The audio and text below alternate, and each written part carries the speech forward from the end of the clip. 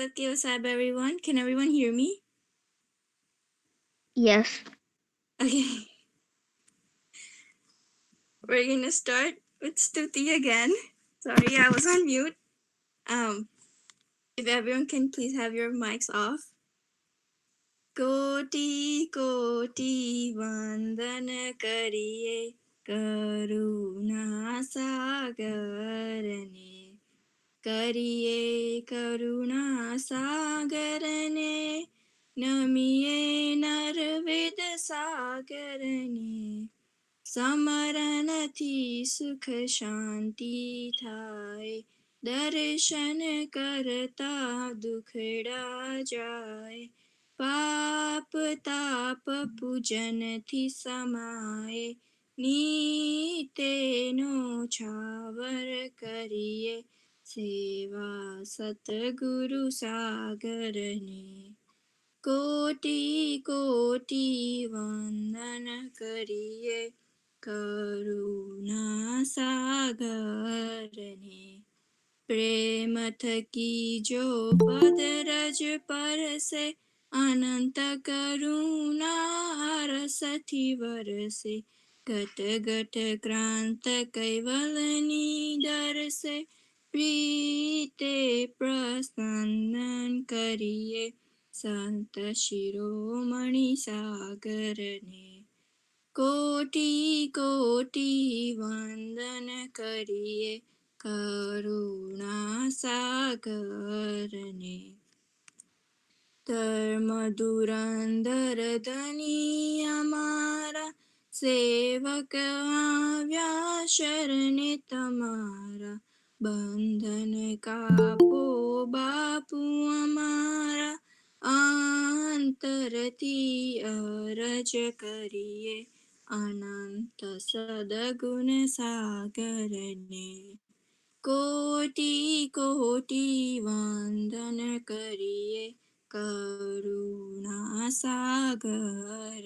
ने प्रथम परम गुरु बंदगी भरिए केवल कथानो प्रारंभ करिए रण छोड़ ध्यान धनीनु धरिए दौड़ी दौड़ी ने मरिए शांति नाम सागर ने कोटि कोटि वंदन करिए करुणा सागर ने श्रीमद् करुणा सागर महाराज की जय कैवल धाम की जय श्री विचलदास जी महाराज की जय Satya Sahib everyone. Today we're gonna talk about two parchas, and before I start with our first parcho, can anyone tell me what parcho means?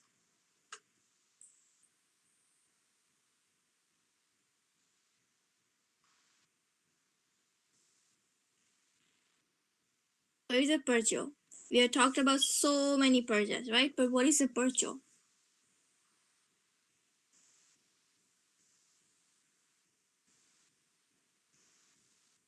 Anyone?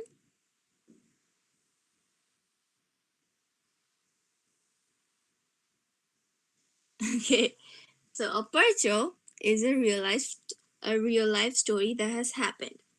So the first parcho we're gonna talk about is called Vahan Tadyu. So one day, Param Guru was doing satsang with his devotees or his bhaktos in Sarsa. All the bhaktos were sitting and listening to Param Guru, and all of a sudden, Param Guru stops talking and he goes into a deep meditation. And then, moments like after a couple of minutes, Param Guru starts talking again, and Param Guru finishes his satsang. And after his satsang, some of the bhaktos went up to Param Guru and asked him what happened. One of them said, Why did you stop talking for a while in the middle? And then Param Guru said, there was some devotees in the village of Umra who were sailing in the sea, and there was a boat that had started to sink because of the strong waves. And so all the bhaktos that were on the boat, they started praying to Param Guru, and Param Guru went to help them. Param Guru rescued them by moving their ship to the shore. So then the bhaktos in Sarsa wanted to know more about how Param Guru helped the bhaktos in Umrah. So Param Guru showed him his sleeves, which were wet from because he went into the water. And he told the devotees to taste the water from his sleeves because it was salty because of the seawater. And he said, if you want to know more about what had happened, ask the devotees. He said that the devotees from Umrah will come here and put a flag or a dhaja on top of the mandir. And then 3 days after, the bhaktos from Umrah came to Sarsa and put up a flag on top of the mandir, a flag or like a dhaja, what we call it, a dhaja. So the bhaktos came to Sarsa from Umrah and they put up a dhaja on top of our mandir. And then they told everyone about how Param Guru had saved them when they were in need. And then since that day, all the fishermen in Umrah, they keep a picture of Param Guru on their ships and they worship him and they do his Upasana every day. And also from that day, all the bhaktos from Umrah, they go to Sarsa on the day Param Guru saved them. So like their anniversary date, all the bhaktos from Umrah go to Sarsa and then they put up the flags or the dhajas on top of the mandir every year. So, anybody want to tell us what we learned from this virtual? Burning faith the always have faith. Always have faith. Always have faith in Param Guru, yes. What else did we learn?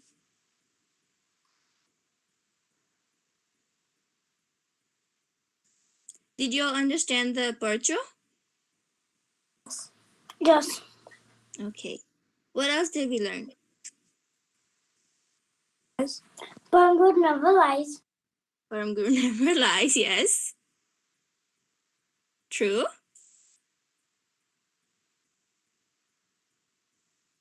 Why did Param Guru help them?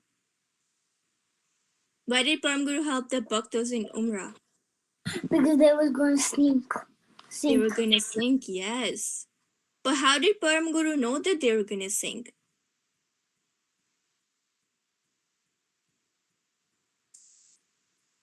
What did the bhaktos in Umrah do to let Param Guru know that they're sinking? They wake. They did the prayer so then Param Guru can come. Mm-hmm. Yes, you're all correct. So, from this virtual, we learned that keeping faith in Param Guru will get us out of any situation, right? And then we should always pray to Param Guru with our heart. And then we should also thank him for all he does for us, right? Like how all the bhaktos in Umrah, they go to Sarsa every year and then they put up the dhaja on top of the mandir as a form of a thank you, right? Yes. Yes. Okay. So, our next virtual is called Gayak Vardne Apelo Chamatkar, and Vishwa Didi is going to tell us all about this virtue. Okay, so in this virtue, um, this was a couple hundred years ago. There was this king, and his name was Gayakwad. Um, he was the ruler of Vadodara. So Vadodara is a city in Gujarat, so kind of like how Chicago is a city in Illinois. Um, this took place in Vadodara. So this king, he was a nice king, but he had a very high ego. So he thought that no one was as great as he was. He thought that he was better than everybody else. So one day, a Kaival devotee went to Parmguru and asked him, Parmguru, will you come to Varodra to do satsang? And of course, Parmguru said yes. Whenever Parmguru traveled to do satsang, he always traveled with his two charidars, a chadi chatra, and his santos. So his two charidars are the people that stand next to him, and then the chadi chatra holds kind of like an umbrella over his head, if you can kind of see, um, and all his santos that kind of go with him. So this turns out to be a pretty big group of people, right? So um, he proceeded in this procession to Rodra. Parmguru's devotees greeted him and brought him inside the city. Parmguru had a parade with all his charidars and his group of santos. There were so many people that it looked like it was a big parade. When the king saw this, or so a guard saw this and went to go tell the king. He said, some Maharaj is parading through the city with a chari chatra and Sant Mandal. And the king freaked out. He said, what did you say? How dare anybody else walk around the city with a chari chatra besides me? Go and arrest him right now. So, following the king's orders, the guard put Barmguru in jail. Later that day, all the devotees began evening upasana. As soon as they did, Barmguru appeared before them. He was able to leave the jail cell and appear in upasana where everyone was singing and praying. The king saw this and he was amazed. He went up to Barmguru and he was like, he bowed down in front of him and he said, please forgive me, Barmguru. I have made a very big mistake. He gifted him two police officers to help protect him. And Barmguru replied by saying, I forgive you and I accept your gift. Does anybody want to say the moral of the story? So, what did they learn from this virtue?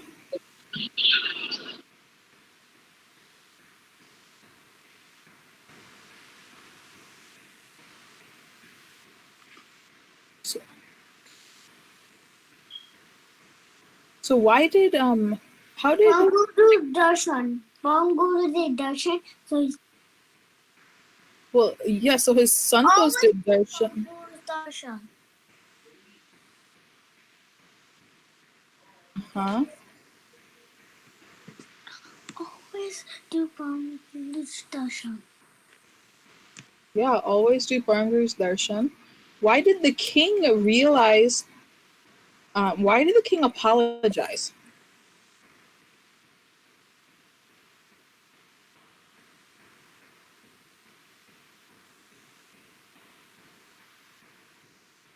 Anybody? Why would the king suddenly change his mind? What did he see happening? Guru got over jail. Yeah, Barmguru was able to leave the jail um, without the guards letting him out, right? He was just able to kind of show up at the Upasana.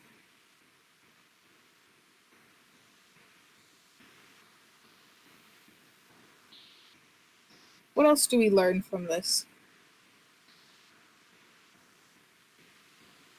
If you pray to Param Guru, he will always be there. Mm-hmm. Yeah, no matter what happens, Barnguru was always there for us, right? Like, even though he was in jail, he still was able to show up for all his santos and books. What about when Barnguru accepted the king's apology? The king put him in jail, right? That wasn't very Yeah, nice of him. yeah, but the king understands how Param Guru is feeling now.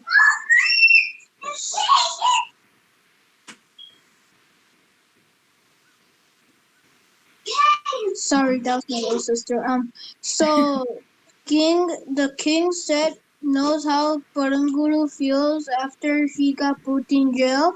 That's why Paranguru accepts his apology, and then they all went back to the normal times. Yeah, so we learn to accept apologies, right? When somebody apologizes to us, we kind of accept and move on from that.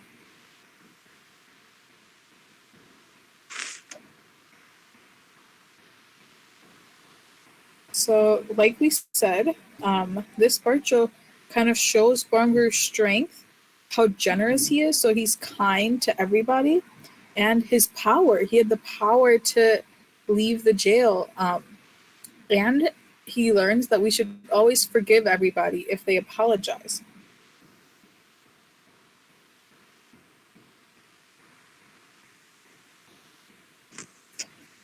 Does anyone have anything to add to what they learned?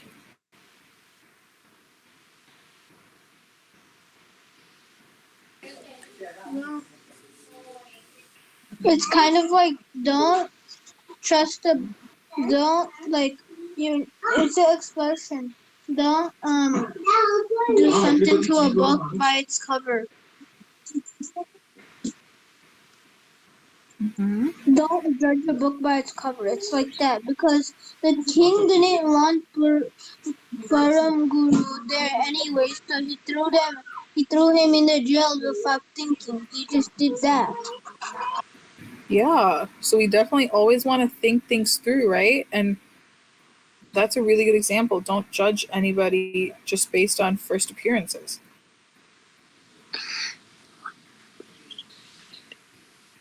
We should respect everybody. Hmm. Yes.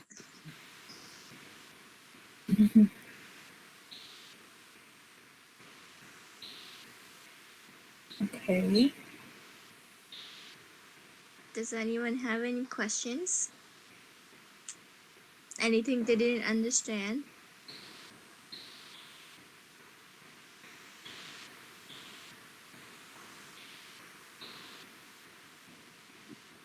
What does when my power mean? Huh? He said, divine my power. What does that? Divine power means that he had the ability. So, like, Param Guru has this big powers to. So, like, he has the power to appear in one place, even though he's at a different place. Yeah, so Makes that means sense? he has powers that we don't have as humans, right? Like we can't be in one place at one time and then show up somewhere else instantly. The farm guru has the power to do that. He Remember can. Go how ahead. Krishna Didi last week told us the virtue about how Narandashi Maharaj was doing Pran Pratishtha at the Sarsa Mandir, but Param Guru was somewhere else,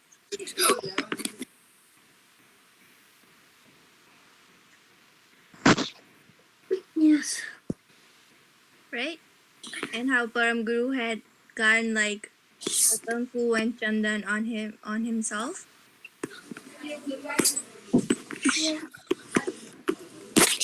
Stop! I dare you to hold hands.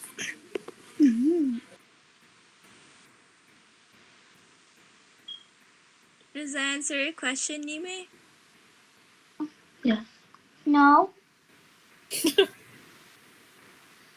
So like Param Guru has all these powers that we don't, like you and I, Vishalidi, like none of us have this power. Like we can only be at one place at once. Whereas Param Guru can be in many different places at once.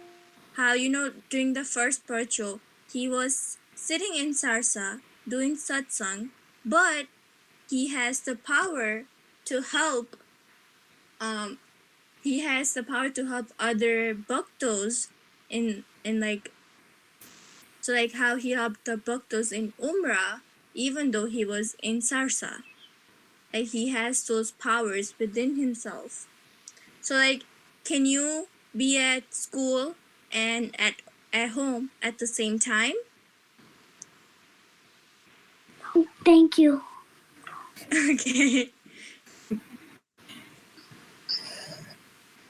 Anybody else have any questions? No. Okay then. We will see you next week. Thank you for joining everyone. Satkev Sahib. Satguru Sahib. Oh, Sahib, everyone. Goodbye.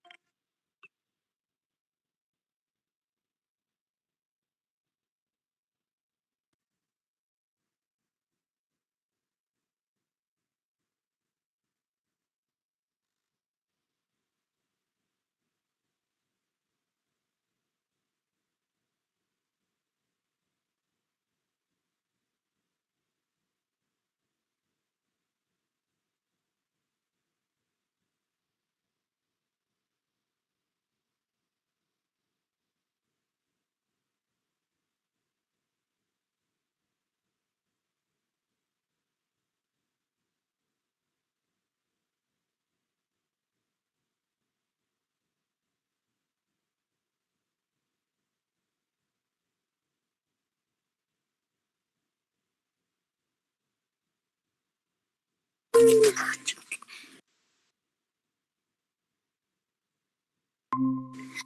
chicka, boo, chicka, boo, chicka, boo, chicka, boo.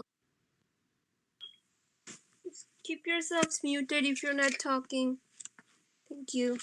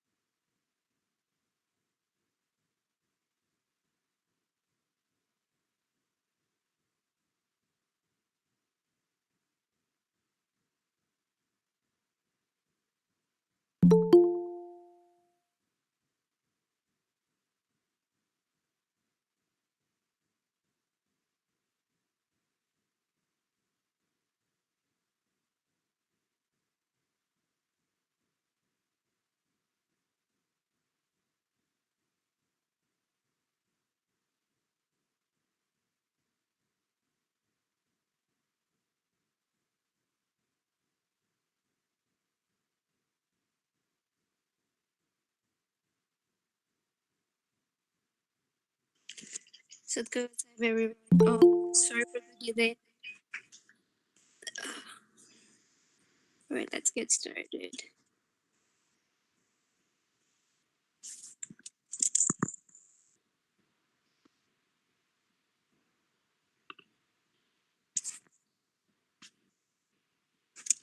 Sorry, 1 second.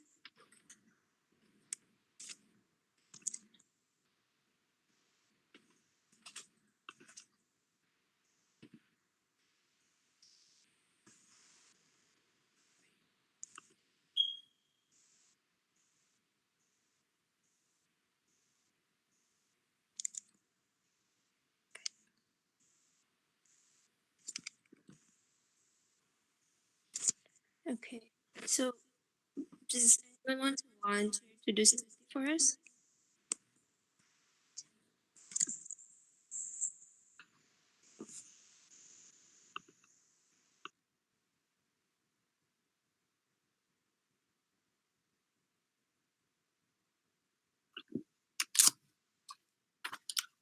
No? Okay, alright. Can you guys see my screen and hear properly?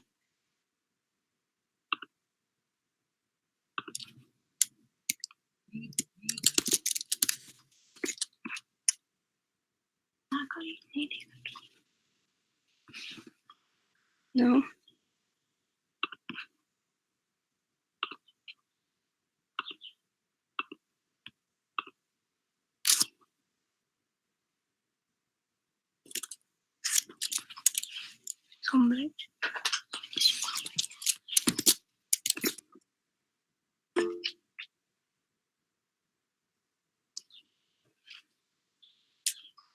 Alright, I'm gonna get started with Stuti. So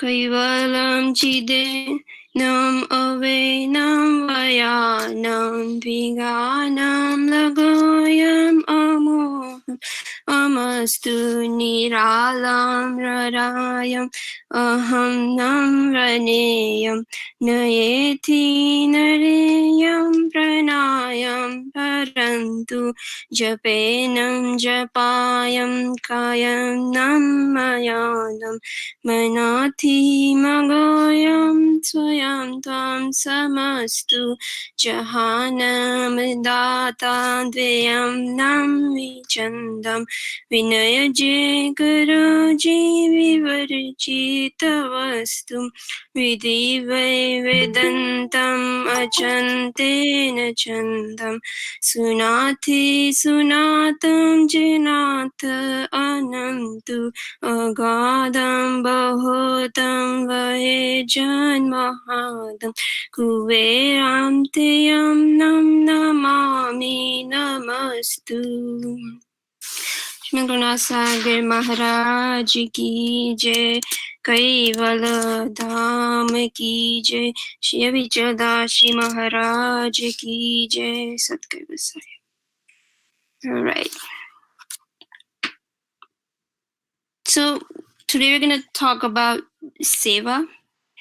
And before we get started, let's first understand what is seva. Can anyone tell me what does seva mean? It's like when you help someone. Okay, very good. Seva is one thing, yes, is when you're helping someone. Anyone else have anything to add?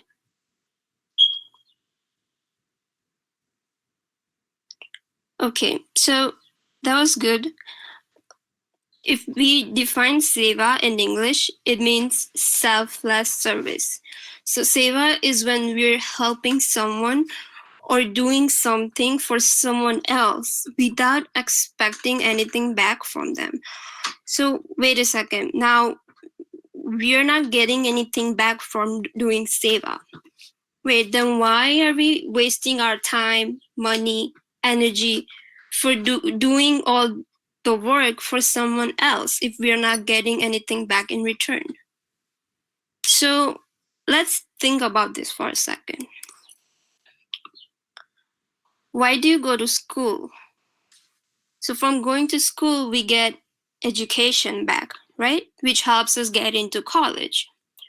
Now, a lot of you might play soccer, basketball, and other sports outside of school. So those extracurricular activities will increase your chances of getting into top colleges. Then our parents go to work, right? So why do they go to work? To earn money for the family. Another one is, why do we play video games or watch TV and movies? We get happiness from it. We feel relaxed after watching movie or your favorite TV show after a long day at school or work, after finishing homework and all, right? So it entertains us. We get happiness from it. So if we see we're getting something out from doing all these different things that we do, but we just said that seva, we don't get anything back in return. Then what's the point of doing seva if we're not going to get anything back? So let's see what Param Guru says, right? In Sandhya Sakhi, which is in the evening Upasana, before this section is before Aarti, okay? So there Param Guru has written, चार चिन्ह हरिभक्त के प्रगट देखावन देत, दया क्षमा और दीनता पर दुख को हर लेत. So look out for this line when we're doing today's evening upasana. It will stick out to you since we're talking about it right now. It's in the Sakhi right before our Aarti starts. So first, let's understand what Param Guru is saying in this chaupai, okay?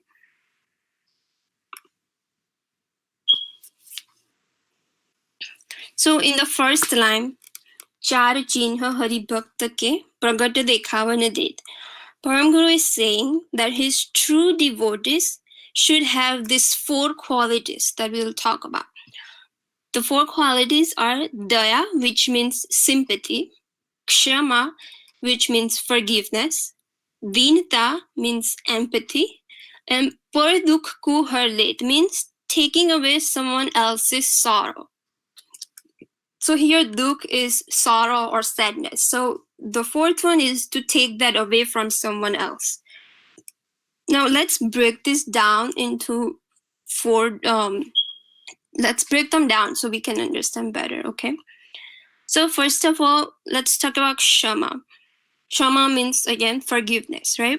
So for example, for Kshama, it's like being able to forgive someone who may have hurt you or did something bad to you.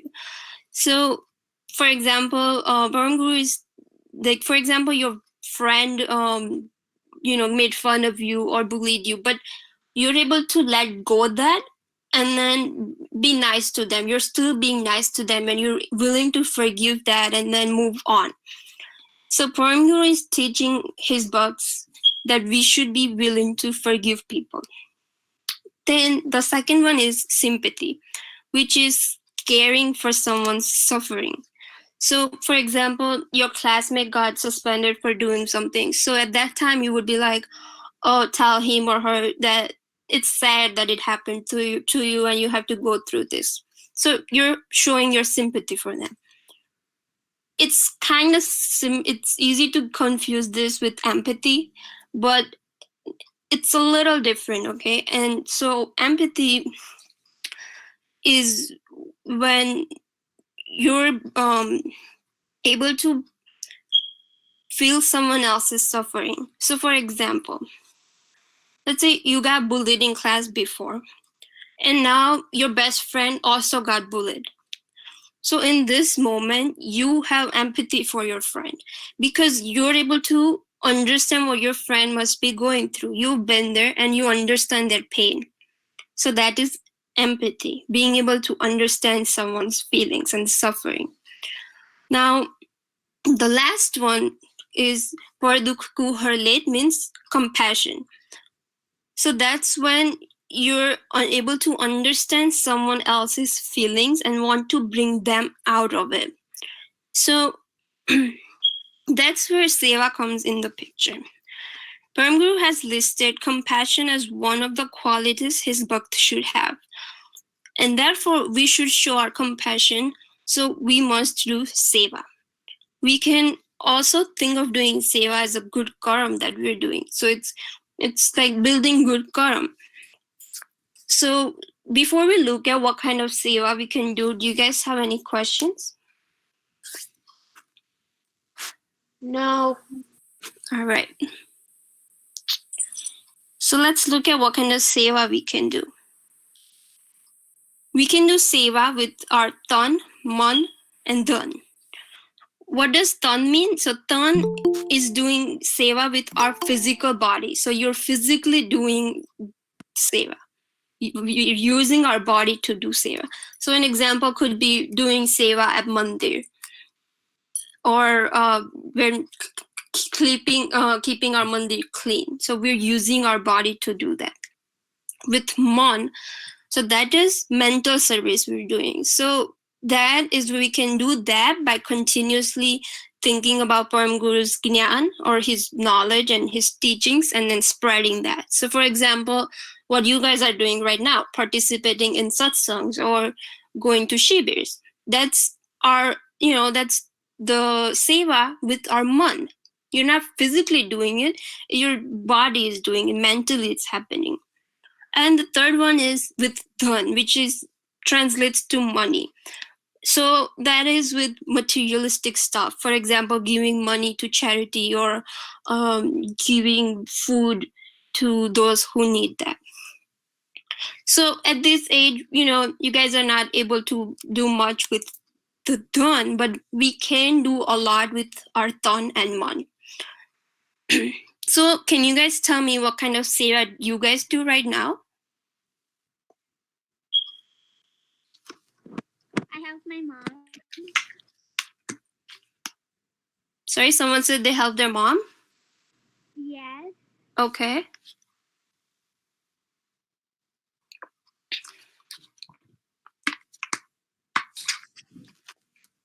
Anything else? I do chores around the house. Okay. I wash the dishes. Okay. I wash the dishes too. All right. Vacuum around the whole house in the basement. Okay, that's all very good. You guys are doing some great stuff. So another example we have in our chat is an example for Ton doing seva with Ton with our body is when we offer flowers to Param Guru. And then with for Man, we also have, doing Upasana and or doing Mara or anything that we do. And all the examples you guys gave, they're great. We all should be doing that. We should be helping our parents do chores, dishes, cleaning our house. We should keep that clean. However, I wouldn't call that seva really, because we'll understand it. We'll look at some of the examples, but it's really important to understand the difference, right? At our home, it's our duty to do that. So it's our duty to clean the house. It's our duty to keep our rooms clean because that's where we sleep and it has to be cleaned, right? So, and doing dishes, same thing. Yeah, it's a great thing. We should be helping our parents and them. But again, like I said, it doesn't really serve the purpose of what we're talking about seva here, right? Because as we remind you, for just a quick reminder, we defined seva as something, a selfless service we're doing for someone else to, we're doing it for someone else. So yes, it's great that, if your mom is coming late from work, we help them or help her with cooking, cleaning, helping grandparents, offering them water. It's a great qualities, and it's a step, it's a good step that helps you to go forward and help out more in community. Okay, but we can look at that more of as it's a duty that we should be doing. So let's move on, and we'll see some examples so you guys can get more understanding. So what kind of seva we can do with our tan, with our body? So an example of that would be opening door for elders, or even holding door for someone who's coming behind you. Another one could be, giving up your seat at school bus or public transportation. Or it could be something as small as letting someone older or someone who's running late, or someone who has a kid who's cranky today and wants to get out of the store, so you let them go in front of you. That's all considered as seva that we are able to do at this stage, because that's something we can easily do. Now, another one, many of you regularly come to Mandir, and there's a lot of different activities happening at Mandir. So that also is part of our seva. So everyone has different roles at Mandir, in whether it's teaching dances, learning sangeet, or learning dances, Gujarati, or keeping our Mandir clean. That's our seva at Mandir. So that's our seva for Param Guru.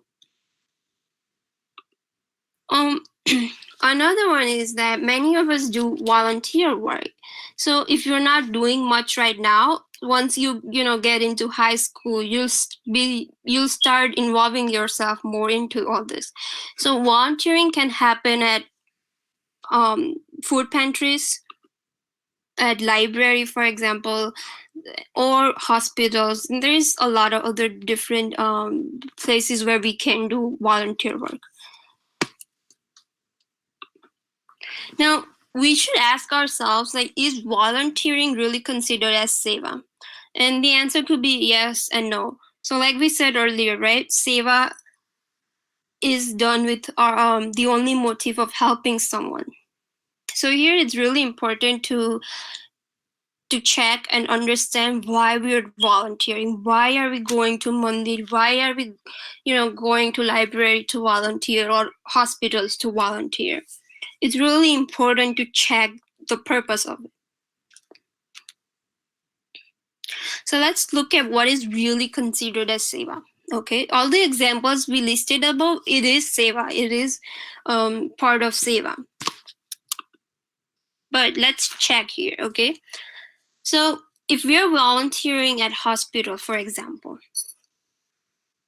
if our motive is that we're volunteering to get higher, to increase the chance of getting into top colleges or medical school, then that's not really doing seva. If we're doing it because we genuinely care about the community and we want to help because we have the skills required in hospitals, then that is seva. So for example, you are planning to becoming a doctor. You have the skills that it requires to help and volunteer at hospitals. That's why you're doing it. If that is your sole purpose, then that is your true seva. Okay. Now the other one, it's really important. Again, same thing like why we're doing it. So this also applies back to Mandir. Many of us come to Mandir because we get to see our friends there. We get to hang out with them. So if one Sunday our friend says they're not going, then we might skip that Sunday. We're like, oh, my friend is not coming. I don't want to go. At that time, then, you're not really going to Mandir for the purpose of seva. But we should, if you're still going to Mandir, if you still show up to Mandir, even if your friend is not going, then that is seva. That is considered as seva.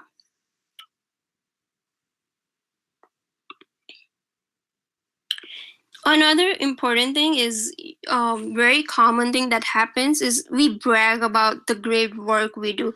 We go around telling our friends, relatives that I do so much volunteer work. You have no idea. It takes so much time. I'm so busy. That's at that time, it's not, so seva is not something we should go around bragging about. And when we start doing that, at that time, our ego takes over and then we start losing the purpose of seva. So instead of bragging about how much seva we do, we should work on promoting the cause. So we should work on promoting what we're doing so that to get more people involved in what we're doing, okay? So for example, you're going to Mandir, so you talk about that so that other people start coming and start getting involved. Same thing, if you're volunteering in hospital, then you say, oh, I get to help these people, it's great. It's great to see people, it's great feeling I get after helping them. So that might motivate your friends to come and join you and take part in that. So that should be our purpose. We should work towards that rather than bragging about. If we're bragging about it, then that won't be considered as seva. So here, what really matters is what our intentions are. Our intentions should be to remove someone else's sorrow and bring them happiness by using our tan, man, and dhan, right? Like we talked about earlier. So that shows our true bhav, meaning our true feelings of doing seva and implementing what Param Guru has taught us. Because Param Guru has told us that one of the quality we should have is to be able to do seva and be able to show our compassion, right? Do you have questions now before we move forward?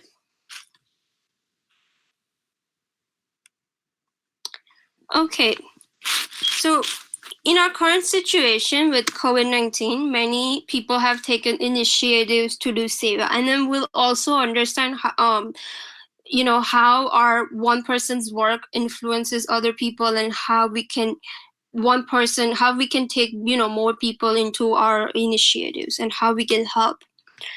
So let's see what the world has done, right? Everywhere around the world, there's so much seva being done right now. There's hot meals being prepared by nonprofit organizations, restaurants, food pantries.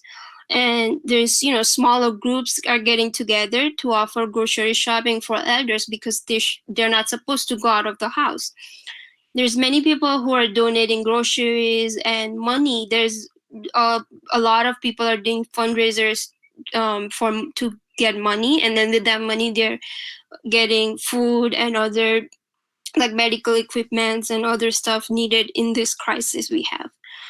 So even our Guruji has taken an initiative when this happened in Sarsa. Okay, so let's see what he has done. So in Sarsa Mandir, Guruji has been distributing food. So when lockdown was announced in India, many people were left without jobs and didn't have money, and it was very sudden there. It was a very quick, like no one thought about it, about the lockdown there. So Guruji started this initiative to distribute groceries around 20 villages near Sarsa. And then seeing this initiative, Kaivo youth got inspired, and we also took action to give back to the community. And that is the power of Seva. When I said we should all work on promoting to get more people involved, this is the goal, to inspire someone else to join and or start their own Seva. So let's see what Kaivo youth did. When it started spreading, when this COVID-19 started it was in March in US. At that time, there was a lot of misinformation. So we got together and started a podcast episode to give out factual information, correct information, right? To prevent false rumors spreading around. Another one was we had a huge shortage on masks and other protective gears that doctors and nurses need.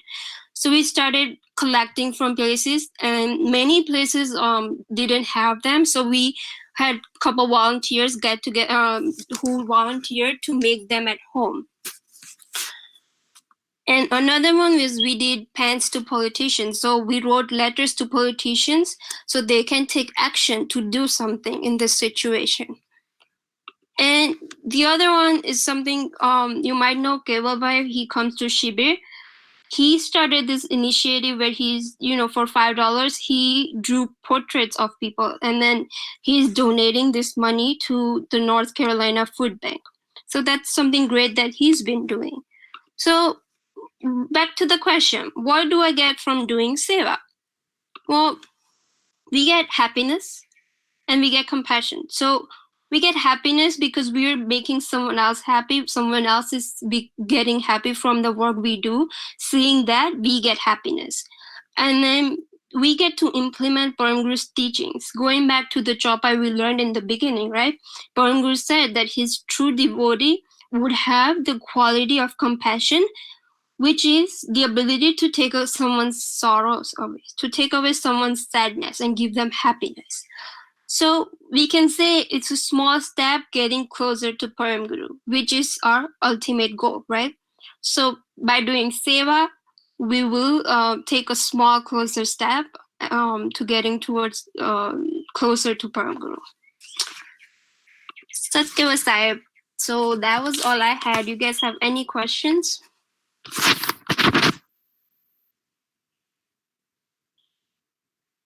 No, thank you. All right. See you guys back next week. Satya Sahib. Satya Sahib. Satya Sahib.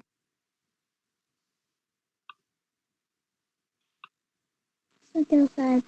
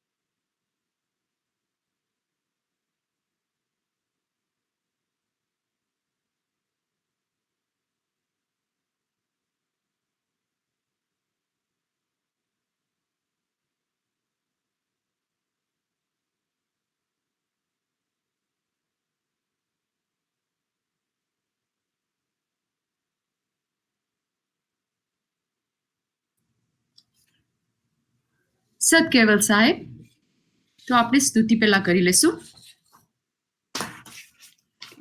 Shrimad करुणा सागर महाराज की जय, caval धाम की जय, श्री अविचल दास जी महाराज की जय. सत केवल साहिब.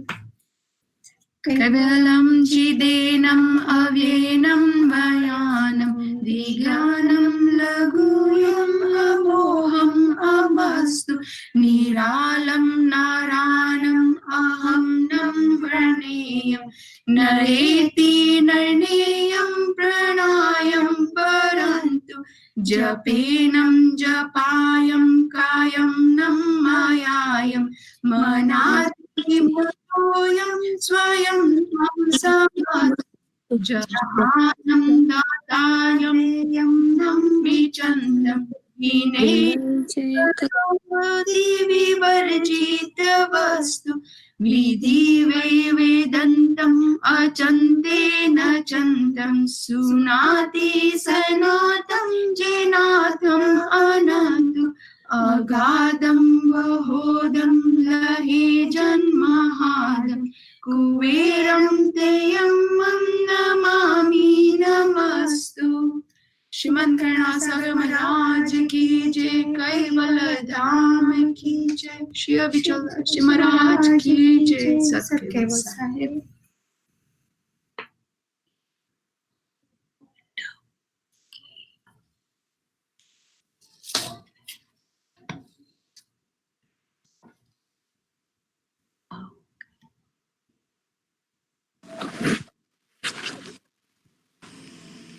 એક જ સેકન્ડ જરીક.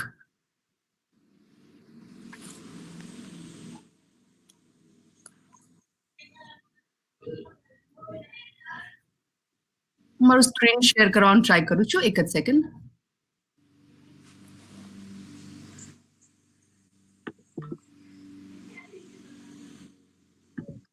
કોઈને દેખાય છે મારું સ્ક્રીન? એક માણસ કહેશો તો. નિકાબેન? ઓકે, એક જ સેકન્ડ. હા,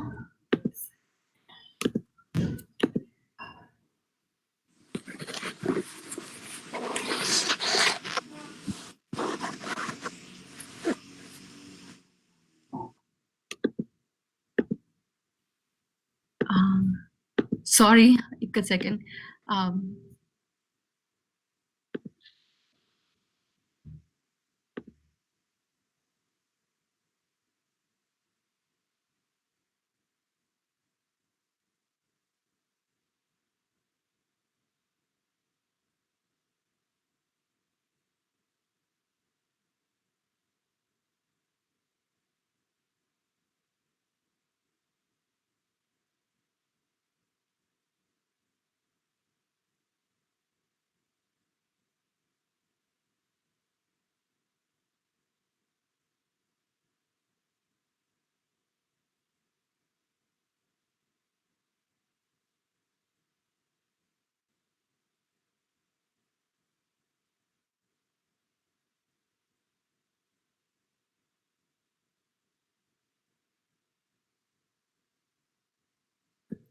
હવે દેખાય છે દીપિકાબેન? હા, દેખાય છે. ઓકે, સારું. આપણે શરૂઆત કરીએ હવે. તો સત કેવલ સાહેબ સૌને, તો આ COVID-19ના કારણે છેલ્લા 2 મહિનાથી આપણે બધાને સત્સંગનો લાભ મળી રહ્યો છે અને આપનો સત્સંગ ઘણા નવા માણસો સાંભળે છે. આ નવા માણસો પાસેથી આપણી પાસે અમુક પ્રશ્નો આવ્યા છે જેની આપણે આજે ચર્ચા કરીશું, જેથી દરેક જિજ્ઞાસુ માણસને દિવ્ય પરમગુરુનું જ્ઞાનની સાચી માહિતી પ્રાપ્ત થાય અને જીવનના કલ્યાણ માટે આગળ વધવાનો માર્ગ મળે. તો જે પ્રશ્ન આવ્યા છે એમાંથી પહેલો પ્રશ્ન એ છે કે પરમગુરુનો જન્મ ક્યારે અને ક્યાં થયો હતો? હા, તો દિવ્ય પરમગુરુ પ્રગટ થયા છે. દિવ્ય પરમગુરુ એ કોઈ માતાના કુખથી જન્મ્યા નથી. વનખંડીમાં શેર તલાવની નજીક બાલ સ્વરૂપે પ્રગટ થયા હતા.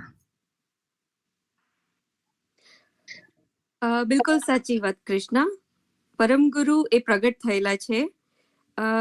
એ પરચાની હું આજે તમારા બધા સમક્ષ વાત કરીશ. આ સ્ટોરી છે 200 વર્ષ પહેલાની. જ્યારે હેતબા નામના એક સ્ત્રી હતા, ક્ષત્રિય કુળમાં જન્મેલા હતા. તો હેતબા માતા એક દિવસ એમના નાના બાળકને લઈ અને પહેલી જ વાર પિયરે જતા હતા. અને તમે વિચારો કે 200 વર્ષ પહેલા તો એવું કંઈ ગાડી, સ્કૂટર કે બસની તો વ્યવસ્થા હતી નહીં, એટલે મોટાભાગે લોકો ચાલતા જ જતા હતા. તો માતા જ્યારે વનમાંથી પસાર થતા હતા ત્યારે રસ્તામાં એમને તરસ લાગી. ત્યાં એમણે એક તળાવ જોયું. તો બાળકને તળાવની નજીક મૂકી અને હેતબા માતા પાણી પીવા ગયા. એટલામાં એક નહાર નામનું પ્રાણી આવે છે અને બાળકને લઈ જાય છે. પાણી પીને માતા જ્યારે પાછા ફરે છે તો બાળક તો ત્યાં દેખાતું નથી. હવે બાળક એટલું નાનું હતું કે કંઈ ક્રોલ કરીને કે દોડીને ક્યાંય જઈ તો શકે એવું નહોતું. એટલે માતા તો બાળકને શોધવા માટે આજુબાજુ જોવા લાગે છે, કલ્પાંત કરવા લાગે છે અને એકદમ દુઃખી થઈ જાય છે. આ જોઈને પરમગુરુ પ્રગટ થાય છે એક નાના બાળકના સ્વરૂપે, વૃક્ષની નીચે પદ્માસન વાળીને બેઠેલા હોય છે.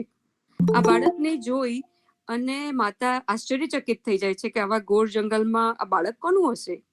તો એ બાળકની નજીક જઈને પૂછે છે માતા કે તમે મારું બાળક જોયું છે? ત્યારે પરમગુરુ કહે છે કે માતા, આપના બાળકને તો નાર લઈ ગયું, હવે હું તમારો બાળક થઈને તમારી પાસે આવીશ. ત્યારે હેતબા માતા પૂછે છે કે આપ કોણ છો અને મારું બાળક તો નાનું હતું, હું તમને કેવી રીતે મારી સાથે લઈ જાઉં? ત્યારે પરમગુરુ હેતબા માતાને યાદ કરાવે છે કે પાલકી દ્વીપમાં તમને મળ્યો હતો અને તમને મોક્ષ માટે તમે મને વિનંતી કરી હતી. ત્યારે પરમગુરુએ હેતબા માતા અને એમના પતિને જંબુદ્વીપમાં મળવાનું પ્રોમિસ આપ્યું હતું અને મોક્ષ આપવાનું વચન આપ્યું હતું. એ યાદ કરાવે છે. ત્યારબાદ હેતબા માતા કૈવલ જ્ઞાનનો ઉપદેશ પરમગુરુ પાસેથી લે છે અને પછી પરમગુરુ કહે છે કે હવે તમે મને તમારી સાથે લઈ જાઓ.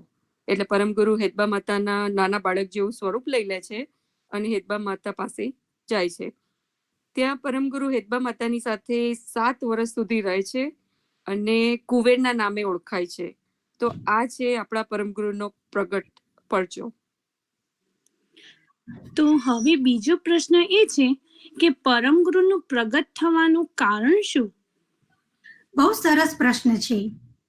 પરમગુરુના પ્રગટ થવાનું એક જ કારણ હતું કે કર્તાનો લક્ષ્ય દરેક માનવ સુધી પહોંચાડવું. તે માટે કૈવલ કર્તાની આજ્ઞા થવાથી સંવત 1829 મહાસુદ બીજના દિવસે પરમગુરુ પ્રગટ થયા હતા. પરમગુરુના આ વિશ્વના માનવોને નિજ કૈવલ કરતા અને નિજ સ્વરૂપનો બોધ આપવા માટે જ આવ્યા છે. શું વાત છે! આજનો દિવસે જુઓ આપણે કે આજે પણ બીજ જ છે, જેઠ સુદ બીજ. આજે શુદ્ધ બીજના દિવસે દિવ્ય પરમગુરુના લાવેલા જ્ઞાનની વાતો જાણવાનો આપણને કેવો સુંદર લાભ મળી રહ્યો છે. તમને બધાને ખબર હશે કે દિવ્ય પરમગુરુમાં 3 વિશેષતાઓ હતી. મિનલ ભાભી, તમે જરા સમજાવશો કે પેલી 3 વિશેષતાઓ કઈ કઈ છે? હા, શ્યોર દીપિકાબેન. તો પહેલી વિશિષ્ટતા, પરમગુરુ પ્રગટ થયા છે. એ કોઈ માતાના કોખમાંથી જન્મ લીધો નથી. બીજું, માત્ર 7 જ વર્ષની ઉંમરમાં ઘરનો ત્યાગ કરીને દીક્ષા લેવા માટે તે કૃષ્ણ સ્વામી મહારાજ પાસે ગયા. અને ત્રીજું, માત્ર 24 જ કલાકમાં દીક્ષા ગ્રહણ કરીને કૈવલ જ્ઞાનનો પ્રચાર પ્રસાર કર્યો. તે માટે તેમને કોઈ આશ્રમમાં વિદ્યા લેવા માટે જવું પડ્યું નથી. હા, સાચી વાત કહી મિનલ ભાભી. 7 વર્ષની ઉંમરમાં જ દિવ્ય પરમગુરુએ પ્રભાતપદ, મંગળપદ અને વિશ્વબોધ આપવા માટે વિશ્વબોધ ચોસરા ગ્રંથની શરૂઆત કરી હતી. તો દિવ્ય પરમગુરુએ જ્ઞાન આપવાની શરૂઆત પ્રથમ કોનાથી કરી? સૌથી પહેલું જ્ઞાન દિવ્ય પરમગુરુએ હેતબા માતાને આપ્યું હતું, જે આપણે આગળ પરચામાં પ્રગટ પરચામાં ચર્ચા કરી એ પ્રમાણે સૌથી પહેલું જ્ઞાન હેતબા માતાને આપ્યું. અને પછી જ્યારે 7 વર્ષની ઉંમરે એમણે દીક્ષા લીધી કૃષ્ણ સ્વામી મહારાજ પાસેથી, પછી સૌથી પહેલા સારસા ગામમાં ગયા અને ત્યાં એમણે કૈવલ જ્ઞાનનો પ્રચાર શરૂ કર્યો. આપણી તો બુદ્ધિમાં જ ફિટ ના થાય કે માત્ર 7 વર્ષના બાળકે આવી સુંદર પ્રભાત પદની રચના કરી હશે. પણ કરે જ ને, આ તો કૈવલ કર્તાના મોકલેલા પટવી પરમ વિશેષ અંશ છે. ખાલી હાથે નથી આવ્યા. તેમની સાથે કર્તાની આપેલી 16 વિભૂતિનો સાજ લઈને આવ્યા છે. આમ જગતના જીવોનું કલ્યાણ કરવાના કાર્ય પાર પાડી શકે તે માટે 16 પ્રકારની વિભૂતિ સર્જનહારે પરમગુરુને આપેલી છે, જેના થકી સકર્તા કૈવલ કર્તાનો અલૌકિક લક્ષ્ય માનવને દર્શાવી અંશ અંશી પદની એકતા કરાવી શકે. આ સકર્તા કૈવલ કર્તાનો લક્ષ્ય પરમગુરુએ ગ્રંથોના સ્વરૂપે માનવો સુધી પહોંચાડ્યો છે. હા, તો પ્રશ્ન એ થાય કે દિવ્ય પરમગુરુએ કેટલા ધર્મગ્રંથની રચના કરી છે? તો દિવ્ય પરમગુરુએ 15 ધર્મગ્રંથની રચના કરી છે. ટોટલ આપણી પાસે 18 ધર્મગ્રંથ છે, પણ એમાંથી 2 નારણદાસજી મહારાજે લખ્યા અને 1 અચરજબાઈએ લખ્યો હતો. વાવ, અમેઝિંગ કહેવાય. મેં એ પણ સાંભળ્યું છે કે દિવ્ય પરમગુરુનું નામ કરુણા સાગર પણ છે. હા નિષ્ઠા, તે બિલકુલ સાચું સાંભળ્યું છે. પરમગુરુનું નામ એ કરુણા સાગર છે, જેમાં અકરુણા ના મળે એટલે કે કરુણા, અને સાગર એટલે આપણે ખબર છે સમુદ્ર, જેમાં ખૂબ વિશાળ હોય, ખૂબ ભરપૂર પાણી હોય, જે કોઈ દિવસ સુકાય જ નહીં. એમ પરમગુરુમાં પણ બધી જ કરુણાઓ છે. દિવ્ય પરમગુરુને એટલે જ કરુણાસાગર મહારાજ નામ પ્રાપ્ત થયું છે. આપણા કર્તાએ બધા દેવોને એક એક કરુણા આપી છે. જેમ કે આપણે જોઈએ કે લક્ષ્મી દેવી માતા તો એમને વૈભવની કરુણા છે, સરસ્વતી માતા તો નોલેજની કરુણા છે, ગણપતિ બાપા તો એમને વિઘ્નહર્તાની કરુણા છે, પછી વિષ્ણુ ભગવાન લો તો એમને પાલન પોષણની જે પેલી શક્તિ કહીએ એ છે. તો દરેક જે આ વિશેષ અંશો છે એ બધામાં એક એક કરુણા કર્તાએ આપી છે.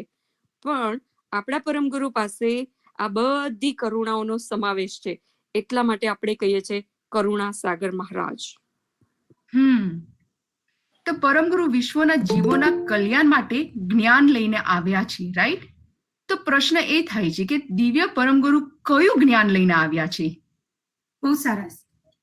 દિવ્ય પરમગુરુ અંશ અને અંશીનું જ્ઞાન લઈને આવ્યા છે. Krishna, can you explain? તમે જરા સમજાવશો કે આ અંશ અને અંશી એટલે શું? ખૂબ સરસ. હા, અંશ એટલે કે આપણે, અને અંશી એટલે કે કૈવલ કર્તા. આ વાતને સમજવા માટે એક નાનું એક્ઝામ્પલ લઈએ કે એક બાજુ એક વિશાળ સમુદ્ર હોય અને બીજી બાજુ એ આ વિશાળ સમુદ્રના પાણીમાંથી નાના નાના ડ્રોપ્સ લઈએ કે જે ડ્રોપલેટ્સ. તો એ વિશાળ સમુદ્ર એ અંશી છે અને જે નાના નાના ડ્રોપ્સ એ બધા અંશ કે જે આપણે. સમુદ્રનું પાણી અને સમુદ્રમાંથી આવેલું પાણી સરખું જ છે, પાણીના ગુણધર્મ પણ સરખા છે, રાઈટ? અને જેમ નાના નાના પાણીના ડ્રોપ્સ એ વિશાળ સમુદ્રમાંથી આવ્યા છે અને આપણે બધા પણ અંશીમાંથી જ આવ્યા છીએ. આપણે કૈવલ કર્તાના જ બાળકો છીએ. પરંતુ પ્રશ્ન એ થાય, તો અંશ અને અંશીમાં ફરક શું છે? તો ફરક સામર્થ્યનો છે કે જેમ સમુદ્રનું પાણી ભર ઉનાળાના તાપમાં તપે છતાં પણ 1 ઇંચ જેટલું પણ ઘટતું નથી. અને જો કોઈ એમ વિચારે કે મારે આજે આ સમુદ્રને ખાલી કરી દેવો છે, તો એ ક્યારે ખાલી કરી રહેશે, કેવી રીતે કરી રહેશે, અને ખાલી કરીને કયા વાસણમાં મૂકશે બધું પાણી? અને આટલું મોટું વાસણ પણ ક્યાંથી લાવશે? એ વાસણ ક્યાં મૂકશે? તો જે પણ માણસના મગજમાં આવો વિચાર આવે તો આપણે વિચારે કે આ વાતમાં શું તથ્ય છે, આ વાતમાં કઈ જ તથ્ય નથી, એવું થઈ જ ના શકે. આપણે જોઈએ છીએ કે આ વિશાળ સમુદ્રમાં અનેક હજારો ટન વજન વાળી જહાજો, અનેક જહાજો એવી, અનેક સ્ટીમરો ક્યાંય પણ ખોવાઈ જાય છે, કોઈને પણ ખબર નથી પડતી. અને બીજી બાજુ જે પાણીમાંથી લીધેલા નાના નાના ડ્રોપલેટ્સ એ સવારે દેખાતા ઝાકળ બિંદુ જેવા જણાય છે કે સવારનો તડકો ઉપર પડવાથી ક્યાંય સુકાઈ જાય, ખબર ના પડે. આમ ફરક સામર્થ્યનો છે. આ વિશ્વમાં એવું કોઈ નથી કે કોઈ એવી વસ્તુ નથી કે અંશીના સામર્થ્યને તોલ કરી શકાય. આમ દિવ્ય પરમ ગુરુ અંશ અને અંશીનું જ્ઞાન લઈને આ વિશ્વમાં આવ્યા છે. થેન્ક યુ કૃષ્ણા ભાભી. તો પછી હવે જ્ઞાન એટલે શું? જ્ઞાન એટલે કે નોલેજ. પણ જ્ઞાન એટલું નોલેજ તો ખરું, પણ ખરેખર જ્ઞાન એટલે આત્મા પરમાત્માની ચર્ચા થતી હોય તેનું જ નામ જ્ઞાન કહેવાય. બીજું બધું જ્ઞાન તો બુદ્ધિ કહેવાય. અંશ અને અંશીનું નોલેજ આપે તેનું નામ જ્ઞાન છે, અને તે જ્ઞાન લઈને દિવ્ય પરમગુરુ આ વિશ્વમાં આવ્યા છે. ઇન્ટરેસ્ટિંગ. તો નિષ્ઠાબેન, મને પ્રશ્ન એવો થાય કે આ વિશ્વમાં આટલા બધા ભગવાન થયા, રાઈટ? તો કોને સર્જનહાર માનવાના? સાચી વાત છે કે આ વિશ્વમાં આટલા બધા ભગવાન થયેલા છે, પણ એ વિચારો કે એ બધા ભગવાન કોને બનાવ્યા છે? એ આપણે માનવ બનાવ્યા છે, રાઈટ? કેમ તે આપણી સાચી જ્ઞાન ના હોવાના કારણે. દિવ્ય પરમગુરુ તો કહે છે કે નીચ કરતા અવતાર ધરત નહીં, મરત લોક કે ચોલે, જીનો ચિતવન સે હવે સકલ કો, તે ક્યુ ભવ બાર ડોલે. એનો ભાવાર્થ એ છે કે અનંત બ્રહ્માંડાધીશ ખુદ કૈવલ કરતા મૃત્યુલોકના 5 ભૌતિક નાશવંત માનવ શરીરમાં કદાપી અવતાર ધારણ નથી કરતા. જે કૈવલ ધનીના ચિતવનથી જ આખી આલમ ખડી થાય છે, તો તે ભગવાનમાં માનવનું શરીર ધારણ કરીના શુક્ર આખા સમસમાં ફરે. તમે વિચારો કે એ આખા એમના ખાલી શુદ્ધ ચિતવનથી આખું યુનિવર્સ એમને ક્રિએટ કર્યું છે, તો એ આવીને અહીંયા શું કરવા ફરે? કૈવલ કરતાએ આ સૃષ્ટિનું સર્જન કરેલું છે. એમાં બધા દેવી દેવતાઓનો સમાવેશ થઈ જાય છે. પણ આ સૃષ્ટિના સર્જનમાં એનું સૃષ્ટિનું સંચાલન કરવા માટે કર્તાએ દેવોને એક એક કરુણા આપી છે, અને એ કર્તાએ કરુણા આપેલી છે એના કારણે એ દેવોનો એ બધાનો સમાવેશ વિશેષ અંશમાં થાય છે. એ પણ કૈવલ કર્તાના અંશ જ છે, પણ અંશી નથી. એટલે આપણે એ જ સર્જનહારની ભક્તિ કરવી જોઈએ જેને આ સૃષ્ટિ ઉત્પન્ન કરી છે. હા, તો તેવા કર્તાને પ્રાપ્ત કરવા માટે આપણે શું કરવું જોઈએ? તે કર્તાને આપણે કેવી રીતે પ્રાપ્ત કરી શકીએ? બહુ સરસ પ્રશ્ન છે કે તે કર્તાને પ્રાપ્ત કરવા માટે આપણે દિવ્ય પરમ ગુરુના શરણમાં જવું, પરમ ગુરુની શ્રદ્ધા અને પ્રેમપૂર્વક ભક્તિ કરવી. અને અચરતબા એમના ગ્રંથમાં કહે છે કે પરમ કૃપાલુ દયા કર, ભવકે કરન ઉદ્ધાર, ખુદ ઘર સે ઘર આએ હું, સામ્રથ મનુ અવતાર.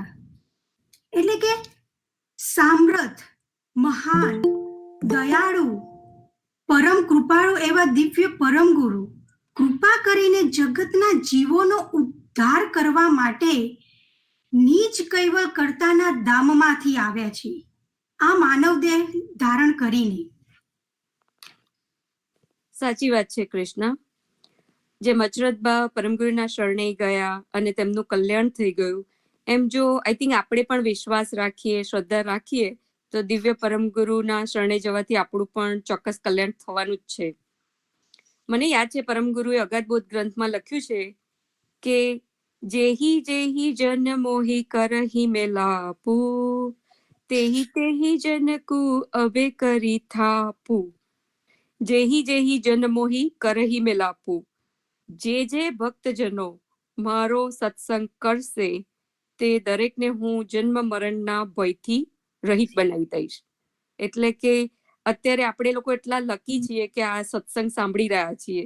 આપણે આજે પરમ ગુરુના વિશે ચર્ચાઓ કરીએ છીએ કે સાંભળીએ છીએ, તો ડેફિનેટલી પરમ ગુરુએ અગાધબોધમાં લખ્યું છે એમ કે જે ભક્તજનો મારો સત્સંગ કરશે એ દરેકને હું જન્મ મરણના ભયથી રહિત કરીશું. તો આજનું ફળ તો આપણને મળી ગયું. બીજી લાઈન એવી લખી છે કે તાતે તુમ મોહી કરહો જ્ઞાનેશ, હરહુ તિમિર હમ પુરુષ દિનેશ. તાતે તુમ મોહી કરહો જ્ઞાનેશા. દિવ્ય પરમગુરુ એવું કહે છે કે તિમિર એટલે અંધકાર. દિવ્ય પરમગુરુ એ સૂર્ય સમાન હોવાથી આપણી અંદર જે અજ્ઞાન રૂપ અંધકાર છે એનો નાશ કરે છે. એટલે આપણે બધાએ હંમેશા લાઈક પરમગુરુ સાથે સ્નેહ રાખવો જોઈએ અને શ્રદ્ધા રાખવી જોઈએ. પરમગુરુ ડેફિનેટલી આપણને મદદ કરશે અને જન્મ મરણના ચક્કરથી પણ મોક્ષ આપશે. હા, અને આ ચોપાઈ પરથી આપણે સમજીએ કે પરમગુરુ ફક્ત આ સંસારના જીવોના કલ્યાણ માટે જ આવ્યા છે, જેથી હર હંમેશ પરમગુરુના શરણમાં પરમગુરુ પર શ્રદ્ધા રાખીને પ્રેમપૂર્વક પરમગુરુની આપણે ભક્તિ કરીએ તો પરમગુરુ ચોક્કસ કર્તા સાથે આપણો મેળાપ કરાવી આપે. આપણે આવી રીતે પરમગુરુ સાથે સ્નેહ રાખીએ અને ભક્તિ કરીએ તો પરમગુરુ ચોક્કસ આપણી ઉપર કૃપા કરે છે અને જ્ઞાન દ્રષ્ટિનું પણ દાન કરે છે, જેથી આપણા આ 84 લાખ પ્રકારના ચક્રમાં આપણે ફરવું નથી પડતું. સરસ વાત કરી. હા, તો આ સ્નેહ રાખવા માટે આપણે શું કરવું જોઈએ કૃષ્ણ? મિનલ ભાભી? હા, તો પરમ ગુરુ સાથે સ્નેહ રાખવા માટે દિવ્ય પરમ ગુરુના આપેલા વચનોનું પાલન કરવું જોઈએ. અને આપણા દિવ્ય પરમ ગુરુએ આપણને 2 મંત્ર આપ્યા છે. એક તો પ્રગટ જાપ મંત્ર કૈવલ કૈવલ, અને બીજો ગુપ્ત જાપ અમર મંત્ર ઓહંગ સોહંગ સતચરણ યુગલ રૂપંગ ત્વમ નમામી, જેનો જાપ ધ્યાનમાં બેસીને કરવાના હોય છે, જે કરવાથી આપણે આપણા અંશ સ્વરૂપની જાણ થાય છે. હા, તો પ્રશ્ન એમ થાય કે તો આ અમર મંત્રનું શું મહત્વ છે? તો આ અમર મંત્ર એનો મતલબ છે કે હું નીચ કૈવલ કર્તાનો અંશ છું અને હું ઓહંગ અને સોહંગના માધ્યમથી કૈવલ કર્તાને પ્રણામ કરું છું. પરમ ગુરુએ આપણાને એક ગ્રંથમાં કહે છે કે તમે બીજું બધું કરો કે ના કરો, પણ 8 પહોર કૈવલનું રટન કરશો તો પરમ ગુરુ ચોક્કસથીને આપણને પરમ પદની પ્રાપ્તિ કરાવશે. આ એમને એક પ્રોમિસ કરેલી છે આપણને. જો તો કેટલું સહેલું માર્ગ આપણને આપી દીધું છે કે સીધું મોક્ષ જવા માટે 8 પહોર આપણે ખાલી કૈવલનું રટન જ કર્યા કરવાનું, બીજું કશું જ કરવાની જરૂર નથી. તો આ અમર મંત્રનો એ જ મહત્વ ખાસ છે કે તમે 24 કલાક ખાલી કૈવલનું જ રટન કર્યા કરો તો ચોક્કસથીને બીજું કશું કર્યા વગર આપણે મોક્ષ પામી શકશું. સાચી વાત છે નિષ્ઠા. પણ મને યાદ છે ગુરુજીની નિષ્ઠામાં ગુરુજી આપણને કહ્યું હતું કે અમર મંત્ર નો જાપ કરવા માટે બિગિનર્સ એટલે આપણા જેવા લોકો જે બિગિનિંગમાં શરૂ કરીએ અમર મંત્ર કરવાનું, તો આપણે માળા કે એવું કોઈ સહારો લેવો પડે. કારણ કે આપણે માઇન્ડ એકદમ તો કાઉન્ટ કરવાનું પણ નથી કે એની પાછળ એક સાયન્ટિફિક રીઝન પણ છે કે 4 સેકન્ડ્સમાં જ્યારે આપણે પહેલી લાઈન કરીએ ત્યારે બ્રીથ ઇન કરીએ, બીજી લાઈનમાં બ્રીથ આઉટ કરીએ. એટલા માટે તો આપણી જે માળા છે એ માળા યુઝ્યુઅલી 108 મણિકાની હોય છે, પણ આપણી માળા છે 120 મણિકાની છે. તો આપણે નેક્સ્ટ ટાઈમ સત્સંગમાં આનું કેલ્ક્યુલેશન પણ એકવાર કરીશું કે કેમ આપણે ગુરુજી 120 મણિકાની માળા પ્રિફર કરે છે આપણા આ જે અમર મંત્રના જાપ માટે. આ એક સાયન્ટિફિક રીઝન છે, આપણે ફરીથી ફ્યુચરમાં ડિસ્કસ કરીશું. આપણે તો જરૂર ચોક્કસ એનો સત્સંગ કરવું જોઈએ. પણ મને એક પ્રશ્ન થાય છે કે આપણે મંત્ર જાપ કરીએ અને પરમ ગુરુના આપેલા વચનોનું પાલન કરીએ, પણ આ સ્નેહ ક્યારે આપણને થાય છે? હા, તો જ્યારે આપણે પ્રેમથી અને નિયમથી આપણો સમય આપણા પરમ ગુરુને આપીએ અને સાથે સાથે શ્રદ્ધા અને વિશ્વાસ રાખીએ, પરમ ગુરુના આપેલા ગ્રંથોનું વાંચન કરીએ અને પરમ ગુરુના જ્ઞાનરૂપી વચનો આપણા હૃદયમાં ઉતારીએ, હરતા ફરતા કૈવલ મંત્રના જાપ પણ કરતા રહીએ, તો ચોક્કસ પરમ ગુરુની સાથે આપણો સ્નેહ થાય જ અને ચોક્કસ પરમ ગુરુ આપણી સહાય કરે. વાવ કૃષ્ણા ભાભી, મને તો બહુ ઘણું બધું જાણવા મળ્યું. પણ દીપિકાબેન, મને હવે એવો પ્રશ્ન થાય છે કે ગ્રંથ વાંચન કરીએ, પણ ગ્રંથ વાંચન કરીને પણ જો સમજ ના પડે તો શું કરવાનું? ઇન્ટરેસ્ટિંગ ક્વેશ્ચન છે. આપણા કારણ કે બધા ગ્રંથો જે છે એ પ્રાકૃતિક ભાષામાં ચોપાઈના સ્વરૂપે લખેલા છે. એ સમજવા માટે થોડી મહેનત તો કરવી પડે. પણ આપણા ગુરુજી આપણા માટે એટલું બધું ઇઝી કરી દીધું છે ને. એમણે બધી ગ્રંથ શિબિરોનું આયોજન કર્યું છે. પછી એની જે રેકોર્ડિંગ છે સીડી કેસેટ્સના રૂપમાં અવેલેબલ છે.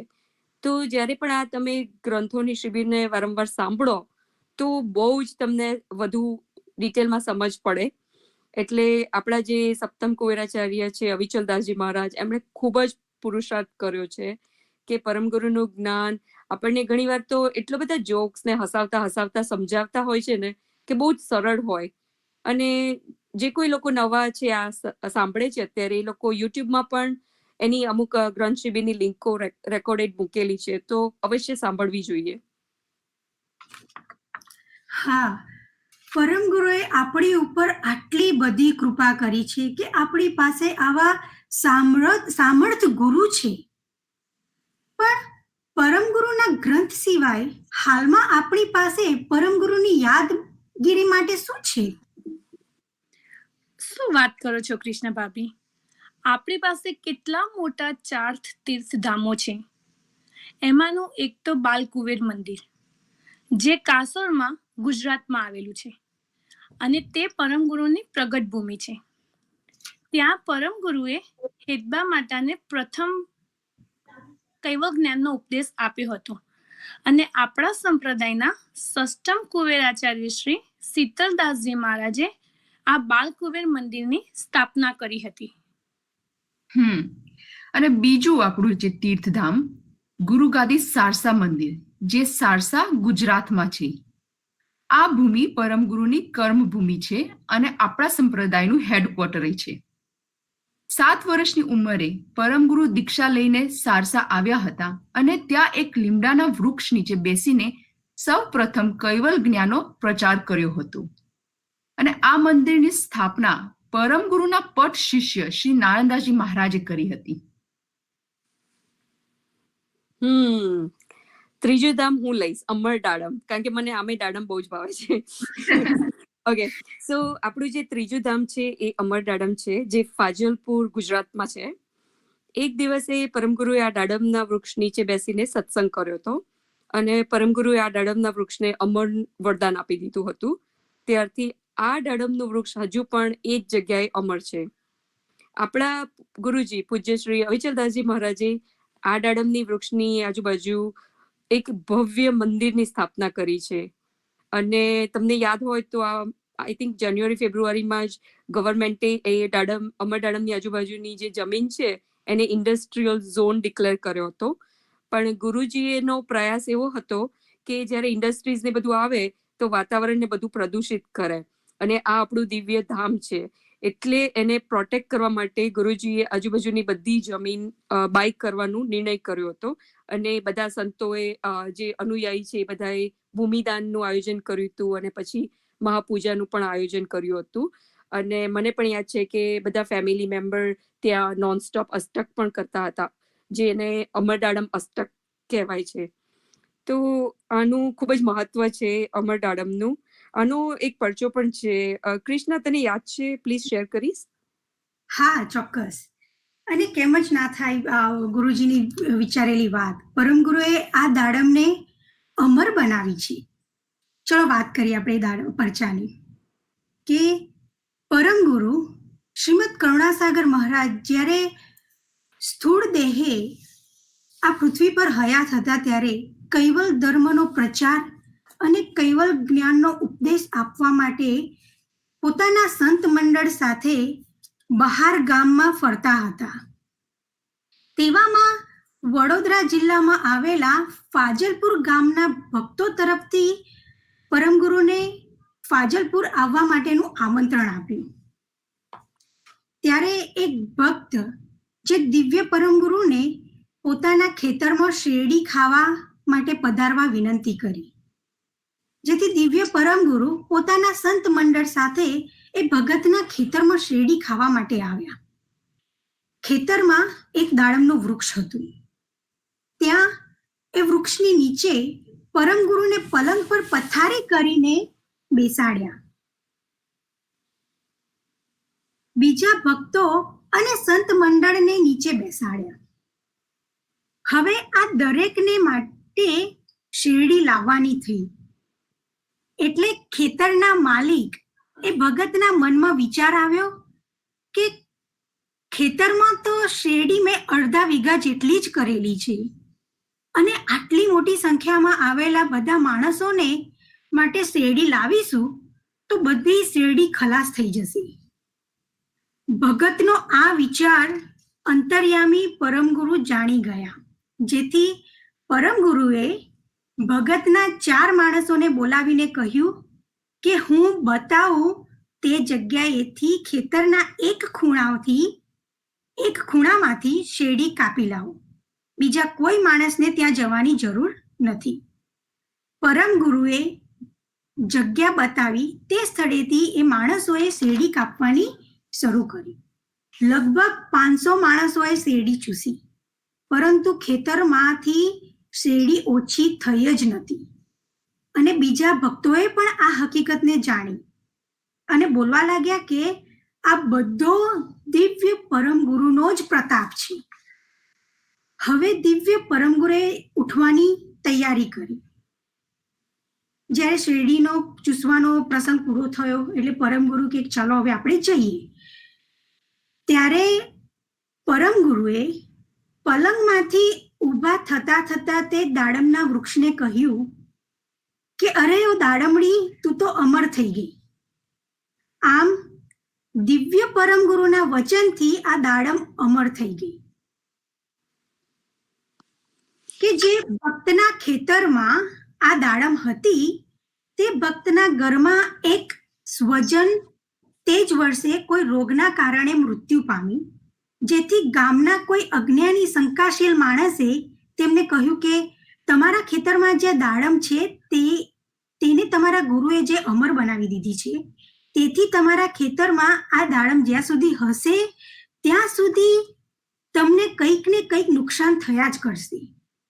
એ અજ્ઞાની માણસનું કહેવાનું એ ભક્તે એ વખતે તો કાને ના લીધું, કંઈ સાંભળ્યું નહીં. પરંતુ ફરીથી 4 માસ પછી તે ભક્તના કુટુંબમાં બીજી એક વ્યક્તિનું મૃત્યુ થયું.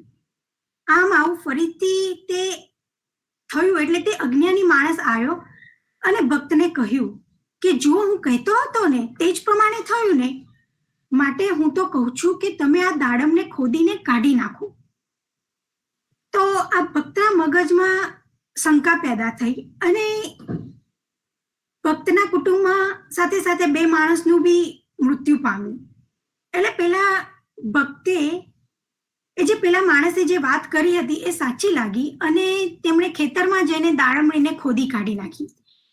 પરંતુ ફરી ચોમાસું આવ્યું એટલે તરત જ એ દાડમ ફૂટીને તૈયાર થઈ ગઈ.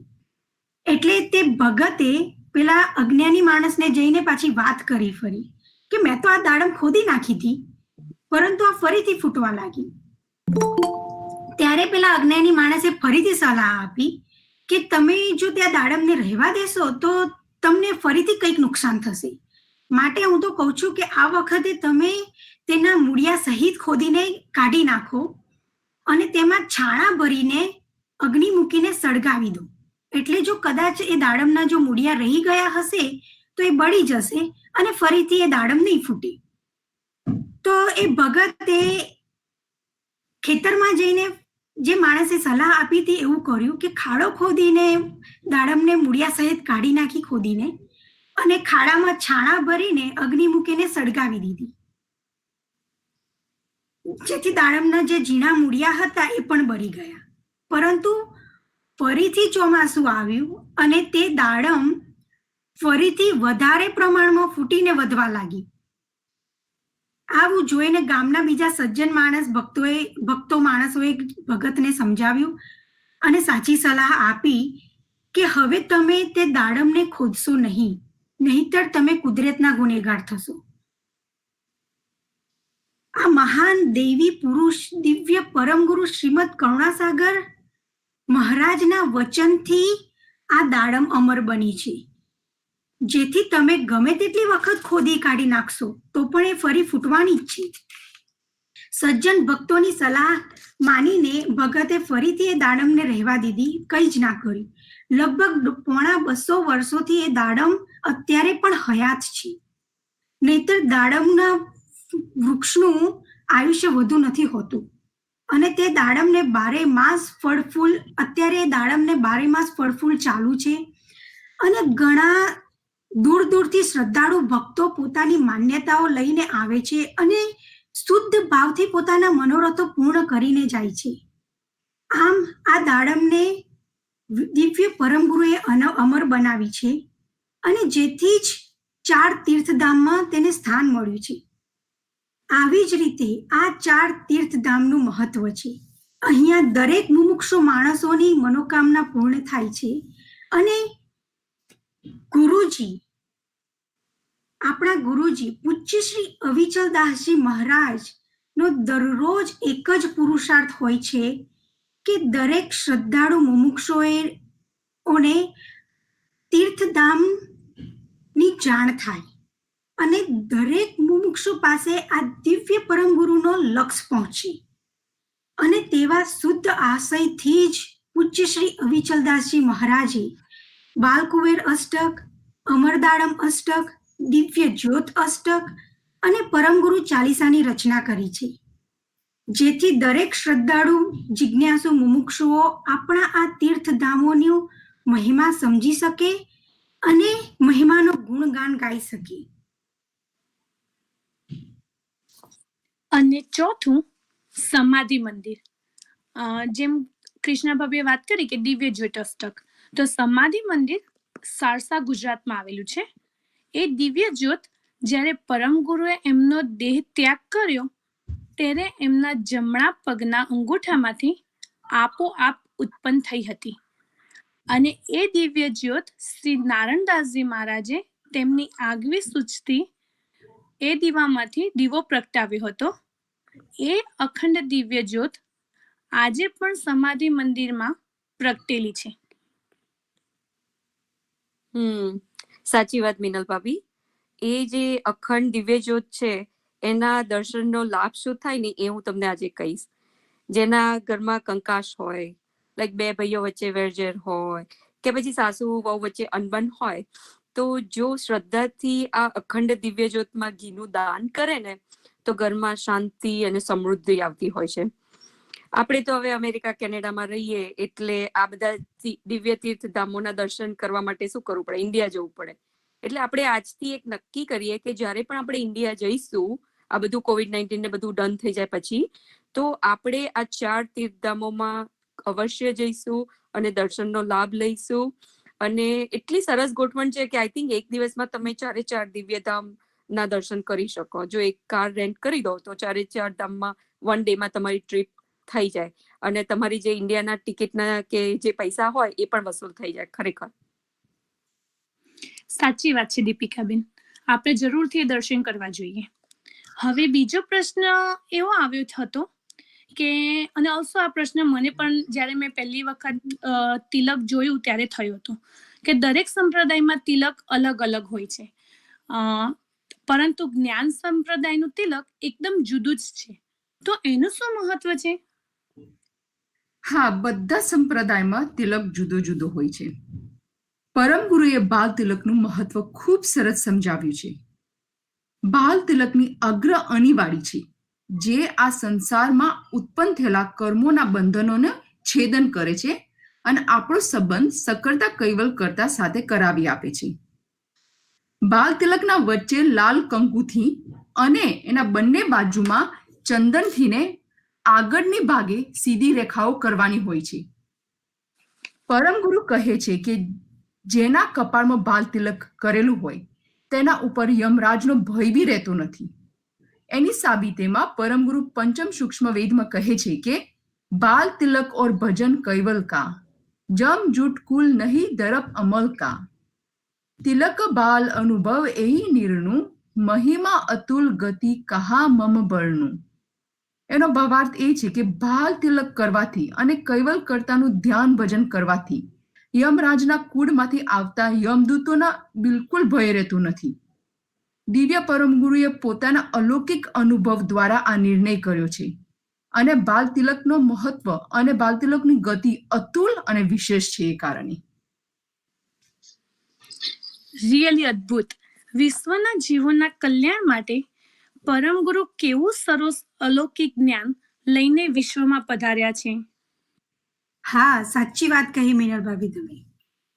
પરમગુરુએ માનવ દેહ ધારણ કર્યો તો ફક્ત વિશ્વના જીવોના કલ્યાણ માટે જ. આ વાતને સમજવા માટે આપણે એક ચોપાઈ લઈએ બીજી કે સકલ દેવ દેવન કે હો દેવા, પરમ કૃપાલુ દયાલ સભેવા, તુમ બિન સહાય કરન કો હું નાહી, લોક ચતુર્દશ ઉત ઈત માહી. એટલે કે હે પરમ ગુરુ, આપ સર્વ દેવોના દેવ છો, આપ પરમ કૃપાલુ અને દયાળુ છો, આપ વિશ્વના સકલ મર્મને જણાવનારા છો અને આ બ્રહ્માંડમાં કે 14 લોકમાં એટલે કે સ્વર્ગમાં અને પૃથ્વી પર પૃથ્વીમાં જીવોના ઉદ્ધાર માટે એટલે કે જન્મ મરણના દુઃખ દૂર કરવા માટે પરમપદ અપાવે એવું આ વિશ્વમાં પરમ ગુરુ સિવાય બીજું કોઈ જ નથી. Very good. બહુ જ સાચી વાત છે કૃષ્ણ, કે પરમગુરુ સિવાય આપણું કોઈ જ નથી. આપણે બધા તો એટલા લકી છીએ કે આજે આ શુભ દિવસે આપણે બધાને આજે સત્સંગ કરવાની ઓપોર્ચ્યુનિટી મળી છે. એ ખૂબ જ અગત્યની છે. પરમગુરુ વિશે જાણવા મળ્યું. બાકી COVID-19 આપણને એક વસ્તુ આપે છે અને એ છે સમય, જે આપણી પાસે પહેલા સમય નહોતો પણ હવે આપણી પાસે સમય છે, રાઈટ? તો આપણે આ સમયનો સદુપયોગ કરવો જોઈએ. આપણે મંત્રના જાપ કરી શકીએ, ઉપાસના કરી શકીએ, ભજન કરી શકીએ, અષ્ટક કરી શકીએ, રાઈટ? તો આજે હું બધાને એક વિનંતી કરું છું કે આપણે આજે એક નિયમ લઈ લઈએ કે જેવા નવરા પડીએ એવા આપણે રોજ એક આઈધર માળા કરીએ કે અષ્ટક ચોક્કસ કરીએ. એનાથી આપણા જે જન્મ મરણનું ચક્કર છે એ બધું મટી શકે. આપણી પાસે 5 મિનિટ છે તો હું એક જીનીની વાર્તા કહેવા માંગુ છું. તો એક ગામ હતું, એમાં એક સજ્જન માણસ રહેતો હતો પણ બહુ ગરીબ હતો. તો એક દિવસે એવું થયું કે ત્યાંથી એક ગુરુજી પસાર થતા હતા. તે સજ્જન માણસે એમની ઝૂંપડીમાં ગુરુજીને ઇન્વાઇટ કર્યા. ઉનાળો હતો એટલે ઠંડુ પાણી આપ્યું, એમને પંખો નાખ્યો. તો ગુરુજી એની સેવાથી પ્રસન્ન થઈ ગયા. એટલે ગુરુજી એને પૂછ્યું કે તારે શું જોઈએ છે, હું તને આપું એમ. તો એ માણસ ગરીબ હતો પણ એકદમ તમને કોઈ પૂછે કે તારે શું જોઈએ છે તો એને મનમાં કંઈ યાદ ના આવ્યું. એટલે એને કીધું કે ગુરુજી તમારે જે આપવું એ આપો. હવે આ એકચ્યુઅલી સ્માર્ટ આન્સર છે કે તમે કંઈ માગો નહીં તો ગુરુજી તો બહુ બધું આપે. તો ગુરુજીએ તો એને જીની આપી અને ગુરુજી એવું કીધું કે આ જીની તને આપું છું, તારે જે તું માગીશ ને એ બધું તને આપી દેશે આ જીની, પણ એને તારે ઓર્ડર કર્યા કરવાનું. તો પેલો કે સાચી વાત? તો ગુરુજી કે હા. અને પછી ગુરુજી તો તથાસ્તુ કહી અને જતા રહ્યા. તો આ માણસને જીની કે છે કે મને ઓર્ડર આપતું. તો માણસ કે છે ઓકે, મારા માટે સરસ જમવાનું બનાવી દે. તો જીની તો ફટાફટ 10 સેકન્ડ્સમાં એના માટે મસ્ત લાઈક 50-60 આઈટમ ફીસ્ટ બનાવીને રજૂઆત કરી દે છે. તો પેલો ભાઈ ફટાફટ ખાઈ લે છે. પછી જીની કે હવે મને કામ આપ. તો કે મારા માટે મોટું હાઉસ બનાવી દે. તો એના માટે મોટું મહેલ જેવું ઘર બનાવી દે છે. પછી જીની કે છે હવે મને કંઈક કામ આપ, નહીં તો હું તને ખાઈ જઈશ. તો પછી કે છે હો યા ગામ માટે તું બધાના મસ્ત ઘર બનાવી દે. તો આખું જે ટાઉન હોય છે ને એ બ્યુટીફુલ થઈ જાય છે.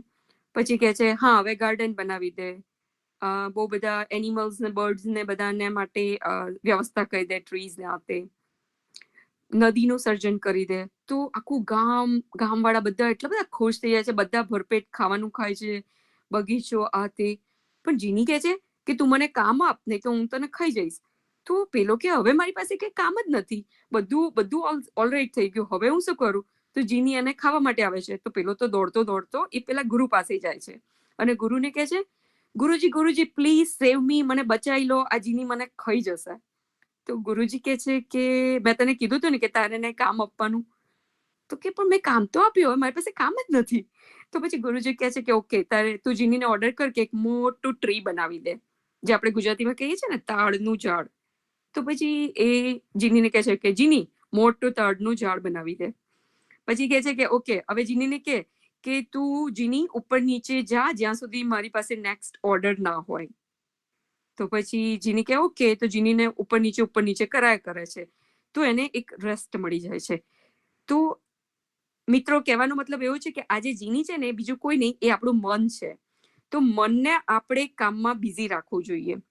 પણ જ્યારે બી મનને ટાઈમ મળે ત્યારે જેમ પેલી જીની ઝાડની ઉપર નીચે જાય છે ને, જેને એને પાર્ક કરીએ છીએ, તો આપણે પણ એવું પાર્ક કરવું જોઈએ મનને, કે જેને ધ્યાન કહીએ છીએ. નહીં તો આપણનું મન આપણને જ ખાઈ જાય છે. તો હવે આપણે જ્યારે પણ ટાઈમ મળે ત્યારે આપણે અગાઉ વાત કરી કે આપણે અમર મંત્રના જાપ કરવા જોઈએ. આપણે અમર મંત્રનો મતલબ પણ સમજ્યો. તો હંમેશા જેવું આપણને 1 મિનિટ પણ મળે, 5 મિનિટ પણ મળે, તો હું એક કૈવલ કર્તાનો ચેતન અંશ છું, આવું ચિતવન આપણું કર્તામાં જોડી દેવાનું. આપણને ખબર છે કે આપણો જે આ દેહ છે, આપણું શરીર છે, એ નાશવંત છે, પણ જે આપણો અંશ છે એ શાશ્વત છે. અને આ અંશ જે છે એ શરીરના સંગમાં રહે છે, રાઈટ? પણ તો પણ અંશ છે એ નાશવંત છે. તો મિત્રો, બસ આજે આપણે આ જે સત્સંગનો લાવો લીધો, ખૂબ બધાનો ખૂબ આભાર. અને અંતમાં એટલું જ કહેવાનું છે કે આપણું જે તન મન છે પરમગુરુને જોડી દો. એમ પરમગુરુના શરણમાં ગયા પછી આપણે બેફિકર થઈ જવાનું અને હંમેશા કૈવલ કર્તાનું ચિંતન કર્યા કરવાનું, અને આપણો જરૂર આપણને માર્ગદર્શન મળતું રહેશે. સત કેવલ સાહેબ એવરીવન. હા, સત્કેવલ સાહેબ. સત્ય સાહેબ. આજે શુદ્ધ બીજના દિવસે આપણે બધાને સરસ સત્સંગ કરવાનો લાભ મળ્યો, પરમ ગુરુની વાતોની સત્સંગ કરવાની લાભ મળ્યો આપણને. અને કોઈને બી કોઈ બી પ્રશ્ન હોય તો આપણે ફરીથી આવો એક સેશન કરશું કોઈક ટાઈમ સત્સંગમાં, અને આપણે બધા પ્રશ્નના જવાબ ટ્રાય કરશું, આપી શકશું કે નહીં. પણ સત્કેવલ સાહેબ, થેન્ક યુ બધાને.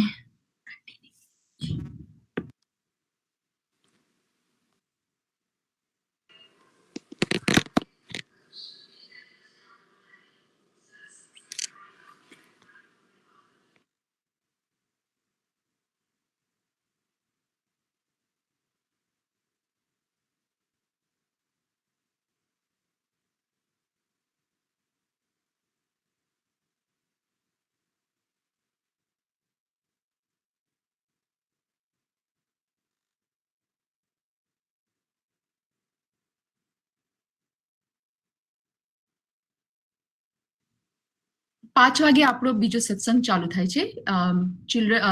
Adults 15 and above. તો at 5 o'clock આપણો બીજો સત્સંગ ચાલુ કરશું. સત્કેવલ સાહેબ.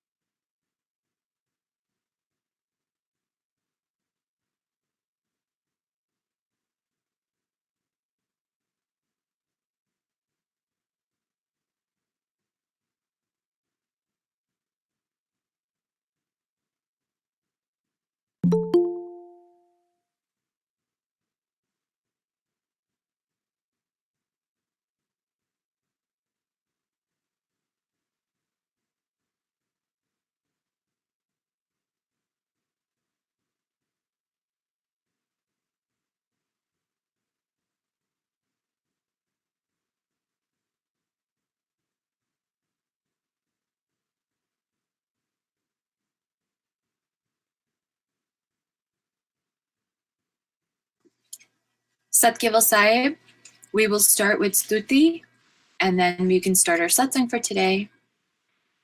Kaivalam chidenam avenam vayanam dviganam laguyam amoham amastu niralam narayanam aham nam varneyam naeti narneyam pranayam parantu japenam japayam kayam mayayam manati magoyam swayam tvam samastu Jahanamadatta deyam nam vichandam vinayaje karoti vivarjita vastu vidhi vedantam achantena chantam sunati sunatam jenatha anantu agadam bohodum lahe janmahadam kuveram teyam ham namami namastu Shrimad करुणा सागर महाराज की जय caval धाम की जय श्री अविचल दास जी महाराज की जय Satkeval Sahib. Satkeval Sahib, everyone. I will be leading our satsang today. After several weeks, I have been given this opportunity.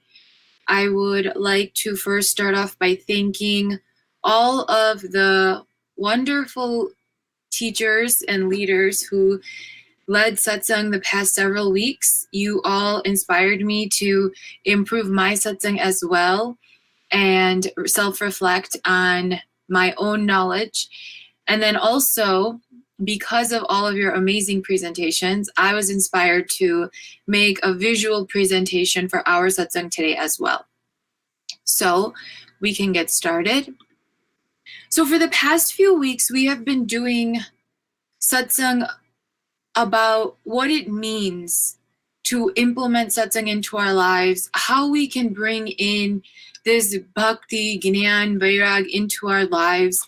And we've used so many different examples over the course of the past several weeks.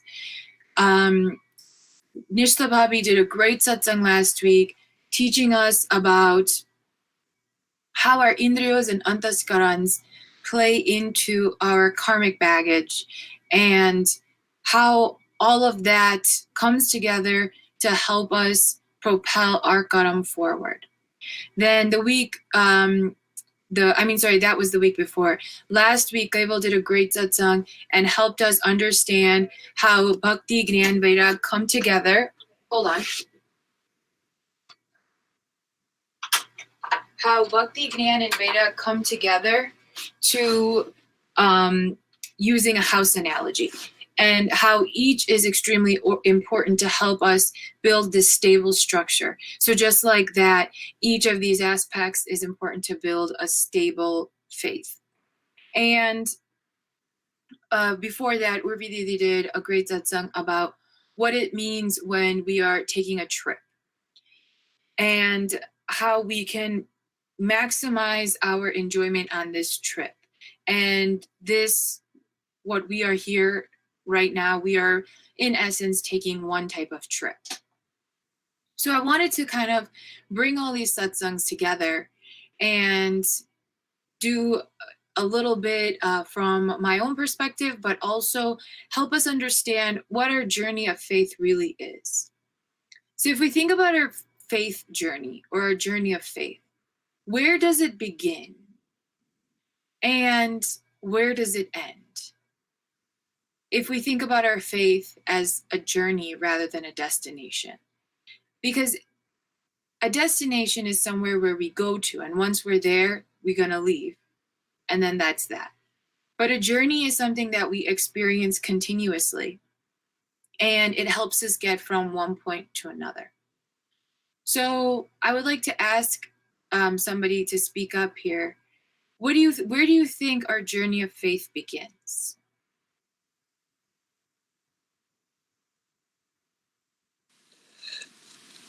Before we're born. Before we're born? Okay.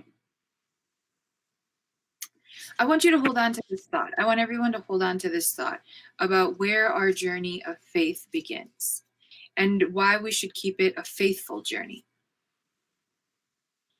So just to define what a journey is, point A to point B. In a micro sense, if we're just looking at it from a small perspective, we have so many small journeys in our lives. We go from home to work or school.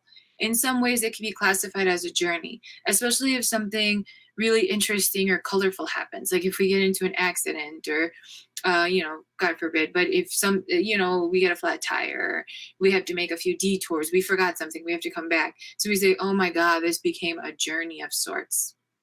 If we're traveling for work or vacation, or if we've even created some goal. So let's say that you've decided to, join a race. You're going to do the half marathon next year. Once everything with COVID is done, we have signed up to do the half marathon. It's about 13 miles, 13.2 miles. Let's do this. We got this. Well, we're not exactly in shape to run the 13.2 miles. So what are we going to do? We're going to have to train for it. And many people would classify that as a journey of training, because we're going to have to implement some strict rules, make some serious lifestyle changes, and we are trying to go from point A, which is that maybe we're not in such great shape, to point B, being in great shape, able to run this 13.2 miles. So even that can be considered a journey. In the macro sense, if we're thinking about the bigger picture, then we look at it from birth to death. Our journey begins when the moment we are born. And the journey with respect to this life that we're talking about. And it begins when the moment we're born, and it ends the moment we take our last breath and we pass away. Doesn't matter how much faith we have, our faith journey begins with birth and ends with death. So whether we classify ourselves as Astic or Gnostic, Astic means someone who believes and someone who has faith, a believer of Karta, a believer of God. And Gnostic means someone who doesn't, an atheist, a person who does not believe. Regardless of what you classify as or where we are on the spectrum, this is where our journey has begun, from birth, and this is where our journey will take us to death. And everything that happens from that point A to point B will define how faithful our journey was. So, how can we define how faithful our journey was? We have to look at the microscopic events. So we have to self-reflect and evaluate on all the smaller journeys that we take within the bigger journey. And then we look at a macroscopic event. So what are we doing in the bigger picture? And this is what's really important for us to understand where we are in our faith journey. Our journey is going to have so many twists and turns. We're not always going to have a straight path taking us anywhere. Even in the smaller microscopic place journeys that we have, we just talked about, maybe you're going from home to school and you forgot something at home. Now you have to turn back. Or you get a flat tire. Okay, now that takes an extra 20 minutes out of your day. All of these things are twists and turns that happen with respect to our faith and our journey. In each moment, our faith is going to be tested. With each action, with each obstacle, with each reaction that we have, our faith is tested. How we react to these obstacles, what do we do in response to these obstacles, in response to these twists and turns?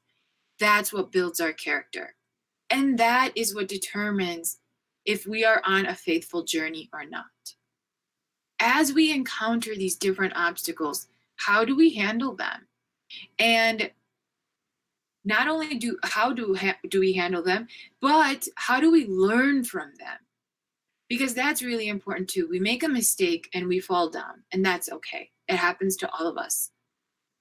But if that mistake was preventable and we don't learn from it and we make that same mistake again, then we are not building our faith. We are not making our journey more faithful, and we are not building our character because we are not learning from our experiences and our mistakes. So what does our faithful journey teach us? If we keep our journey faithful, then we are forced to self-reflect at each point. Every single point in our lives, every single moment that we have, every single point where we struggle, we self-reflect and we think, why did this happen? What could I have done? What can I do in the future? How did I react in this situation? How did I react to the people around me, and how did I treat the people around me? How did I react, not just the moments right after, but how did I react in the weeks after? Maybe we had to make some choices or we had to make some decisions. How did we make those decisions? Did we make them based on emotion, or did we make them based on objective thinking? So we're presented with all of these different situations. And if we continue to stay faithful, then we will continue to build our character in the direction towards Param Guru. So let's take an example. Let's say that we're taking a flight from Chicago to California. Everyone started together in Chicago. We're all on that same flight, although no one should be flying right now and taking flights anywhere unless you absolutely have to. And we're going to California for whatever reason, for a few days at a time. On this flight, we are going to encounter so many individuals. The flight is full, big times. Maybe we make a couple of friends on the flight to California. We don't know. We meet somebody, we say hi, maybe we talk to our seat partner. Doesn't matter. But we make a couple of connections. We might end up exchanging information with some of the people that we meet, and some people we might not even see them ever again. Once we land in California, we might meet up with the people, we really got along with our seat partner and we connected. So we exchange numbers and we say, hey, I'm going to be in this part of LA, you're going to be in this part, maybe one day we can meet up. So once we get to LA, we meet up and we have lunch or dinner, whatever. This is no different. This is very similar to how we are all karmically connected. We don't know exactly where we came from, but we can put together a general idea of the people, the onch all around us. We are karmically connected to each and every onch around us, whether it be family or friends.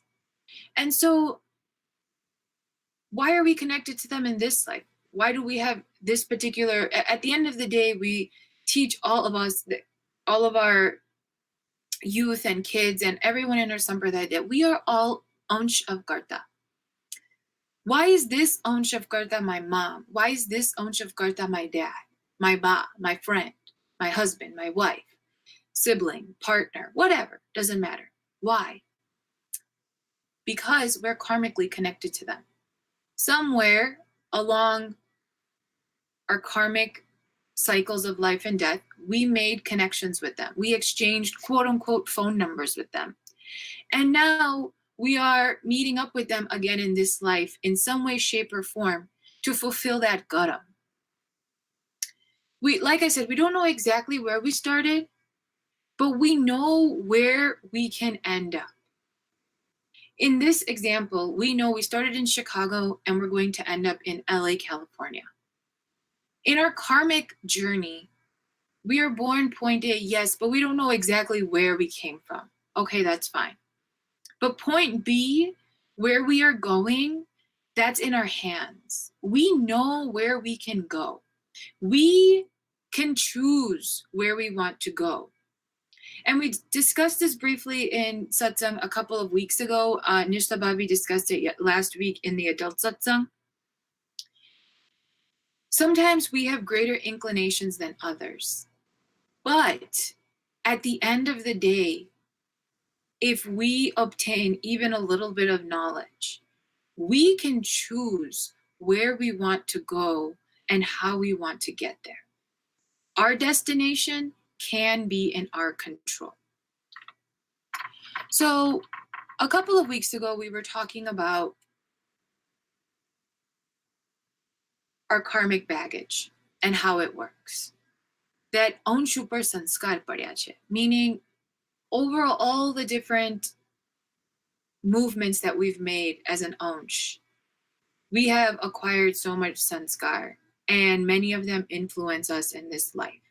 If you packed a blue bag in Chicago, we're expecting that blue bag to come up on the conveyor belt in California.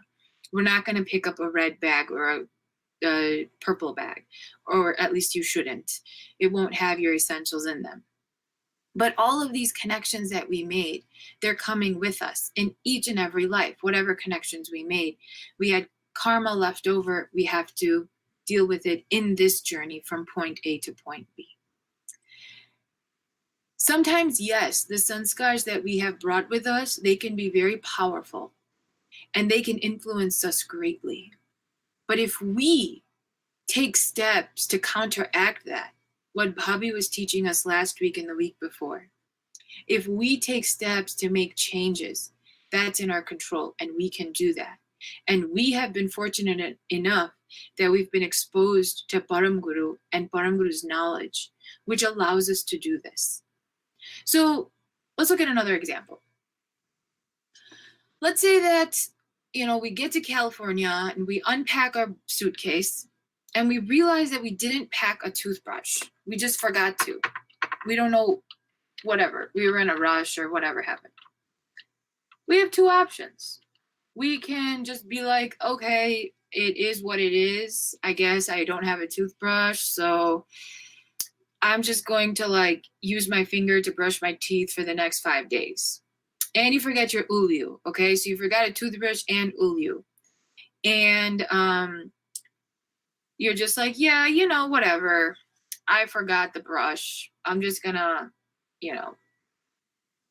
do a makeshift toothbrush with my finger and call it a day. That's really gross. Please don't do that. Your breath's gonna stink by day 2. And you're going to create a lot of different oral hygiene issues for yourself.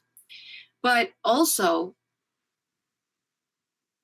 you are making do with something that you don't have that we consider something to be essential. You have the knowledge, you know that you should be brushing your teeth regularly. But out of laziness, out of maybe, how long does it take to go to the store and grab one? But, I would have to go out of my way, or, I don't have time, whatever. And you make do with what you have in those 4 or 5 days, not really paying attention to, how that could affect your hygiene or what it can do to your physical health. Or the second option is you do take the initiative. You stop at a store or you call an Uber from your hotel, you go to a Walgreens, CVS, whatever, and just buy a toothbrush and use a temporary toothbrush for those 5 days. So you have one of two options. Our karmic baggage is very similar to this. We may not always carry the same faith essentials. So for example, you forgot your toothbrush, but your friend didn't. Your friend has her toothbrush. The same way, our karmic baggage is similar, that some of us may have a greater attraction to faith-based activities. Some of us may have a greater desire to join in satsang or do bhakti.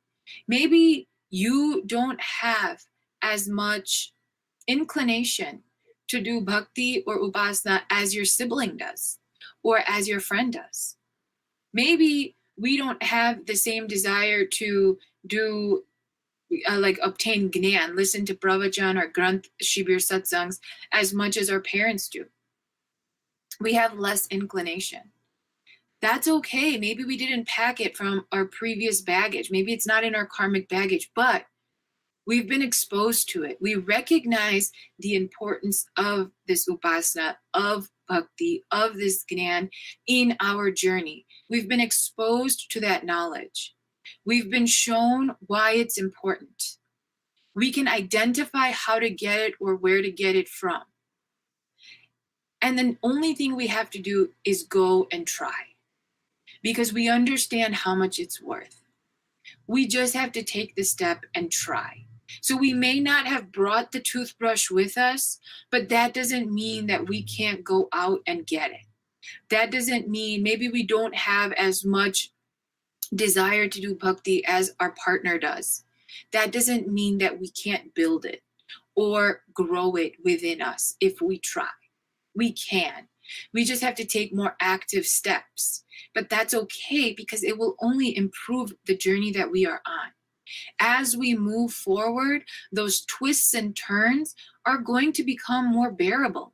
We're going to be able to problem solve with a lot more character. We're going to be able to make a difference in a positive direction, but only if we allow ourselves to take these steps, step outside of our comfort zone. You know, we don't want to get called that Uber and go to Walgreens and spend the extra couple bucks on the toothbrush, which we already have. We're so dumb for not packing it. Okay, fine, whatever. It is what it is.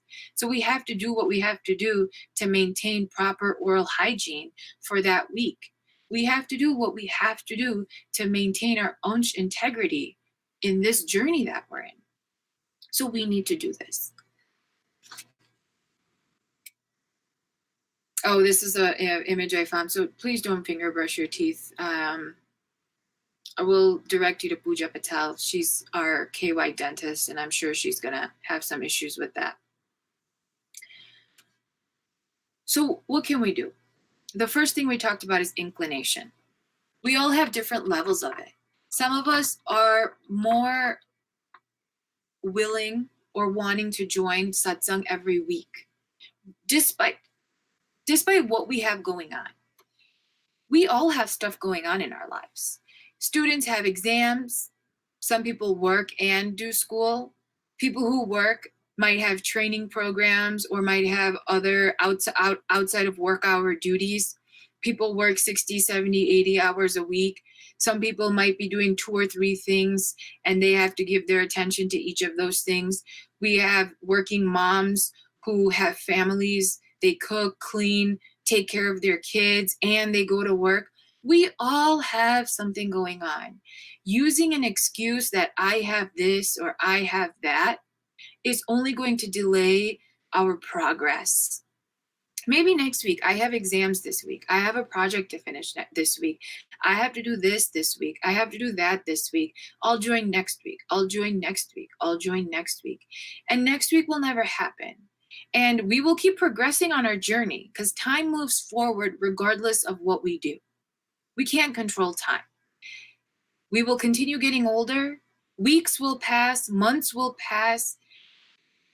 We will continue on this journey. But what we won't continue is building our faith during this journey.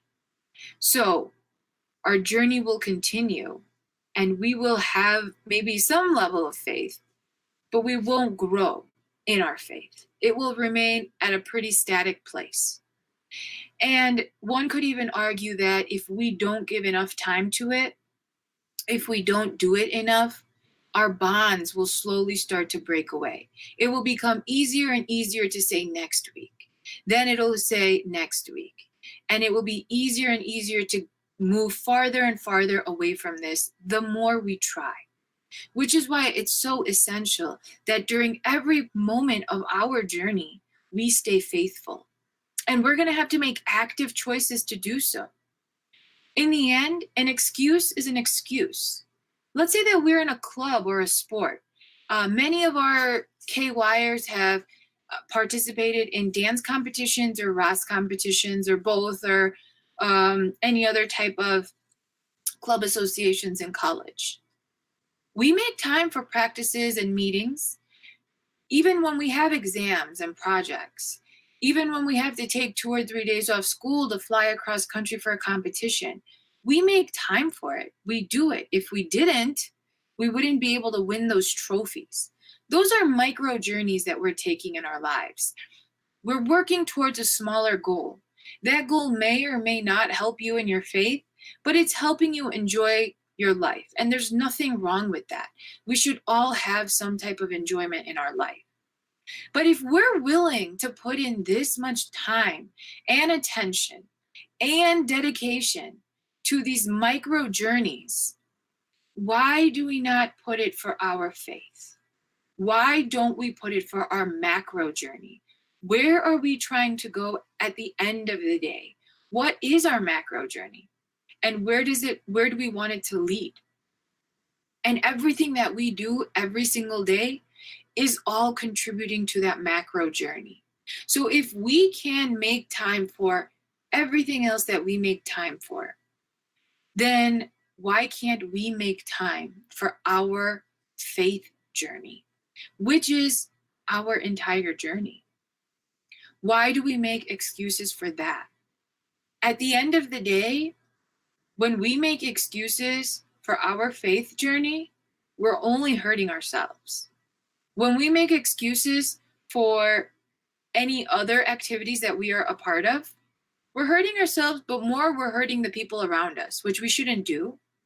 But when we make excuses for this macro journey, we're hurting ourselves the most.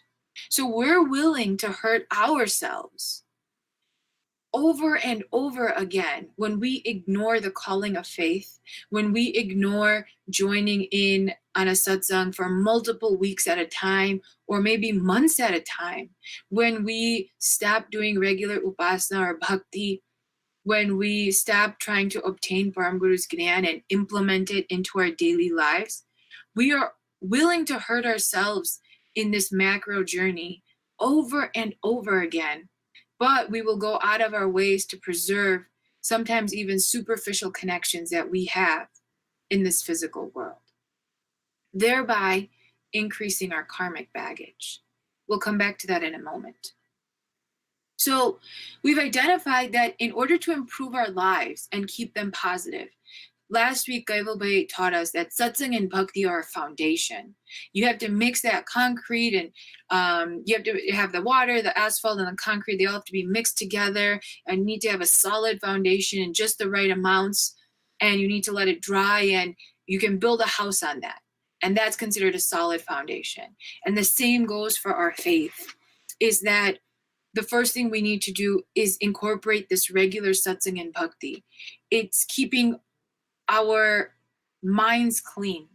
It's that car maintenance. If we are taking this road trip, we need to make sure that we fill it up with gas and we have regular oil checks and maintenance and everything so we don't have any car issues. It's that daily physical hygiene. Even if we don't pack the toothbrush, we go out to buy it because we need to keep our oral hygiene good. We need to do bhakti and satsang to keep our anxious karmic baggage clean. We've acquired so much karmic baggage. And how can we help alleviate sometimes the stress and burden that this karmic baggage can put on us? Through bhakti and satsang. Those two things are essential. So even if we don't have an inclination to do it, let's say you're like, oh, well, I don't know, I just don't feel like it sometimes, or it's hard to convince my mind. It's okay. Convince your mind. Do it. Force yourself to do it. All right. And then you graduate and you're applying for jobs now. Obviously, you're going to look for all business and finance jobs, right?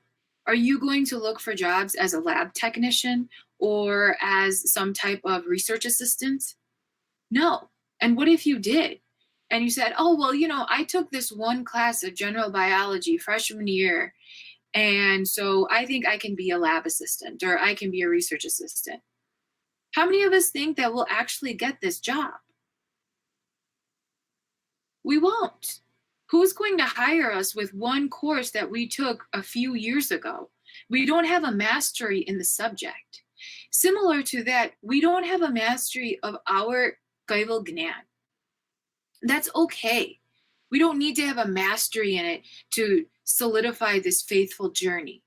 However, we need to be able to build upon it. We can't just be okay with taking that one general elective class. So, well, I joined Satsang that one time 4 months ago. Okay, but what about since then? Because that one Satsang covered one topic, and every Satsang after that has covered a different topic. Have you been joining every other Satsang since then to learn more and to build our Gnan? If the answer is no, then we're staying at a very basic level of understanding. We are not increasing our mastery. And when we master any subject, our brain is actively working. There are fundamental changes that happen inside of our brain. Like, these are actual physiological changes. We build connections within our brain. We build different pathways within our brain when we try new things, when we try different things, when we try to build a new skill, when we try to learn new knowledge. There's different pathways that are constantly being formed. And we're actually engaging different aspects of our mind. When we try to understand our Gnan on a deeper level, actually maybe try to listen to Granth Shibir and what Param Guru teaches us, these connections will be made. These neural connections will be made in our minds, and we will be able to apply what we're learning in each of these different aspects. We'll be able to have a more broad understanding, but then we'll also be able to apply it in a conceptual way. We'll be able to use it even strategically, because Param Guru teaches us so much about morals and ethics, how we should live our daily lives. And we will be able to apply it in our daily routine at work, with colleagues, with peers, how we behave in our normal everyday lives. And we'll also be able to do so much deep understanding. So if we try to increase our mastery of our Kaival Gnan, not only can we help ourselves, but once we understand the issues that we're facing or the people around us are facing, we can come up with maybe some creative solutions. Janki used this example earlier in the younger kids satsang, but I would like to use it again. Not to put the spotlight on him, but this was just recent that happened in this past week. Kaival reached out to me and a bunch of our other KY people and said, I'm doing this project. I live in North Carolina, and I was just thinking, like, I can't really do Seva at Mandir right now, and I want to get involved in my community. And then started his initiative to make these pictures and donate the proceeds to a charity. Even something like that, how do you get inspired to do that? And where does it come from? Well, it starts with that. If our journey is faithful and we keep holding on to the steering wheel of faith as we're moving through this journey, we will always be alerted to situational needs around us, and we will want to contribute somehow. We will become problem solvers within our community, because Param Guru teaches us that we need to look out for each other and always be there for each other. Param Guru teaches us what it means to be a good bhakt, meaning what it means to give back and what it means to help our fellow human. And so this is what it will make us. If we continue to develop this mastery of our Kaival Gnan, we will have so many benefits to it. But we need to take steps further to do it. Again, we have to go out and buy that toothbrush. And then finally, as we're going through this karmic journey, we talked about it earlier, the more superficial karmic connections we make, the more baggage we have, and it's holding us back. Like we just talked about earlier, we're willing to give so much time and attention to physical connections, whether they be materialistic or even just relationships with people. And that's okay. Param Guru teaches us that if we live in a sansar, we have to cater to the sansar. He's not teaching us to completely absolve ourselves of all of that, remove ourselves from all of that. No, that's not what he's teaching us. but we need to have a balance. So going back to our trip, if we're going from Chicago to California for 6 or 7 days, but we have to pack one carry-on and one personal item. We don't want to pay the extra fees for the check-in bag. If we want to pack extra stuff, then we're going to have to pay extra fees. And we don't want to do that. So what do? We limit what we pack. We only pack the essentials. Maybe we pack like a pair of pants that we can wear with a couple of different outfits. And we only pack a couple pairs of shoes because we want to pack more because each outfit has to have its own pair of shoes, but that's just not functional. So we're going to pack 1 or 2 pairs of shoes. That's it. And we are going to only pack the tops and bottoms that we are absolutely going to wear. We don't have room to pack extra stuff. Like, what if I want to wear this, or what if, no, we don't have room for all that. We only pack the essentials because we don't want to pay the extra for the baggage, and we don't want to get stopped at the gate if our bag is too heavy and they make us check it in and pay at the gate. That'll be even more. So we are very cautious about what we pack. Yet in our lives, we make so much karmic connection with so many people around us all the time, but we don't make karmic connections with Param Guru. Making karmic connections with Param Guru throughout our journey is what's going to get us to Param Guru at the end of our journey. We need to keep Param Guru with us every step of the way in our journey. And if we keep Param Guru with us, we will continue to drive that car towards Param Guru through our actions. But if we continue to build these superficial karmic connections, materials and people and everything else around us, we continue to be overburdened by this karma. It's emotional, it's physical, it takes up our time, it takes up our resources, sometimes it takes up our money, and it causes us a lot of emotional grief. And we won't be able to absolve that in just this one journey, in this one life. We'll have to come back to continue propagating those karmic connections, fulfilling those roles that we want to try to avoid. So I want to tell you guys a little story. It's of my own, and I'm going to keep it really brief because I'm writing a small article about it for our website, so you all can read the details in there. But Saturday, May 9th, we did a virtual Akandun, and randomly that day I woke up. It also happened to be one of my Dada's birthday that day. And for those of you who know me, know I was really close to both of my Dadas, and they both really inspired my faith. So I decided that I'm going to ride my bike to Mandir. Mandir's about 10 miles away from my house. For me, that's not too much. I'm pretty active and I ride my bike a lot, so I wasn't really worried about the distance. But I wasn't really sure if there's a sidewalk along the entire path, the path that we drive. I was like, we don't usually pay attention to that. So I was like, is there a sidewalk? Is there not a sidewalk? I don't know. Let's just go. We'll figure it out as I go. That morning I woke up and I was like, well, it's Dun today. I actually really want to do Param Guru's darshan, and I want to be able to do what they do. Sastriji does Dunni Aarti at Mandir. I'd like to be able to do that darshan. I made the decision kind of late, but I was like, it's okay, I have time, and it's only 10 miles. It won't take me that long to get to Mandir. So I started riding my bike. In the beginning, the first 5 or 10 minutes, for those of you who exercise or work out, the first 5 or 10 minutes is usually the hardest for several physiological reasons that I'm not going to go into right now. And initially I was like, oh man, I made this decision to do this. And then it ended up being a really windy day and I was going against the wind. And I was like, what was I thinking? It's so windy and I'm riding this bike, and then part of the road I had didn't have a sidewalk, and I was like, oh my god, this road doesn't have a sidewalk. What am I gonna do? I don't like riding my bike on the road, but then I was like, it's fine, there's not that many cars. So for part of the way I was riding on the side of the road, and then when sidewalks came back, I got back on the sidewalks.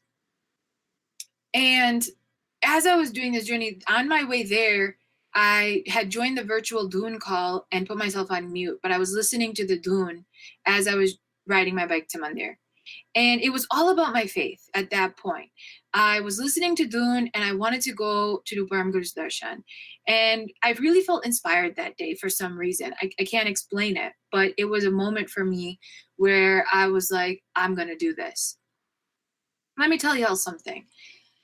Usually, and I do ride my bike a lot, but usually around the 8th or 9th mile, my lower back starts getting sore because my quads are starting to get used up, and now my lower back muscles are starting to work to help me continue pedaling and propelling forward. So around mile 8 or 9, I was like, it's fine, I'll get close enough and my lower back will, start hurting, but it'll be fine. I'll get to Mandir within a mile. That didn't happen, which is really weird because it happens every single time without fail. My lower back will start getting sore and I'll have to take a little bit, I'll have to stop riding my bike just for even a brief moment and then get back on and reset. But I did not get sore at all and I was able to keep going. About halfway to Mandir, my chain came off. I hit a bump and the chain completely came off. And I was like, are you kidding me? I have been riding this bike for the past 2 months since this whole COVID business started. And this time the chain came off. And I was like, oh my God, this is crazy. What the heck is going on? But okay, don't freak out. I haven't had to rechain the bike in years, but it wasn't that big of a deal. Rechained it. It was an obstacle. I had to overcome it. At that moment, I could have called my dad or called my brother and told them that this happened, come help me or come take the bike and, just drive the rest of the way. But I didn't want to do that. I had made a goal in my head that I want to ride my bike, so I'm going to do that. And so I put the chain back on and I went. And then once I got there, did my darshan, I was so grateful because I was really worried that I was going to be cutting it really close. I might not make it, but I did with all this chain fiasco. Then my dad's like, do you want to ride back home? I was like, you know what? No, I'm just going to ride my bike back home. And he's like, okay, fine. Again, I was like, I don't know, maybe my back will act up again because I haven't ridden it this much in a long time. Again, it didn't. Now, I've ridden my bike several times after that situation.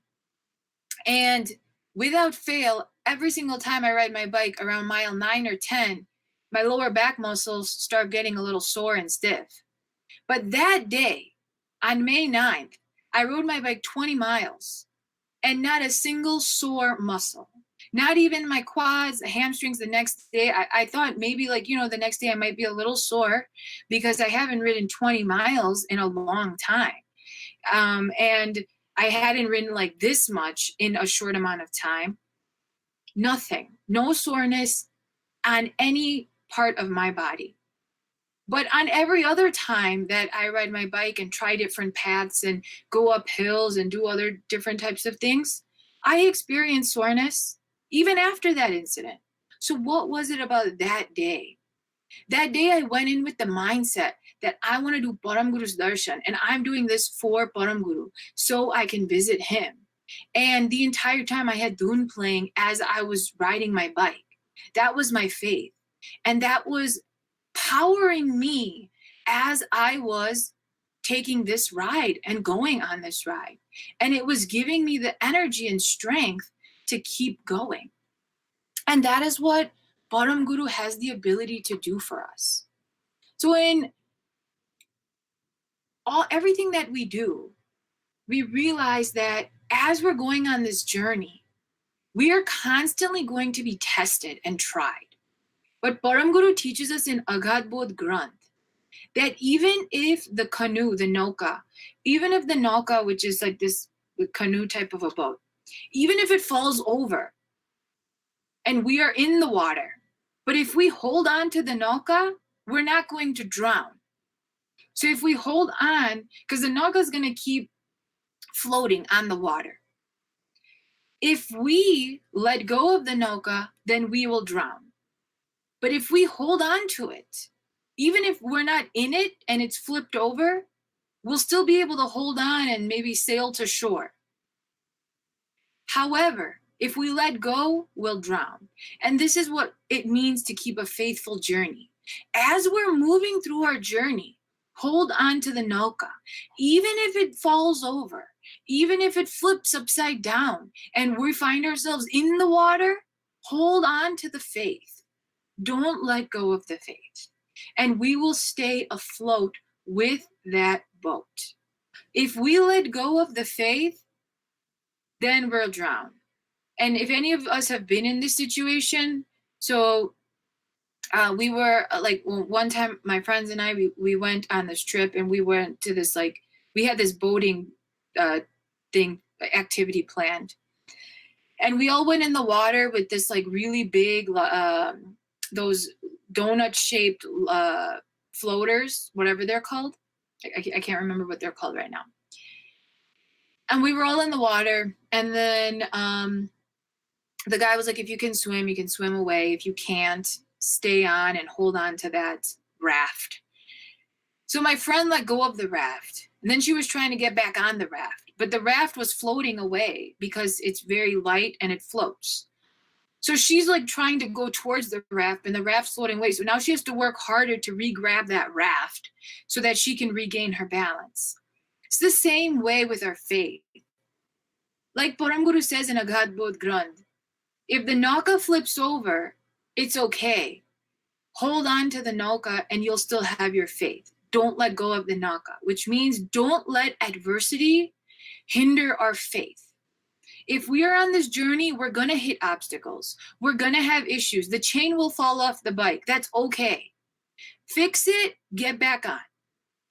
Don't let go, and it'll be okay. If you let go, getting back to the nauka to regain your stability will be hard because that will keep floating. And you will have to work extra hard to regain that stability. The stability that our faith can give us, which is everything. In this journey from point A to point B, the stability that our faith can give us is everything.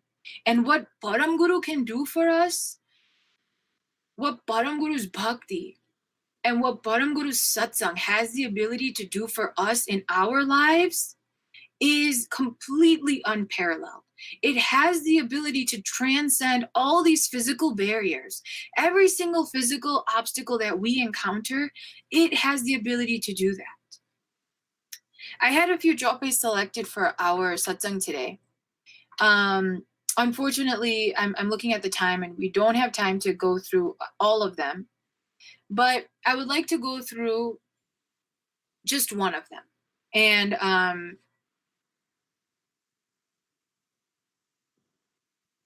it's this one.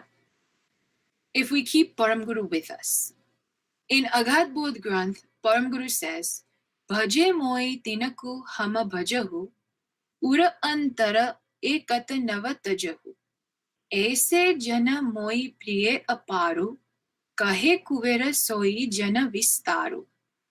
In Aghad Bodh Granth, Param Guru says that for my bhaktos who do my bhajan and my bhakti, who keep me in their thoughts all the time, who do my smaran, I will build a heart-to-heart connection with those bhaktos, and those bhaktos will always stay in my smaran. So now Param Guru is saying that we will stay in his smaran.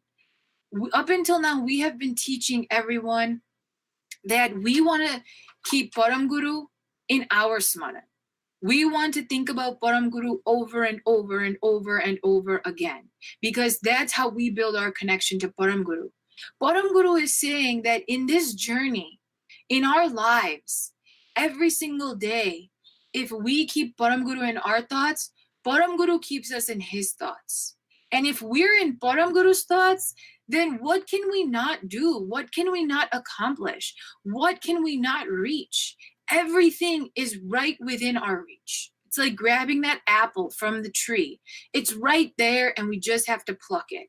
And with Param Guru thinking about us, we can transcend every single one of those obstacles, every single one of those boundaries that's holding us back or maybe preventing us from moving in that straightforward direction. We're going to encounter these obstacles. We will have adversity. Just don't let go of the faith. Keep it close throughout this entire journey. Hold on to the steering wheel of faith. Keep Param Guru in our thoughts. From point A to point B, if we're always thinking about Param Guru and we're always doing things to try to get closer to Param Guru is thinking of us too. Just think about that for 1 minute. That Param Guru is thinking about us. Right now, every single person who's joining satsang and doing everything that they can to stay involved and be active and engage in their satsang and bhakti and gnan and vairag to stay close to Param Guru is also thinking of you, each and every single one of you, each and every single one of us. What does that mean when Param Guru, Param Vishesh Ansh of Kaival Karta, has us in his thoughts? Then what's going to happen? Nothing. Every single thing Param Guru has planned for us, and he has us in his sights, and we will always be taken care of. But we need to keep him with us in this macro journey. From point A to point B, Param Guru has to be with us. And we need to do everything we can to build our bonds to Param Guru, get over that laziness, stop making those excuses, stop making superficial connections, make connections that count. Our Ansh to Anshi connection. And that is what will help us be successful in this journey that we call our faithful life. Sat Keval Sahib, everyone. I know normally we try to end around 4:45, but if anyone has any questions or anything to add, and more than questions, I would be happy to open up the floor. And any of you can add anything. We have a few more minutes before we have to hand it over to Sastriji for Adult Sabha.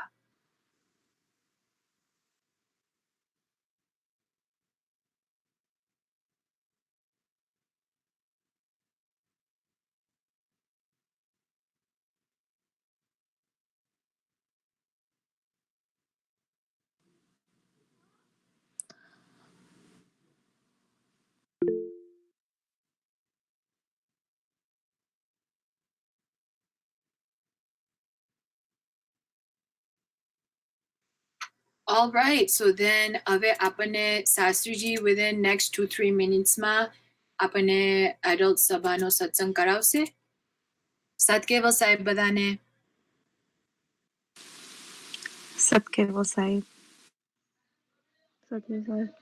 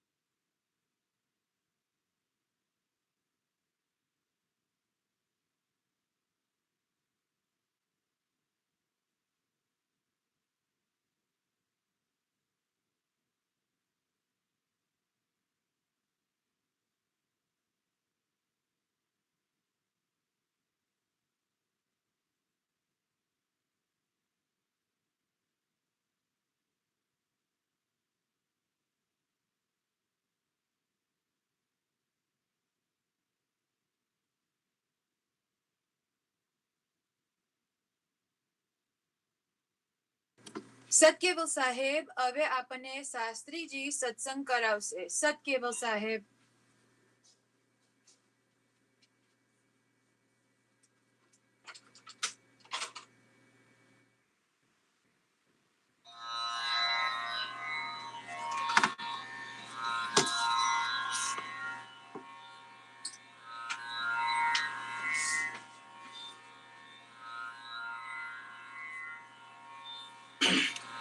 સતકેવલ સાહેબ, સતકેવલ સાહેબ, સતકેવલ સાહેબ. વિશ્વેશ્વરાજ્ઞા પ્રણતો ગૃહીત્વા ય આગત કો જનતારણાય દ્રવ્યો નિરૂપેણ દદાતિ બોધમ નમામિ દેવં કરુણાર્ણવંતમ. ગુરુર્બ્રહ્મા ગુરુર્વિષ્ણુ ગુરુર્દેવો મહેશ્વર ગુરુર્સાક્ષાત પરબ્રહ્મા તસ્મૈ શ્રી ગુરુવે નમઃ. તસ્મૈ શ્રી ગુરુવે નમઃ. સતકેવલ સાહેબ, આજે આપની સમક્ષ થોડા ટાઈમમાં પણ એક અદ્ભુત લોકવાર્તા જેમાં પ્રેમ, સમર્પણ, ત્યાગ અને સંસ્કૃતિ રહેલી છે એવી અમારી કચ્છની એક લોકકથા છે. જે લોકકથાને માટે એમ કહેવાય છે કે ઝવેરચંદ મેઘાણી અને દુલાભાઈ કાગે ગામડે ગામડે ફરી અને લોક સંસ્કૃતિને એકઠી કરી. અને લોક સંસ્કૃતિ એટલે સંસ્કાર, સમર્પણ, ત્યાગ, દાન અને શૂરવીરતાની એક કથા, જેનાથી સમાજમાં સારા વિચારો પ્રસરે, સારું બધું સંસ્કાર. એવી ઐતિહાસિક કથા છે અમારા કચ્છની, જેમાં દુહા છંદ પણ છે, થોડી ઘણી લઉં છું. તો એ કથા સમર્પણની છે, પ્રેમની છે, અને આ સત્ય ઘટના છે વર્ષો પહેલાની. તો કચ્છનો ઇતિહાસ કેવો છે એના વિશે. પણ રે જોને નેક ટેક ને ધર્મની નહિયા પાણે પાણે જવાત, પણ એવા સંતને સુરા નિપજાવતી. અરે રે અમારી ધરતી ની અમીરા. પણ રે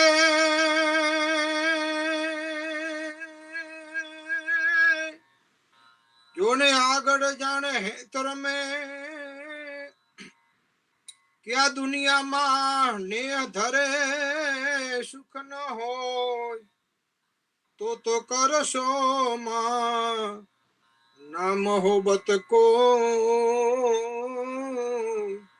એવા સાજ પડાવત સાંભળા.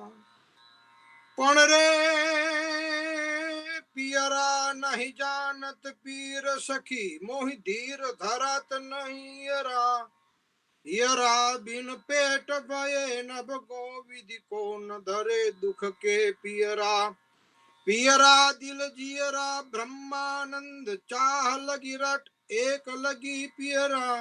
પિયરા પિયરા દિલ જીયરા બ્રહ્માનંદ ચાહ લગી એક જીયરા. પ્રેમની સમર્પણની અનેક ઘટનાઓ બની છે, જેમાં સૌરાષ્ટ્ર અને કચ્છની ધરતીને પાને પાને અમર વાતો લખી છે કચ્છમાં. અજબ તાકાતના જાતવદ અશ્વ ગજ અશ્વો કરવતે જ્યાં જેમનીની પીઠ કાપે અને આજ પણ ઊભા છે અડીખમ પાડિયા વાટ જે યુદ્ધની ગામ જાપે. અજબ તાકાતના જાતવંત અશ્વો ગજ કરવત જેમ જમીનની પીઠ કાપે અને આજ પણ ઊભા છે અડીખમ પાડિયા વાટ જો યુદ્ધની ગામ જાપે. શક્તિ દાતાર ને શૂર સંતો તણી કથે ઇતિહાસ અદ્ભુત કરણી ગુર્જરી માતને ખોડલે ખેલતી ધન્ય હો તને કચ્છ ધરણી.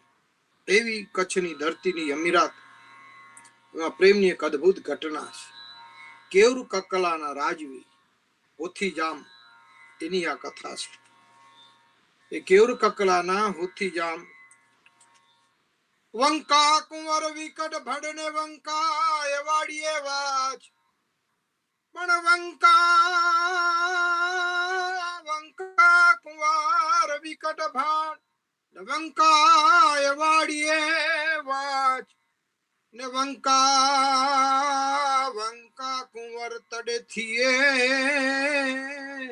અરે રે જો પાણી ન પીએ કચ્છ.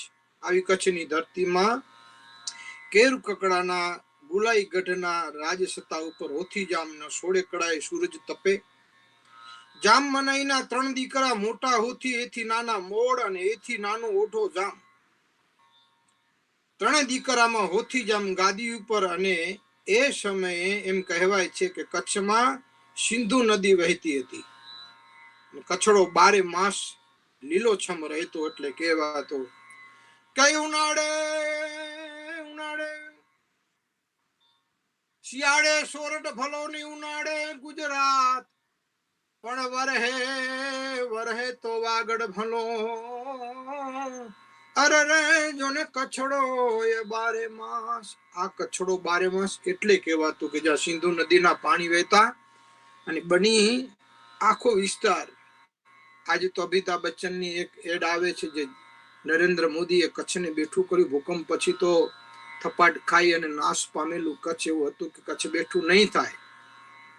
કારણ કે 8:42 ને 8:44 તો 25,000 માણસોના જીવ જતા રહેલા. ખાલી 2 મિનિટમાં 25,000 માણસોને જેને ખોડે હમાવી લીધા, ધરતીએ હમાવી લીધા અને આખું વેરાન વગડો થઈ ગયો. બિલ્ડિંગો મકાનો ધરાશયી થઈ ગયા.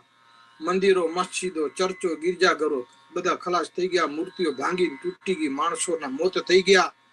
કે જાનવર મરી ગયા. અને એ સમયે એમ કહેવાય છે કે કચ્છ બેઠું થયું હતું નહીં. પરંતુ એ વખતે અટલ બિહારી વાજપેયીએ ફરી નરેન્દ્ર મોદીના હાથમાં ગુજરાતનું સુકાન સોંપીને એમને મુખ્યમંત્રી બનાવ્યા અને કચ્છનું સુકાન સોંપ્યું. અને એ ભડવીર એ રણવીરે કચ્છને બેઠું કર્યું. એ કચ્છ એટલે ગુજરાતનો સરહદનો સીમાડો. કચ્છ એટલે ભારતનો સીમાડો છે. સાહેબ સંત્રી છે, સૈનિકનું કામ કરે છે.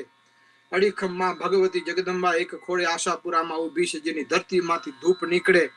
આજે ધૂળ લઈ અને તમે અગ્નિમાં નાખો તો ધૂપની જેની સુવાસ આવે. ભુજિયો ડુંગર એ ભગવાન દત્તાત્રેય કાળા ડુંગર ઉપર બિરાજમાન છે. આજે પણ સૈનિક બની અને એ દુશ્મન પાકિસ્તાન દુશ્મન દેશની સામે અડીખમ ઊભા છે આપણા સૈનિકો. અને કચ્છની પ્રજા પણ અડીખમ ઊભી છે. તો કાશ્મીરમાં સૈનિકોની ઉપર તો કેટલા પથ્થરબાજો થાય, કેટલા ગોળીબાર થાય, પણ કચ્છની એ ધરતી, કચ્છની એ તાકાત, કચ્છના એ માળું એવા 6 લાખ માળું છે કે જ્યાં દુશ્મન દેશ પગ નથી મૂકી શકતો. અને આજે ગુજરાત જો સલામત હોય અને ભારત દેશ જો સલામત હોય તો એ કચ્છને કાંઠે, કચ્છની અંદર રહેતા એ કચ્છના માનવો જે દેશભૂમિ માટે, દેશને માટે, ધરતીને માટે જે પ્રેમ કરી રહ્યા છે, ત્યાગ માટે. એવા કેર કકડાના ગુલાઈ ગઢના રાજસત્તા પર હોથી નામના એ રાજા રાજ કરે. 3 દીકરા હોથી જામ ગાદી ઉપર.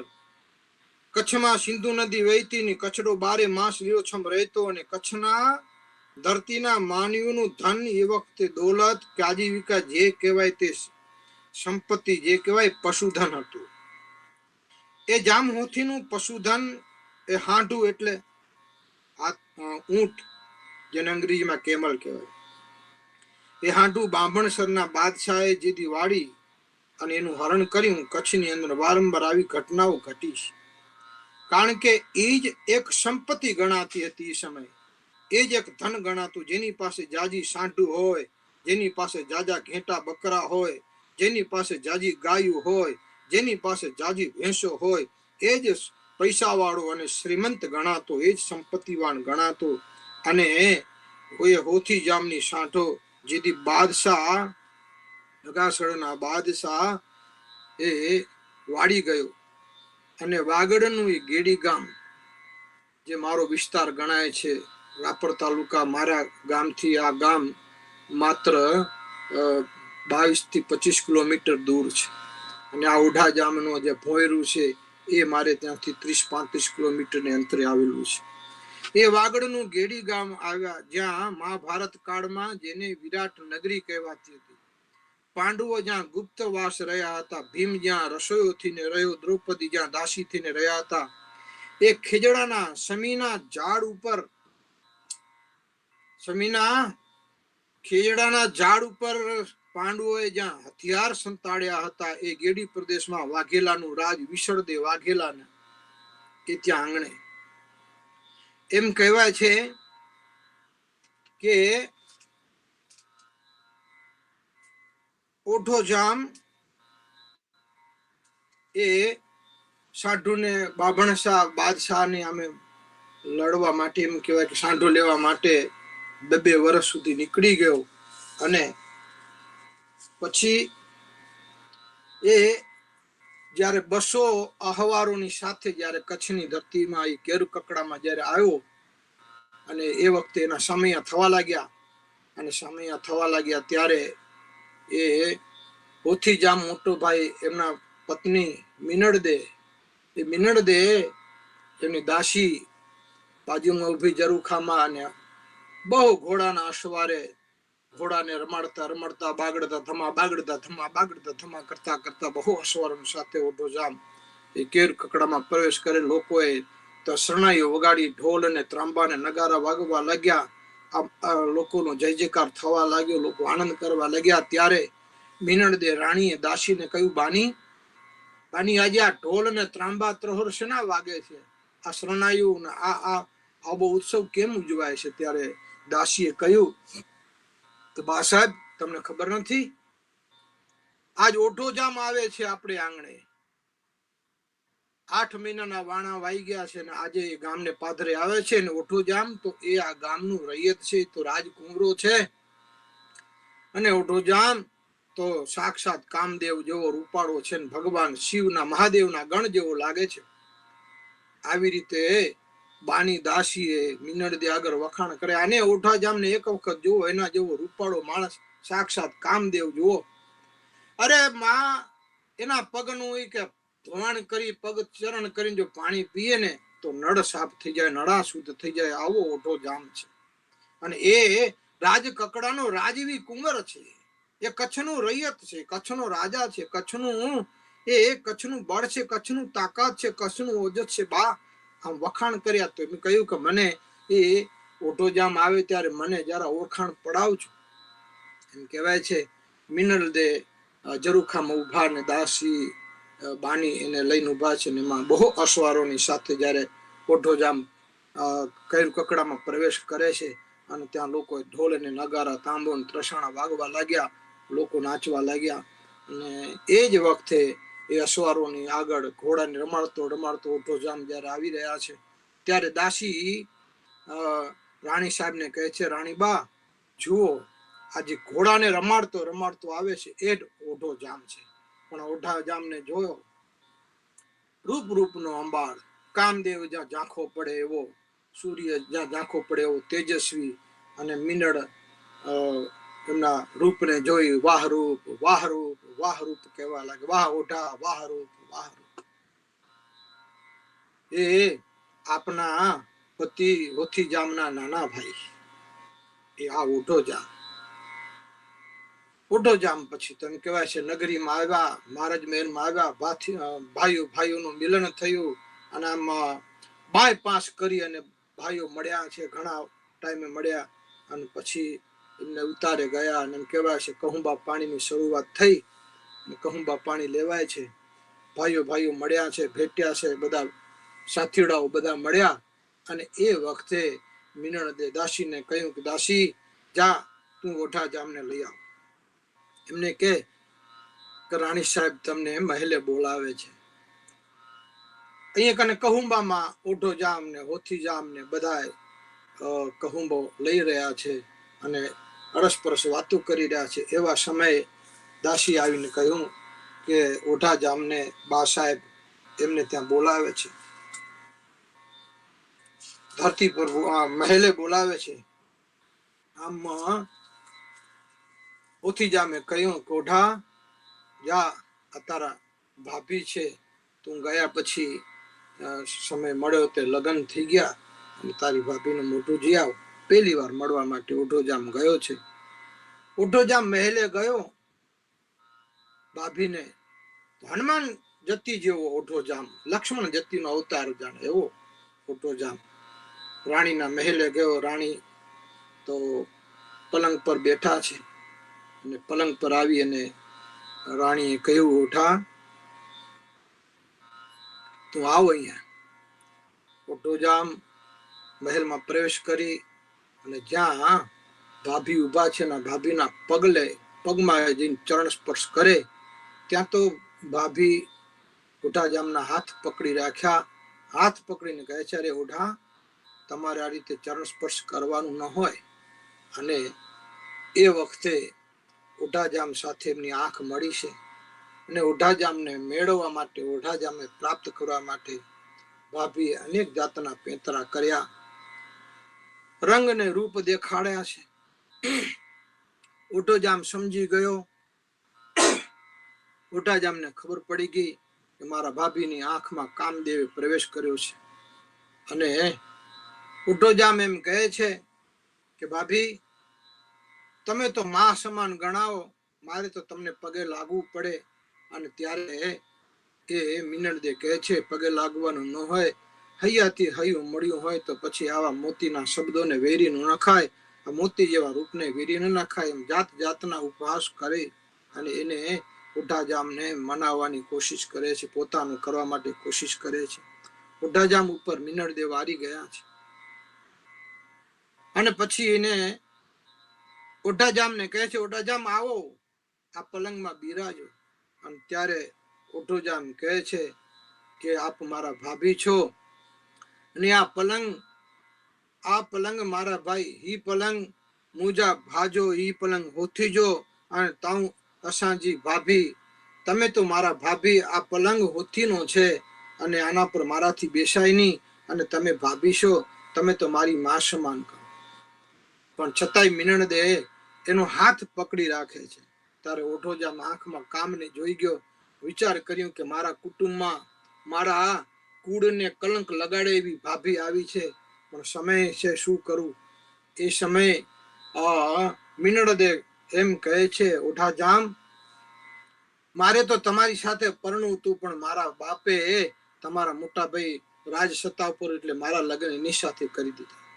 આમ ઓઢોજામ મિનળદેને કહે છે કે ભાભી, તમે માં સમાન ગણાવો અને આ પલંગ મારા મોટા ભાઈનો છે.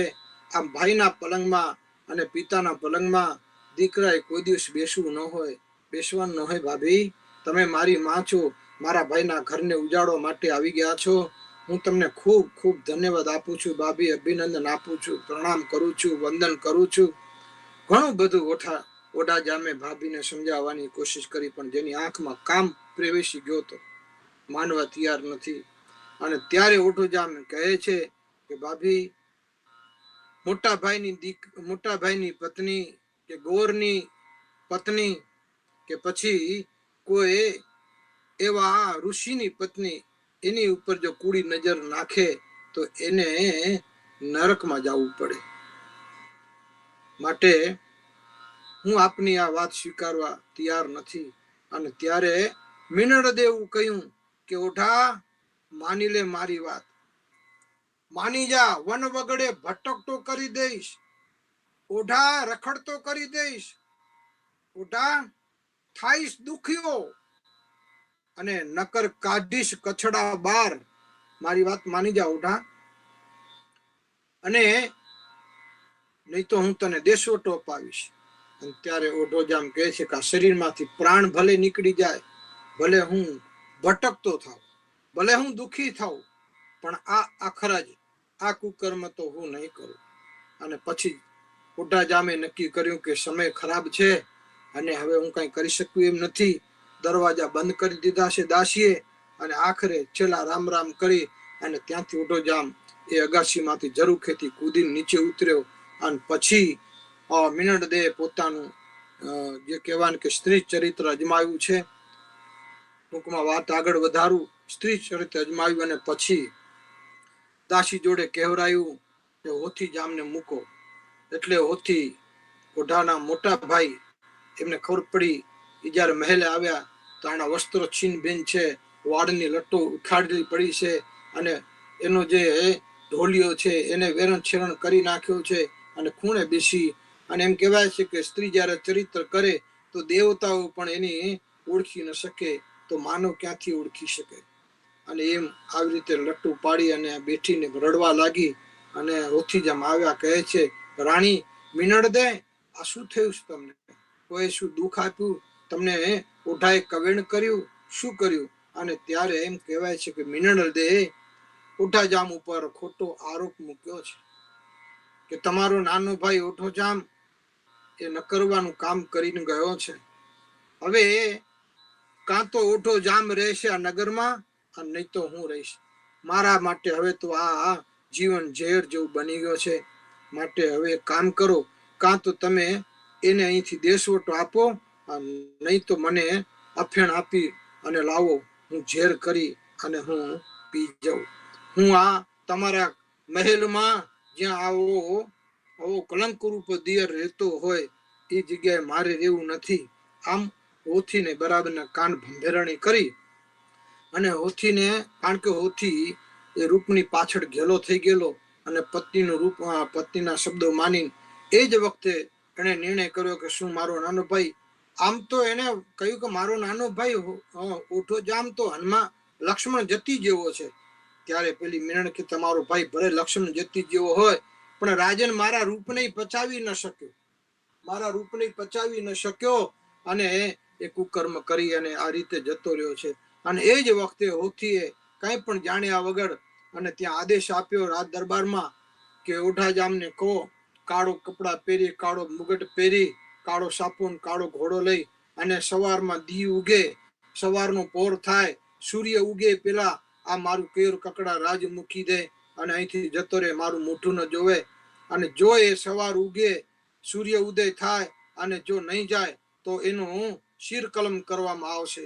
આ બાજુ ઓઢાજામને સમાચાર મળ્યા. ઓઢાજામને કહ્યું કે ઓઢાજામ તમને દેશવટો આપ્યો છે.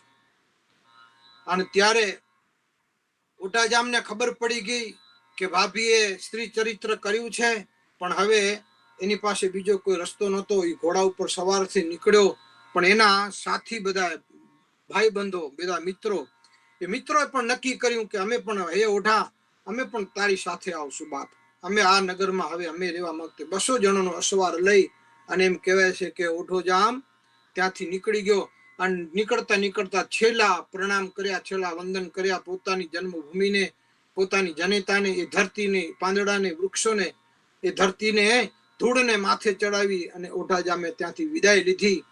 એ 200 જણાના અસવારોને લઈ અને જંગલ ખૂદતો એમ કહેવાય છે વાગડના એ ગેડી વિસ્તારમાં જ્યાંના મામાનું ઘર છે, કહે છે ભાઈ બંધો હવે આપણે ક્યાં જાશું, ક્યાં વિહામો લેશું. અને એમ કહેવાય છે કે જતા એની પાસે એક ભેંસ હતી. એ ભેંસ એને એક ચારણે કહ્યું કે ઓઢા જામ હવે તો તમે નગર મૂકીને જાઓ છો બાપ, કંઈક આપતો જા, કંઈક દેતો જા. ત્યારે એની પાસે એક ભેંસ હતી, એ ભેંસ એને ચારણ ગઢવીને આપેલી અને ત્યાંથી નીકળી ગયો. અને પછી કહ્યું કે મામાના દીકરા વિહળ દે, જે ગામ ગેડી, જે ગેડી ગામમાં જે વિહળદેનું વાઘેલા વિહળદેનું રાજ હતું, ત્યાં મામાને ઘરે આવ્યા. મામાને ખબર છે ઓઢા જામને દેશવટો મળ્યો છે, એને આશરો આપ્યો છે, અને આશરો આપીને એને ઉતારો આપ્યો, રાખ્યો છે. પણ વિશળદે વાઘેલા જયારે જમવા બેઠા ને ઓઢાને કે ઓઢા તું પણ બેસ જમવા. એમ કહેવાય છે કે વિશળદે જયારે જમવા બેસે ત્યારે બાજુમાં એક વાટકી રાખીને એમાંથી ચપટી ધૂળ લઈ પેલા થાળીમાં મૂકે અને પછી ભોજન કરે. આવી રીતે ભોજન કરતો જોયો, ઊંડો નિહાકો નાખ્યો એટલે ઓઢાજામે તરત જ કીધું, વિહળદે બાપ, આ થાળીમાં ધાનને બદલે ધૂળ નાખીને કેમ ખાશો? અને ત્યારે વિહળદે કહ્યું કે ઓઢાજામ, બાપ ઓઢા, તને વાત કેવા જેવી નથી કે અરે અમે તારે આંગણે આવ્યા છીએ, તારે આશરે બેઠા છીએ, તારો રોટલો ખાય છે, અને જો તમને ન કે તને શું વેર છે કોઈથી? રાત્રે પછી સૂતા તો રાત્રે પણ એને ઊંઘ ના આવે, રાત્રે પણ નિહાકા નાખે ત્યારે ફરી ઓઢાજામે જાગીને કહ્યું, અરે ભાઈ વિસળદે, તમને શું તકલીફ છે? કવિ એમ કહે છે 3 જણાને રાત્રિની નિંદ્રા ના આવે. એવા 3 વ્યક્તિઓને નિંદ્રા ના આવે. એક, જેની માથે માથા જેટલા માથાના વાળ છે એટલું લેણું થઈ ગયું હોય એ ન સૂઈ શકે, અને જેની માથે શત્રુ જ્યારે રમતો હોય અને શત્રુની ઘાત હોય એ માણસ શાંતિથી ઊંઘી ન શકે. અને ત્રીજો, જે પ્રીતમ વિરહમાં હોય, પિયાની વિરહમાં હોય, એને પ્રીતમનો કોઈક પ્રેમનો વિરહ હોય, એની વેદના હોય, એનો વિયોગ હોય, આ 3 જણા કવિ એમ કહે છે કે શાંતિથી સૂઈ ન શકે.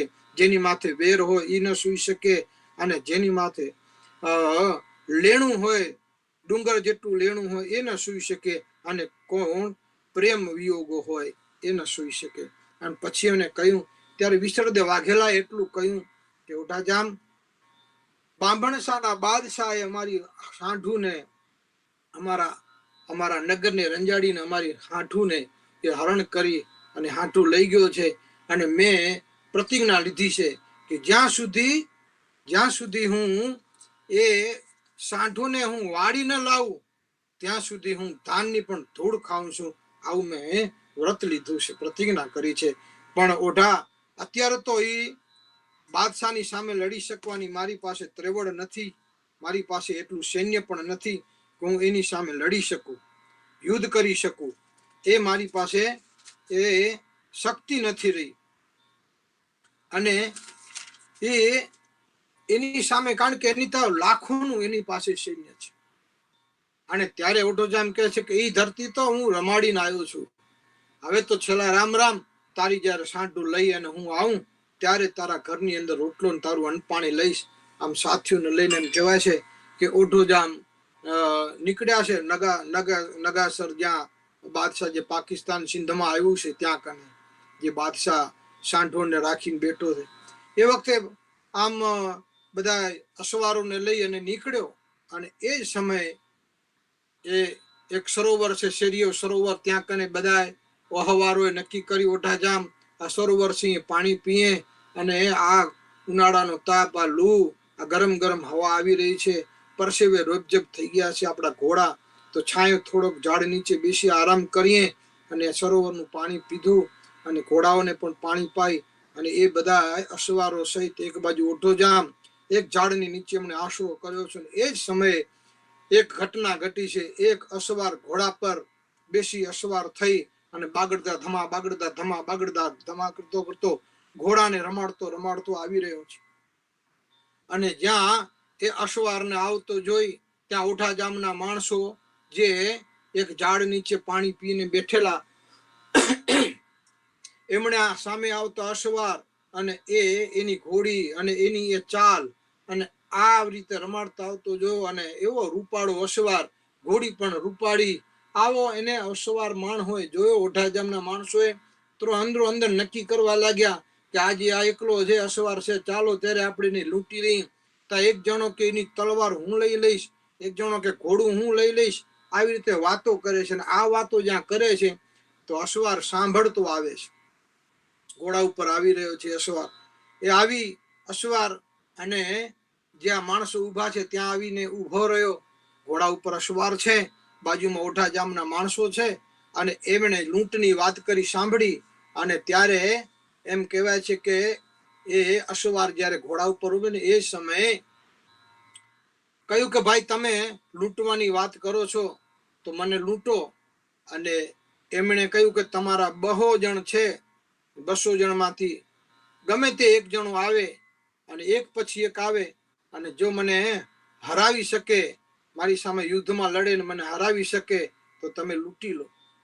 ત્યાં તો અસવારો વાતું કરી રહ્યા છે. એ જ સમયે એમ કહેવાય છે ઘોડા ઉપર બેઠેલા અસવારે બાજુમાં જે ઘોડી હતી, જેમ એક વેપારી આમ હાથેથી ત્રાજવું ઊંચું લે, ત્રાજવું તોડે, અને એ જ સમયે અસવારે પોતાના ઘોડા ઉપર બેઠા બેઠા એક હાથથી ઘોડાને ઊંચું કર્યું અને આમ ત્રાજવામાં જેમ વેપારી ત્રાજવું તોલે એમ તોલી ઘોડાને ઊંચું કર્યું, મૂકી દીધું. અને ઓઠા જામે જોયું, વાહ રૂપ, વાહ તાકાત, વાહ બળ, વાહ બળ, આમ એના વખાણ કરવા લાગ્યો.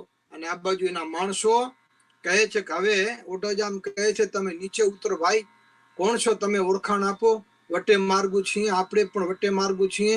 હવે તમે તો કે ના, અસવાર ઘોડામાંથી તો એમ નીચે ન ઉતરાય. એમ કરી અને એમણે કહ્યું કે આમણે તો લૂંટવાની વાત કરી છે, જો ન લૂંટે તો એક કામ કરો કે તો જ હું નીચે ઉતરું. એમ કરી ખંભા ઉપર જે ધનુષ હતું એની અંદર બાણ ચડાવી, કાન સુધી પણછ ખેંચી અને ઠે ઠે ઠે કરીને સામે ખેજડાના ઝાડમાં ઠબકાર્યું.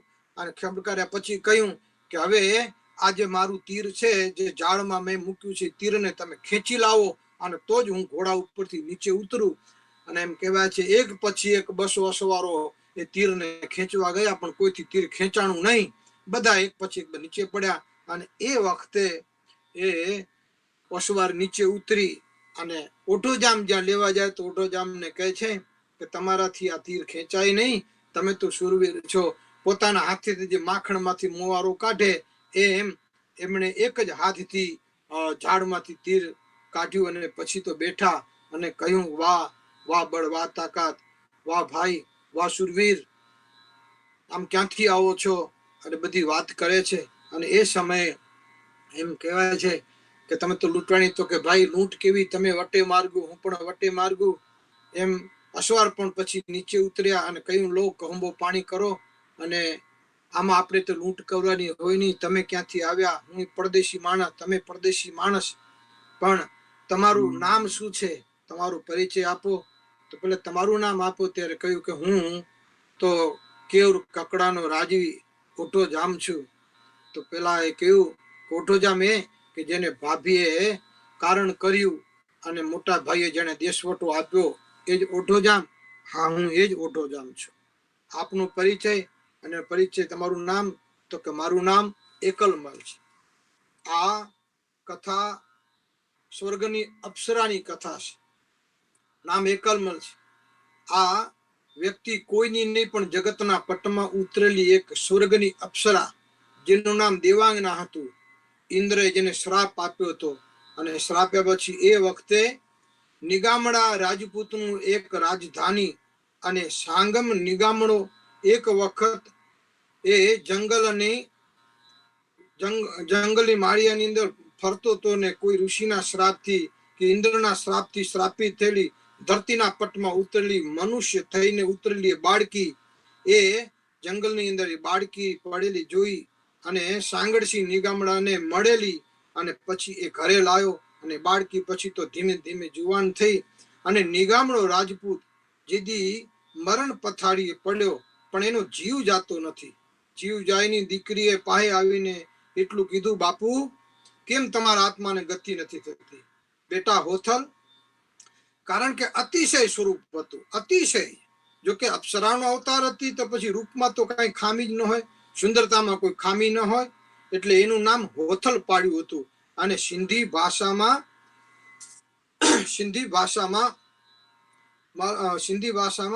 હોથલનો અર્થ થાય છે અતિ સુંદર. જે અતિ સુંદર હોય એને હોથલ કહેવાય, અતિ સુંદર હોય એને હોથલ કહેવામાં આવે છે. આ દીકરી અતિશય સુંદર હતી એટલે એનું નામ હોથલ પાડ્યું હતું. અને બાપની મરણ વખતે એમણે વચન આપ્યું, હાથમાં જળ લીધું અને તેથી બાપે એમ કીધું કે બાપ, દીકરી બેટા મારી ગતિ નથી થતી, મારો જીવ ગળામાં આવીને અટકે છે. કારણ કે બાંભણશાના બાદશાહે આપણા નગરને રંજાડી અને આપણી હાંઢુનું અપહરણ કરી ગયો. એ હરણ કરીને લઈ ગયો છે. હાંઢું જ્યાંથી પાછી ન લાવું ત્યાં સુધી મારા જીવને ગતિ કેમ થાય? મારું એ કામ અધૂરું રહી ગયું છે બાપ, એટલે મારો જીવ જાતો નથી. એ વખતે એમ કહેવાય છે કે દીકરી હાથમાં જળ લઈ પિતાના મુખમાં પાણી મૂક્યું અને કીધું, તું બાપ, હું તને વચન દઉં છું કે તારું ધન તારી સાંઢો અને હું પાછી લઈ આવીશ અને જ્યાં સુધી સાંઢો પાછી લઈ ના આવું ત્યાં સુધી પુરુષનો વેશ ધારણ કરીશ. ક્યારે સ્ત્રીના કપડા નહીં પહેરું, પુરુષનો વેશ ધારણ કરીશ, ઉતારીશ નહીં, છાતીથી બખ્તર ઉતારીશ નહીં, માથેથી ફાગ ઉતારીશ નહીં, અને રાતે હું કોઈ દિવસ સુખેથી ઊંઘ નહીં લઉં, સુઈશ નહીં. આવી પ્રતિજ્ઞા લઈ અને એ દીકરીએ હોથલે બાપના મુખમાં આમ જ્યાં પાણી મૂક્યું અને જેવું પાણી મૂક્યું એવી બાપની ગતિ થઈ ગઈ અને બાપ એ જ વખતે મૃત્યુ પામ્યો. અને પછી કહેવાય છે કે એ હોથલે પુરુષના કપડા પહેરીને પછી તો એ બાંભણિયા બાદશાહની સામે પડી છે અને એ ઘોડા પર સવાર થઈને આજ નીકળી અને આજે એને ઓઢાજામ સાથે એમનો મેળાપ થયો. ઓઢાજામ ને બંને જણા મળ્યા છે અને મળ્યા પછી એમણે વાત કરી છે કે તમે આમ જાઓ છો શેના માટે? એકલમલ ને કહ્યું તમારું નામ એકલમલ, તમે તો કે મારા બાપને મેં વચન આપ્યું છે અને હું આમ સિંધમાં બાંભણિયા બાદશાહ જે સરપારકરમાં રહે છે એની આ જઈને મારા બાપની હાંઢોને પાછી લેવા મારા બાપને આપેલું વચન પૂરું કરવા જવું છે. તો ઓઢોજામ કહે છે મિત્ર ભાઈબંધ તમારી મારી પ્રતિજ્ઞા એક છે, હું પણ એ બાજુ જાઉં છું, તમારું મારું બેનું કામ એક છે. તો પછી આપણે હારે લઈ અને કામ કરીએ અને એ સાંઢું જીતીએ, બાંભણિયા બાદશાહના લશ્કરને હરાવી અને પછી તેમ કહેવાય છે કે એકબીજાને મળ્યા તમ ભવની જાણે મિત્રતા હોય એવો ગાઢ પ્રેમ બંધાણો છે એકલમલને ઓઢાજામ પ્રત્યે અને ઓઢાજામને એકલમલ પ્રત્યે. અને આમ એવી ભવની કોઈક પ્રીત હોય, ભવનો કોઈક ભાઈબંધ હોય, એવી પ્રીત બંધાણી અંતરના ઊંડાણમાંથી એકબીજાને પ્રેમ વહેવા લાગ્યો. એમ લાગે કે સાત ભાવની ઓળખાણ હોય એવું એકબીજા પછી તો મળે, એકબીજા વાતો ચીતો કરે, એકબીજા બાહુ પાંચ કરી મળે અને મસ્કરી કરે અને પછી બધા અહવાના હાથે એમ કહેવાય છે બાંભણિયા બાદશાહને સામે યુદ્ધ કરવા માટે નીકળ્યા. અને જ્યારે યુદ્ધ કરવા નીકળ્યા અને જ્યારે બાંભણ સાહેબ ત્યારે ઓઢાજામને એકલમલ કહે છે કે આપણે યુદ્ધ તો કરીએ પણ આપણી એક શરત. શું શરત? ઓઢોજામ કે ભાઈબંધ તું જે કઈ શરત મને મંજૂર છે.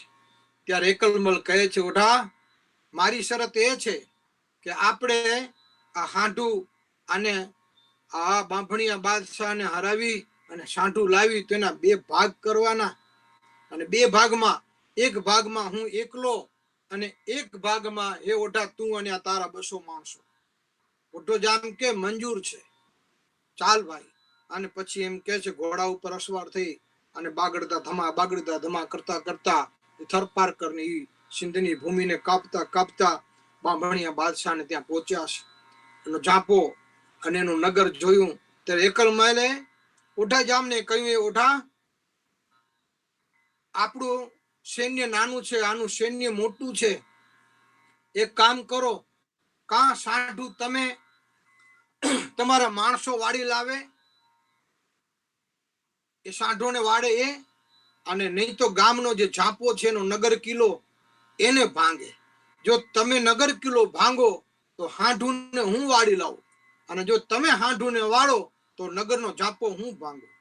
આમ 2 જણા નક્કી કર્યું. ત્યારે ઓઢાજામના માણસોએ નક્કી કર્યું કે આ ઝાંપો ભાંગવો, કિલ્લો ભાંગવો એ તો બહુ અઘરું છે, આપણે હાંઢોને વારી લઈ કે અમે હાંઢો વારી. એકલમલ કે ભલે.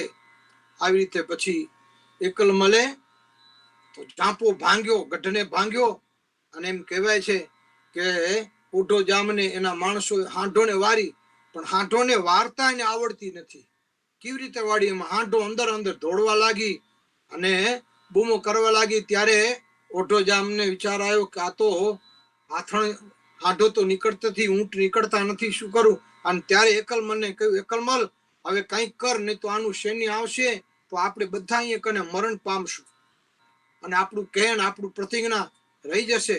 અને એ વખતે એકલમલે કહ્યું કે ઓઢા તારા માણસોને જો આ હાંઢું વાર્તા ના આવડતી હોય તો એને હાંઢું વાળવાનું કેવું શા માટે જોઈ? અને આમ જ્યાં વાત કરે ત્યાં ઘોડા ઉપર બેઠા એક ભાલો હાંઢની ઉપર મૂક્યો તો લોહીની ધાર થઈ, પોતાની પછેડી હતી એ સાંઢના લોહી વાળી કરી અને પછી ઘોડા ઉપર બેઠા બેઠા એ લોહીવાળી હાંઢોની પછેડી, લોહીવાળી પછેડી કરી હાંઢોના લોહીની, અને એક એક હાંઢોને આમ હુંગાડતો ગયો. અને હાંઢોનો નિયમ છે પોતાનું લોહી સૂંઘે, અને લોહી સૂંઘે એમાં જે હાંઢ જે બાજુ ભાગે ઈ બાજુ ભાગે. આ હાંઢ વારવાનો નિયમ છે જૂનો. આમ લોહી પછેડીથી સૂંઘાડ્યું અને પછી હાંઢોને લારે કરી ઘોડાની પાછળ જેમ એની પછેડી એની પાછળ હાંઢ એક પછી એક એવી કેમ હજારો હાંઢોને લઈ અને એકલમલ નીકળી ગયો. ને પછી જંગલ બાજુમાં આવ્યા અને એ વખતે જે ઠેકાણું કર્યું ત્યાં કને ઉઠાજામને એમને કહ્યું કે ઉઠા, હવે એક કામ કરો, આનું સૈન્ય આવે છે, બાદશાહ આવે છે, સામ સામે પડકાર થયા છે સૈન્યને લઈને, તો તમે કા લશ્કરને રોકો બાદશાહની, અથવા તો હાંઢોને લઈ જાઉં હું, અથવા તમે રોકો. ત્યારે એમ કહેવાય છે ઉઠાજામના માણસો નક્કી કર્યું કે આપણે લશ્કરની સામે લડવું એના કરતા હાંઢોને લઈને જવું એ સારું.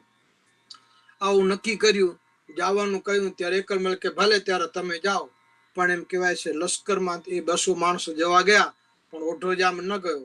અને ત્યારે એકલમલ કે ઉઠા, કેમ તમે નથી જતા? ત્યારે ઓઢો કહે છે તારા જેવો ભાઈબંધ મળ્યો હોય અને ભાઈબંધને આમ મોતના મુખમાં એકલું મૂકીને જાવ તો મારું ક્ષત્રિય પણ રાજે, મારું રાજપૂત પણ રાજે. તું તો મારો ભાઈબંધ છો, મારો ભવે ભવનો ભાઈબંધ છો, અને હવે તો જીવશું સાથે અને મરશું સાથે. આજે તો જ્યાં સુધી લશ્કર આવે અને જ્યાં એમ કહેવાય છે કે રાજપૂતની અંદર શેરતાનો સૂર ન જાગે ત્યાં સુધી રાજપૂત લડે નહીં.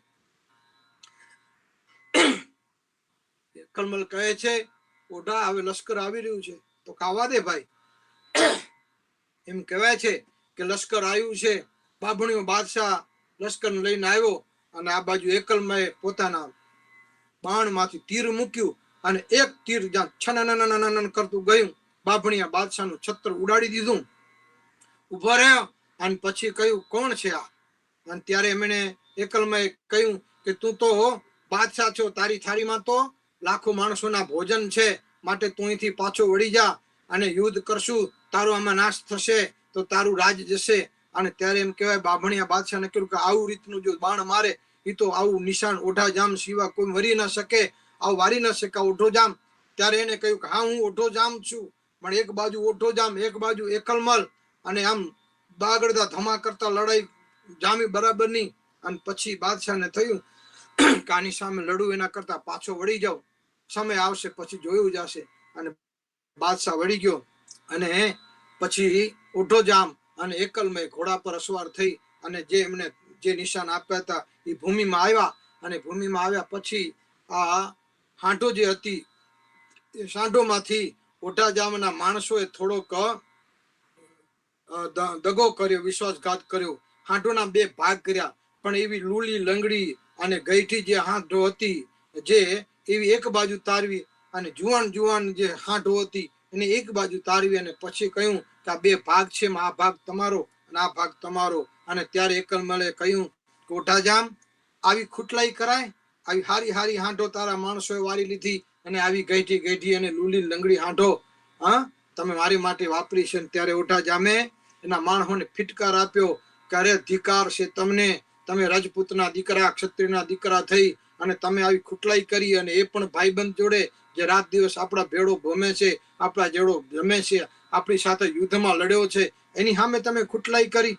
અને પછી એમ કહેવાય છે ઓઢા જામે આંધોને ભેગી કરી અને એના સરખા ભાગ કરી. અને પછી એકલમલને કહ્યું એકલમલ આમાં તને જે ગમે એ ભાગ પેલા તારો અને પછી મારો. અને પછી એકલમલ રાજી થઈ ગયો.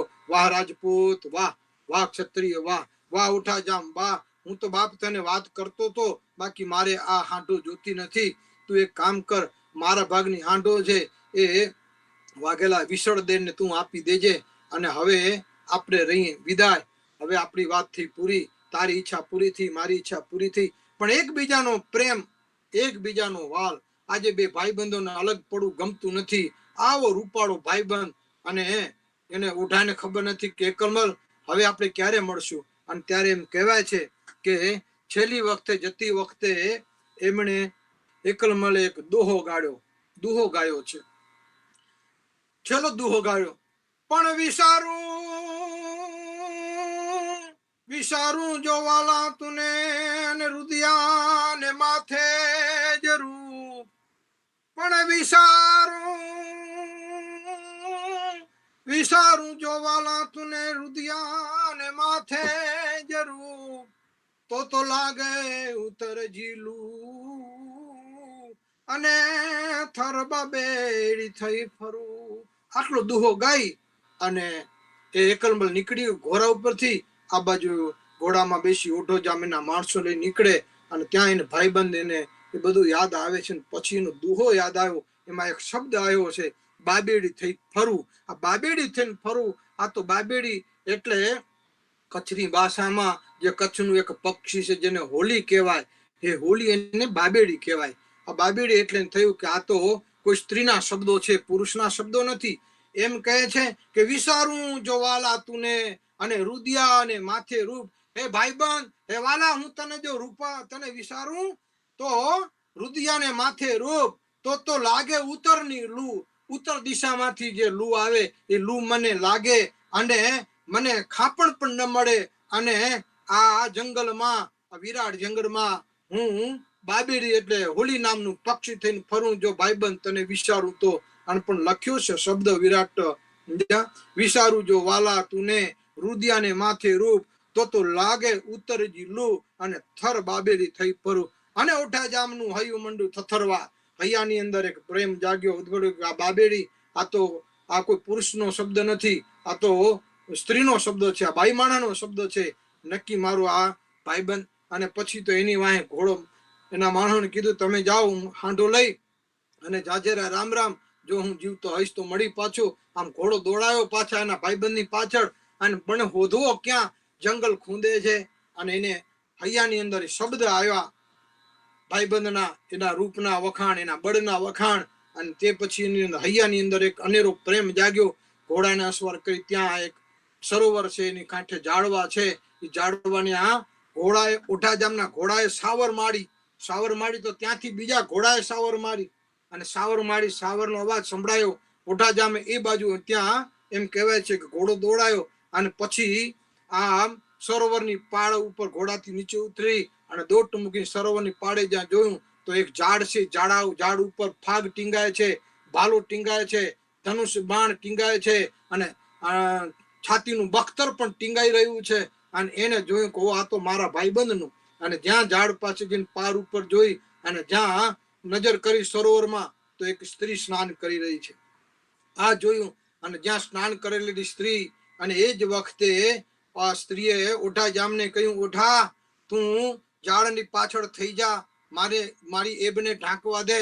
હું એકલમલ નહીં, પણ મારું નામ પદમણી છે, મારું નામ હોથલ પદમણી છે. હું સ્વર્ગની અપ્સરા છું. આ ધરતી પર માણસના રૂપમાં આવી છું, મનુષ્યના રૂપમાં આવી છું. માટે મારી એબને ઢાંકવા દે અને તું તારા શરીરને અને તારા ઘોડાને ઝાડની પછવાડે લઈ જા. અને એમ કહેવાય છે ઓઠો જામ ઝાડની પાછળ જતો રહ્યો, ઘોડાને પણ લઈ ગયો. અને પછી અપ્સરા એટલે હોથલ પદમણી જે સરોવરમાં સ્નાન કરતા હતા, રૂપનો માળ, એ બારે નીકળ્યા. પોતાના શરીરને એમ કહેવાય છે કે વસ્ત્રથી ઢાંક્યું. અને પછી ઓઠો જામ અને હોથલ પદમણી મળ્યા છે. અને પછી એમને વાતો કરી કે અરે આ, પછી એમને બધી હકીકત કરી, બધી વાત કરી કે હું મારા બાપને વચન આપવા માટે મેં પુરુષનો વેશ ધારણ કર્યો હતો. પણ હવે એકબીજા સાથે પ્રેમ થયો, એકબીજાની લાગણી, એકબીજાના પ્રેમ એમ કહેવાય છે કે પછી એમણે કહ્યું કે પછી લગ્નનો પ્રસ્તાવ કર્યો છે. અને લગ્ન કરવાની વાત કરી ત્યારે હોથલ પદમણીએ કહ્યું કે ઓઢાજામ, મારી સાથે લગ્ન કરવા સહેલા નથી. લગ્ન કરવાનું એક મોટું તપ છે, મોટી.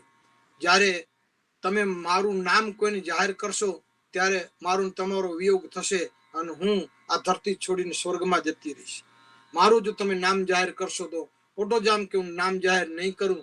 અને બીજી મારી પ્રતિજ્ઞા આજે પણ પૂરી થઈ રહી છે કે ઓટાજામ, મેં બીજી પ્રતિજ્ઞા લીધી હતી કે જેનામાં હું પૂરેપૂરું છાત્રત્વ જોઈશ, છાત્રત્વ ધર્મ જ્યારે જોઈશ એની સાથે હું પરણીશ. આજે ઓટાજામ મને તમારામાં એક છાત્રત્વ દેખાય છે.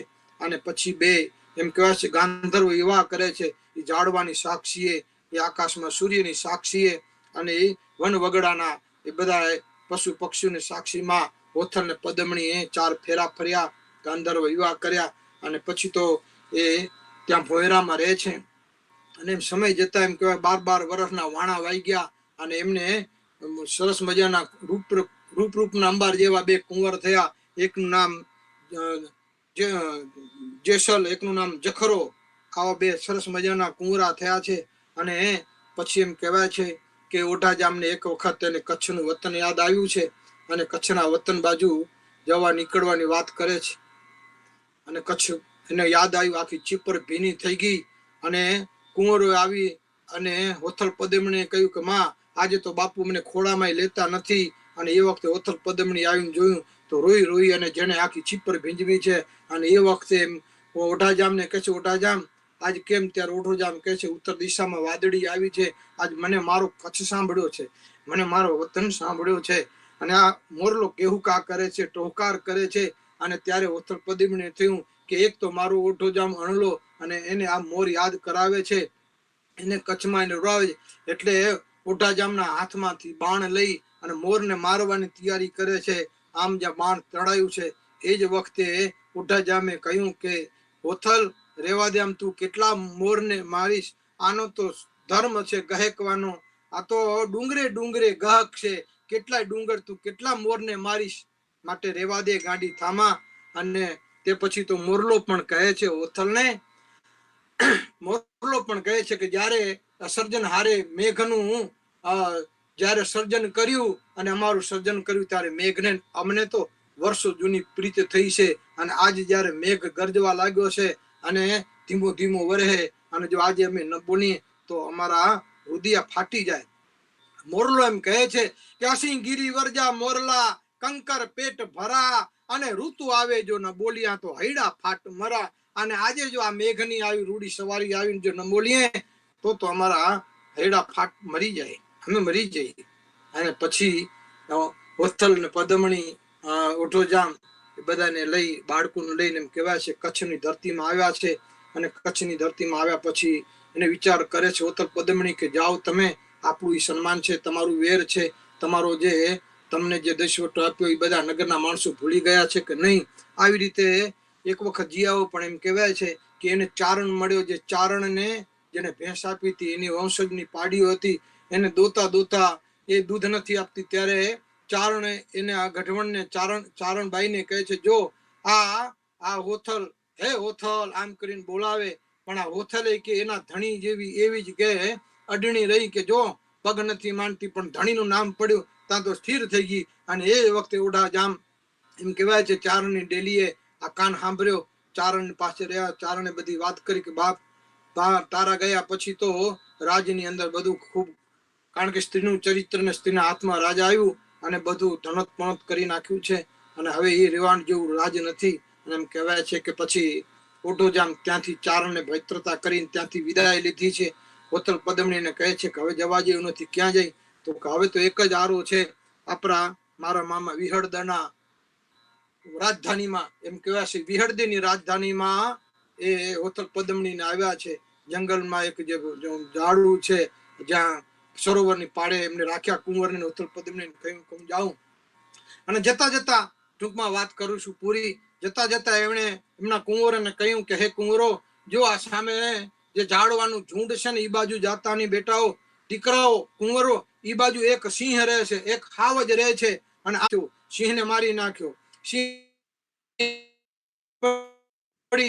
વાઘેલાના રાજમાં ખબર પડી અને એમને તરત માણસો મૂક્યા કે કોઈ રાજકુંવરો છે, એ રાજકુંવરે સિંહને, જેને કોઈ મારી નથી શકતું, સિંહને એમણે હાવજને માર્યો. આમ કરી એનું સન્માન કરવું, સન્માન કરવા માટે બોલાવ્યા. આ બાજુ હોથલ પદમણી એકલા છે, આ બાજુ ઓઢોજામ આવ્યા છે. એમાં બે કુંવરો આવ્યા અને બે કુંવરો એનું સન્માન કર્યું. અને ત્યારે વિસળદે વાઘેલાના રાજધાનીમાં બધા સેનાપતિઓ બધું એ બધા એમ કહે છે કે હે ઓઢાજામ, આવા સરસ મજાના રૂપકડા આવા કુંવર અને આવા બળવાન છોકરાઓ, પણ આ છોકરાનું મોહાર ક્યાં?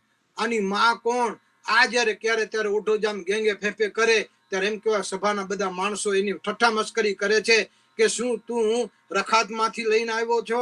તો સાચું બોલ. અને ત્યારે દીકરાઓએ એના ઓઢાજામને કહ્યું, બાપુ, અમારું મોહાડ કહ્યું, અમારી માનું નામ લો, અને અમે કાંઈ રખાતના દીકરા નથી. અને એવું નહીં કહો તો અમે આ છરી છે ને અમારા પેટમાં હલાવી દેશું. એક બાજુ બે કુંવરો છે, એમણે નક્કી કર્યું કે બાપ, જો નામ ના આપવું હોય તો અમારા ખંભા ઉપર, અમારા ગળા ઉપર તલવાર મૂકી દો. નહીં તો અમારા મોસાળનું નામ આપો, અમે ક્યાંથી આવ્યા છીએ, અમારું મોસાળ કોણ, અમારી માં કોણ.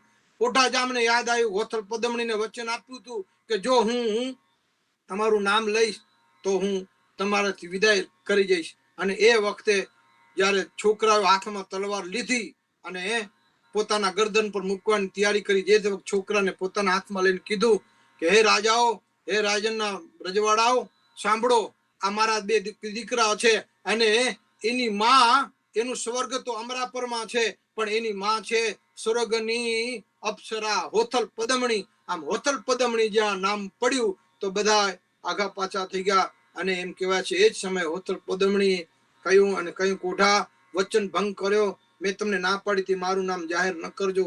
અને એ જ વખતે એમ કહેવાય છે કે હોથલ પદમણી વીજળીનો ચમકારો થાય એમ ત્યાંથી વિદાય થઈ ગઈ. અને પછી ઓટોજામ નગરમાંથી ભાગી અને અહીંયા આવ્યો સરોવરની પાડે. હોથલ પદમ હોથલ હોથલ કરે છે, ભોયરામાં જોયું, બધે જોયું, અને પછી ક્યાંય હોથલ મળતી નથી. પણ એમ કહેવાય છે ઇતિહાસમાં એક પાના ઉપર લખતા ગયા હોથલ પદમણી કે હવે મળશું જ્યારે છોકરાના તમે લગ્ન કરશો, અને લગ્ન કરશો ત્યારે હું એને પૂંખવા માટે આવીશ. અને પછી હોથલ વગર એ ઓટોજામ રહી નથી શકતા. અને એમણે નાની ઉંમરમાં પછી છોકરાઓને પરણાવ્યા, અને છોકરાને પરણાવ્યા ત્યારે હોથલ એમને પૂંખવા માટે આવ્યા છે સ્વર્ગમાંથી. જે ઇન્દ્ર એમને શ્રાપ આપ્યો હતો એ આવી અને પૂંખે છે. એમાં દીકરાની ઓવેને એમના જે પરણેતર હતા એમણે કહી રાખ્યું હતું કે આનો તમે છેડો પકડજો, અને છેડો પકડો ત્યારે માંગજો. એ કહેશે તમને માંગવાનું ત્યારે માંગવાનું કે તમે અમારી સાથે રહો. આવી રીતે માંગણી કરે છે. એમાં કહે છે હું તમને હાર આપી દઉં, આ આપી દઉં. પણ એમાં નનકા છોકરાને એમ જ કહે છે કે ના બા, તમે અમારી સાથે રહો. ત્યારે એમ કહે છે હું મૃત્યુલોકનું માણસ નથી, સ્વર્ગનું માણસ છું, છાયા રૂપ લઈને આવ્યું છું. અને પછી આખરે એમ કહેવાય છે કે પ્રેમની જીત થઈ છે, અને સ્વર્ગના દેવ ઇન્દ્રની હાર થઈ, અને પછી એ છાયા રૂપ મટી એને મેન સ્વરૂપમાં રહે છે. અને આ રીતની આ કથાને અહીં હું પૂર્ણ કરું છું. કથા તો થોડીક લાંબી છે, પરંતુ આ છે પ્રેમની કથા, આ છે વતનની કથા, અને આ છે સમર્પણની કથા, આ છે ત્યાગની કથા. આ છે એટલે આ કછડો ખેલે ખલક મેં જ્યુમ મગર મચ્છ મેં. આ તો કચ્છ પાણે પાણે જેના ઇતિહાસ છે એવો કચ્છ છે. અને આ વાતને પરિપૂર્ણ કરું. 5 મિનિટનું આપની વધારે લઈ ગયો છું. શ્રીમદ કરુણા સાગર મહારાજ કી જય, કૈવલ ધામ કી જય, શ્રી અવિચરદાસજી મહારાજ કી જય. સત્ય વસાય.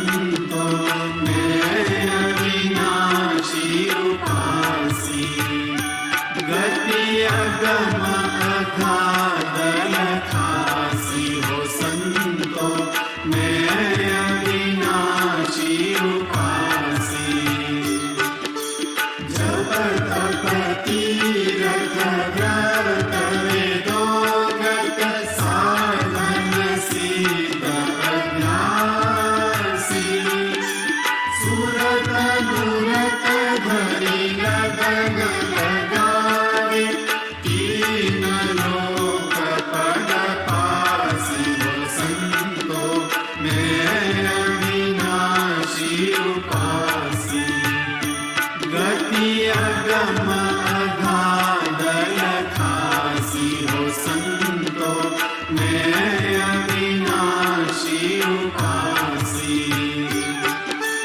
दश अवतार धरे धरणी पर वे माही अमल जमासी नाम रहे रूप रहे न पावे अंत काल गए नासी हो संतो मैं अविनाशी उपासी गति अगम अगाध लखासी हो संतो मैं अविनाशी उपासी पृथ्वी तेज पवन नभ पाणी अति परलंक विलासी चौदह लोक है उनकी भीतर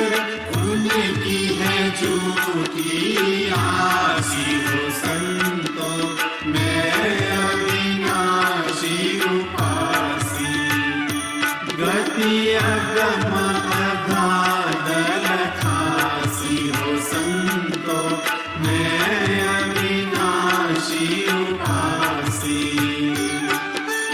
हाड़ मांस रग लोहन चर्म ये सिन देह हमासी सोहंग साहिब नाम हमेरा निज कैवल पदवासी हो संतो मैं अविनाशी उपासी गति अगम अगाध लखासी हो संतो मैं अविनाशी उपासी ब्रह्मा विष्णु महेश्वर देवा जेने सृष्टि प्रकाशी महामाया का एक दिवस में अनेक बेर मर जासी हो संतो मैं अविनाशी उपासी गति अगम अगाध लखासी हो संतो मैं अविनाशी उपासी बीते कल्प रहे शक्ति गण ज्योत में जाई मिलासी ये से कल्प रहे सत ज्योति ब्रह्म में जाई मिलासी हो संतो मैं अविनाशी उपासी गति अगम अगाध लखासी हो संतो मैं अविनाशी उपासी ब्रह्म चिदानंद आनंद सिंधु जिनु कैवल परकासी ऊर्ध्व च सृष्टि सब फोरत समता सकल समासी हो संतो मैं अविनाशी उपासी गति अगम अगाध लखासी हो संतो मैं अविनाशी उपासी आदौ औष वंश हम जाके अवध काल नहीं खासी निज घर सुरत जाई मम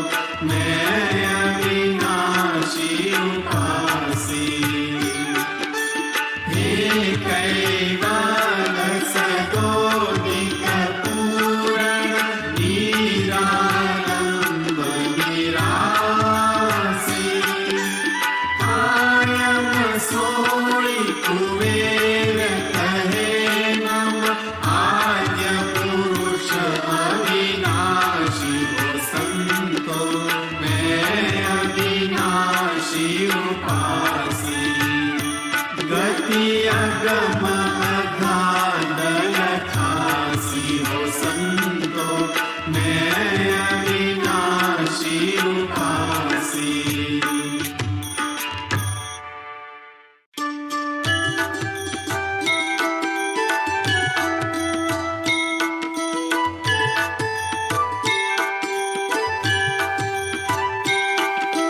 संध्या समरण आरती भजन भरोसे दास मनसा वाचा कर्मणा कर गुरु चरण निवास। गुरु की कीजे बंदगी कोटि कोटि प्रणाम। कीर्तन जानत भृंग तू सोई कल्याप समान। गुरु मूरत मुख चंद्रमा सेवक नैन चतुर। अष्टपहर निरखत रहे सोई गुरु मूरत कियो। चार चीन हरि भक्त के प्रगट देखावन दे। दया क्षमा और दीनता पर दुख तू हर ले।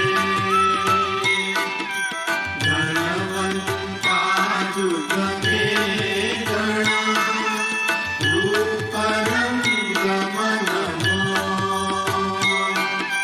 कहे कुबेर ने भी गणा मन मेरु की को।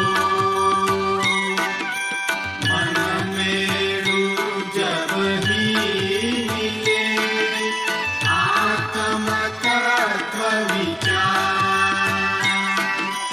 तन मन सौंपी दीजिए बाके शरण मोजा। तन मन सौंपी शीश तू प्रभु सदा लोरी। तबे कुबेर अंतर नहीं जैसे जड़ माही। ज्ञान मीन काम छको संग करे जन को।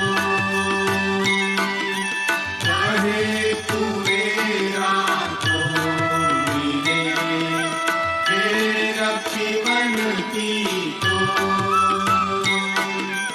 ज्ञान मीन यहाँ सतगुरु जो कोई शरणे जाए। कहे कुबेर कर दे कहे जीव परम पद पाए।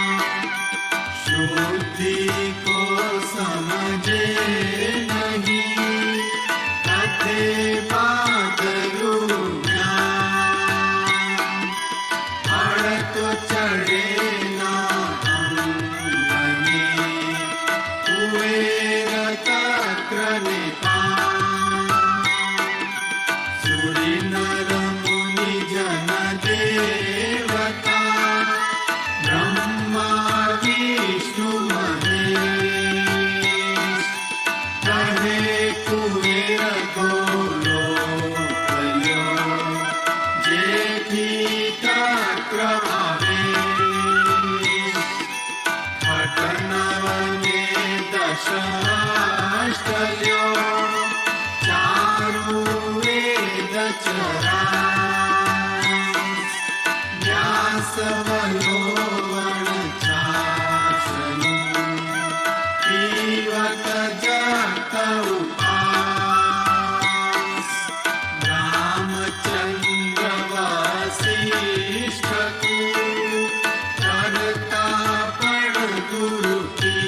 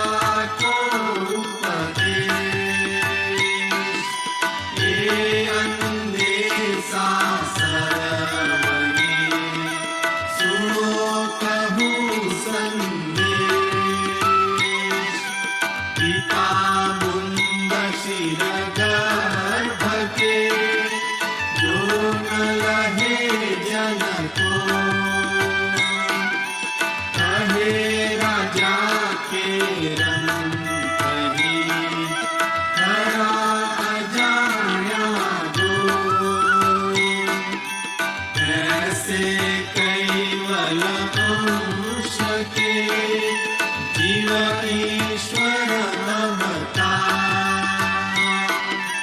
कहे कुबेर सतगुरु बिना कोई लहक नहीं पा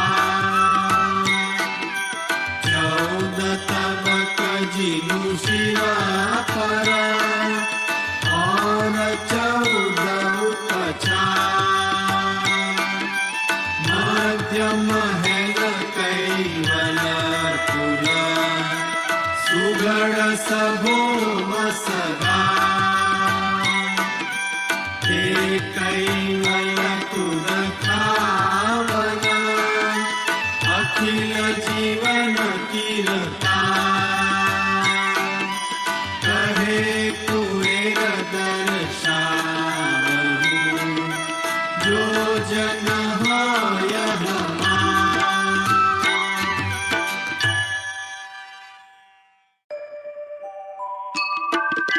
पहली आरती प्रेम हुलासा अनंत कोटि जाकरत विलासा आरती करत निगम हरिदासा हरि हरि अगम अगोचर अविगत वासा दूसरी आरती दीर्घ मुरत की देव सकल दिव्य मंगल मूरत की आरती करत निगम हरिदासा हरि हरि अगम अगोचर अविगत वासा तीसरी आरती सकल सुमत की ब्रह्मा विष्णु महेश्वर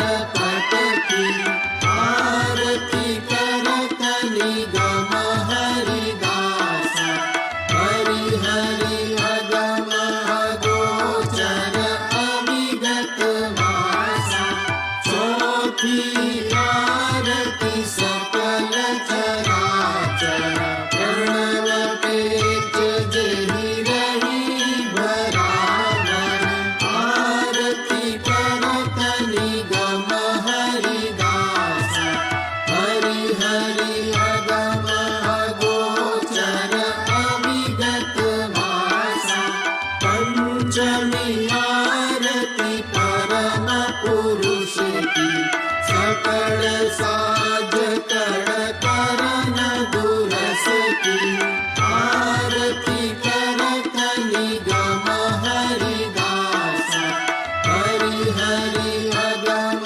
अगोचर अविगत वासा षष्ठमी आरती सगुण मूरत की मच्छ कच्छ व्याघ्र वैराह सम्मत की आरती करत निगम हरिदासा हरि हरि अगम अगोचर अविगत वासा सप्तमी आरती सरल शक्त की व्यापक वित्त चर अचर जगत की आरती करत निगम हरिदासा हरि हरि अगम अगोचर अविगत वासा अष्टमी आरती अंजन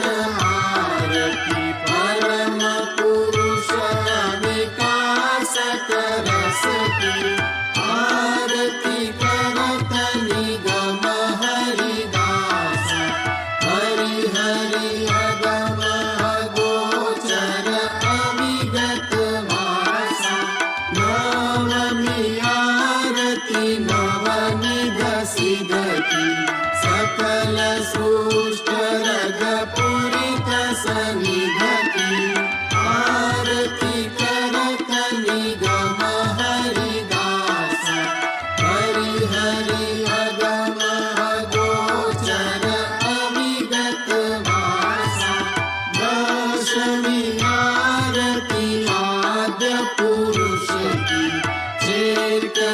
वटपति परमहु रस की आरती करत निगम हरिदास हरि हरि अगम अगोचर अविगत मासा जाहि परंतु अंतु नहीं कोटिका निज कैवल कारण बिनु उतरिका आरती करत निगम हरिदास हरि हरि अगम अगोचर अविगत मासा जीवते शुद्ध संकल्प संकल्प में अखिल लोक उपजाए पलक में आरती करत निगम हरिदास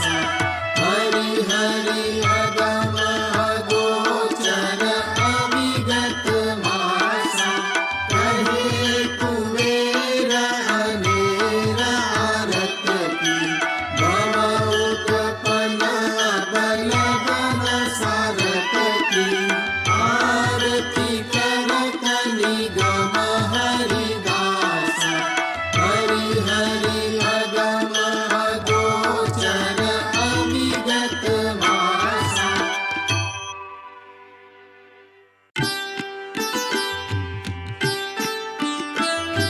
सस्वयंग सदपदंग सर्वमोक्षदायकम् अद्वैतंग अनुश्रुतंग भववितंग ईश्वरे तत्त्विताय तदपदंग साम्रताय साक्षियम् मंगलाय महद्गतंग अहं नमामि गणपति देवादियंग चैतनंग यदलोकं सहितयं व्यापितंग विश्वयंग अकलिदंग अनुरणे नवगतंग अनुभवेन वार पार अन्तयं सर्वमे स्वच्छन्दनं जय जय श्री कुबेर कैवलम् आद्य सकृत स्वराज करुणेश कैवल करता की जय। श्री कृष्ण स्वामी महाराज की जय। परम गुरु श्रीमद करुणा सागर महाराज की जय। द्वितीय कुबेराचार्य श्री नारायणदास जी महाराज की जय। तृतीय कुबेराचार्य श्री बलदेवदास जी महाराज की जय। चतुर्थ कुबेराचार्य श्री भगवान दास जी महाराज की जय। पंचम कुबेराचार्य श्री प्रयागदास जी महाराज की जय। षष्ठम कुबेराचार्य श्री शीतलदास जी महाराज की जय। सप्तम कुबेराचार्य श्री अविचल दास जी महाराज की जय। श्री सब संतन की जय। श्री सब देवन की जय। श्री ज्ञान संप्रदाय की जय। श्री गुरु गादी सारसापुरी की जय। श्री कैवल धाम की जय। संध्या आरती पूर्णावर्ती का सत कैवल साहेब।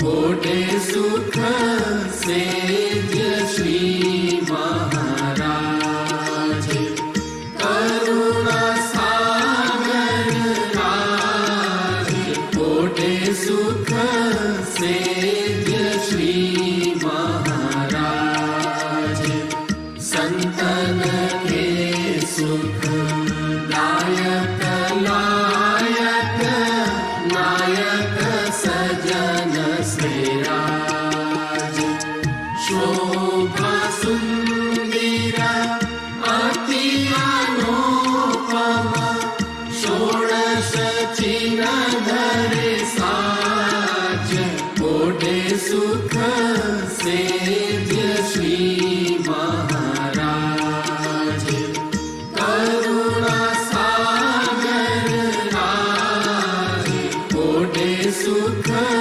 सेज श्री महाराज कला खट दश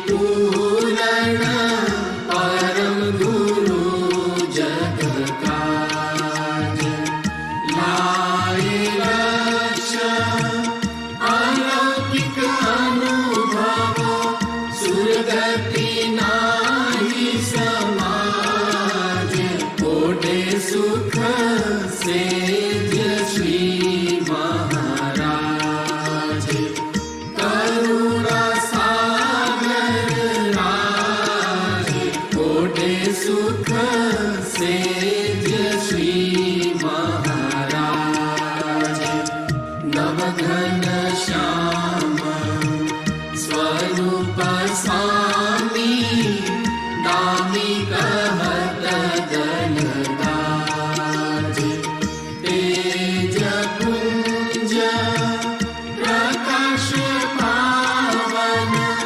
करत रहत जन लाज ओढ़े सुख सेज श्री महाराज करुणा सागर राज ओढ़े सुख सेज श्री महाराज चंदन सेज जड़ित्र सोवर्ण पुष्प पिछोड़ी बिछाद अत्तर अरग की लपट लगावत सुगंध केशर ताज ओढ़े सुख सेज श्री महाराज करुणा सागर राज ओढ़े सुख सेज श्री महाराज सेवा करन सब सूर आए संत सजन को समाज आनंद को अति होत को लाभन हर के गरीब नवाज ओढ़े सुख सेज श्री महाराज करुणा सागर राज ओढ़े सुख सेज श्री महाराज श्रीमत कुबेर सब दास को दल देखी उचरे आवाज नारायण दास आशा पद रजती पूरे पूरण काज ओढ़े सुख सेज श्री महाराज करुणा सागर राज ओढ़े सुख सेज श्री महाराज आद्य सकृत स्वराज करुणेश कैवल करता की जय श्री कृष्ण स्वामी महाराज की जय परम गुरु श्रीमद करुणा सागर महाराज की जय द्वितीय कुबेराचार्य श्री नारायणदास जी महाराज की जय तृतीय कुबेराचार्य श्री बलदेवदास जी महाराज की जय चतुर्थ कुबेराचार्य श्री भगवान दास जी महाराज की जय पंचम कुबेराचार्य श्री प्रयागदास जी महाराज की जय षष्ठम कुबेराचार्य श्री शीतलदास जी महाराज की जय सप्तम कुबेराचार्य श्री अविचल दास जी महाराज की जय श्री सब संतन की जय श्री सब देवन की जय श्री ज्ञान संप्रदाय की जय श्री गुरुगादी सारसापुरी की जय श्री कैवल धाम की जय ओढ़ण आरती पूर्णावर्ती का सत कैवल साहेब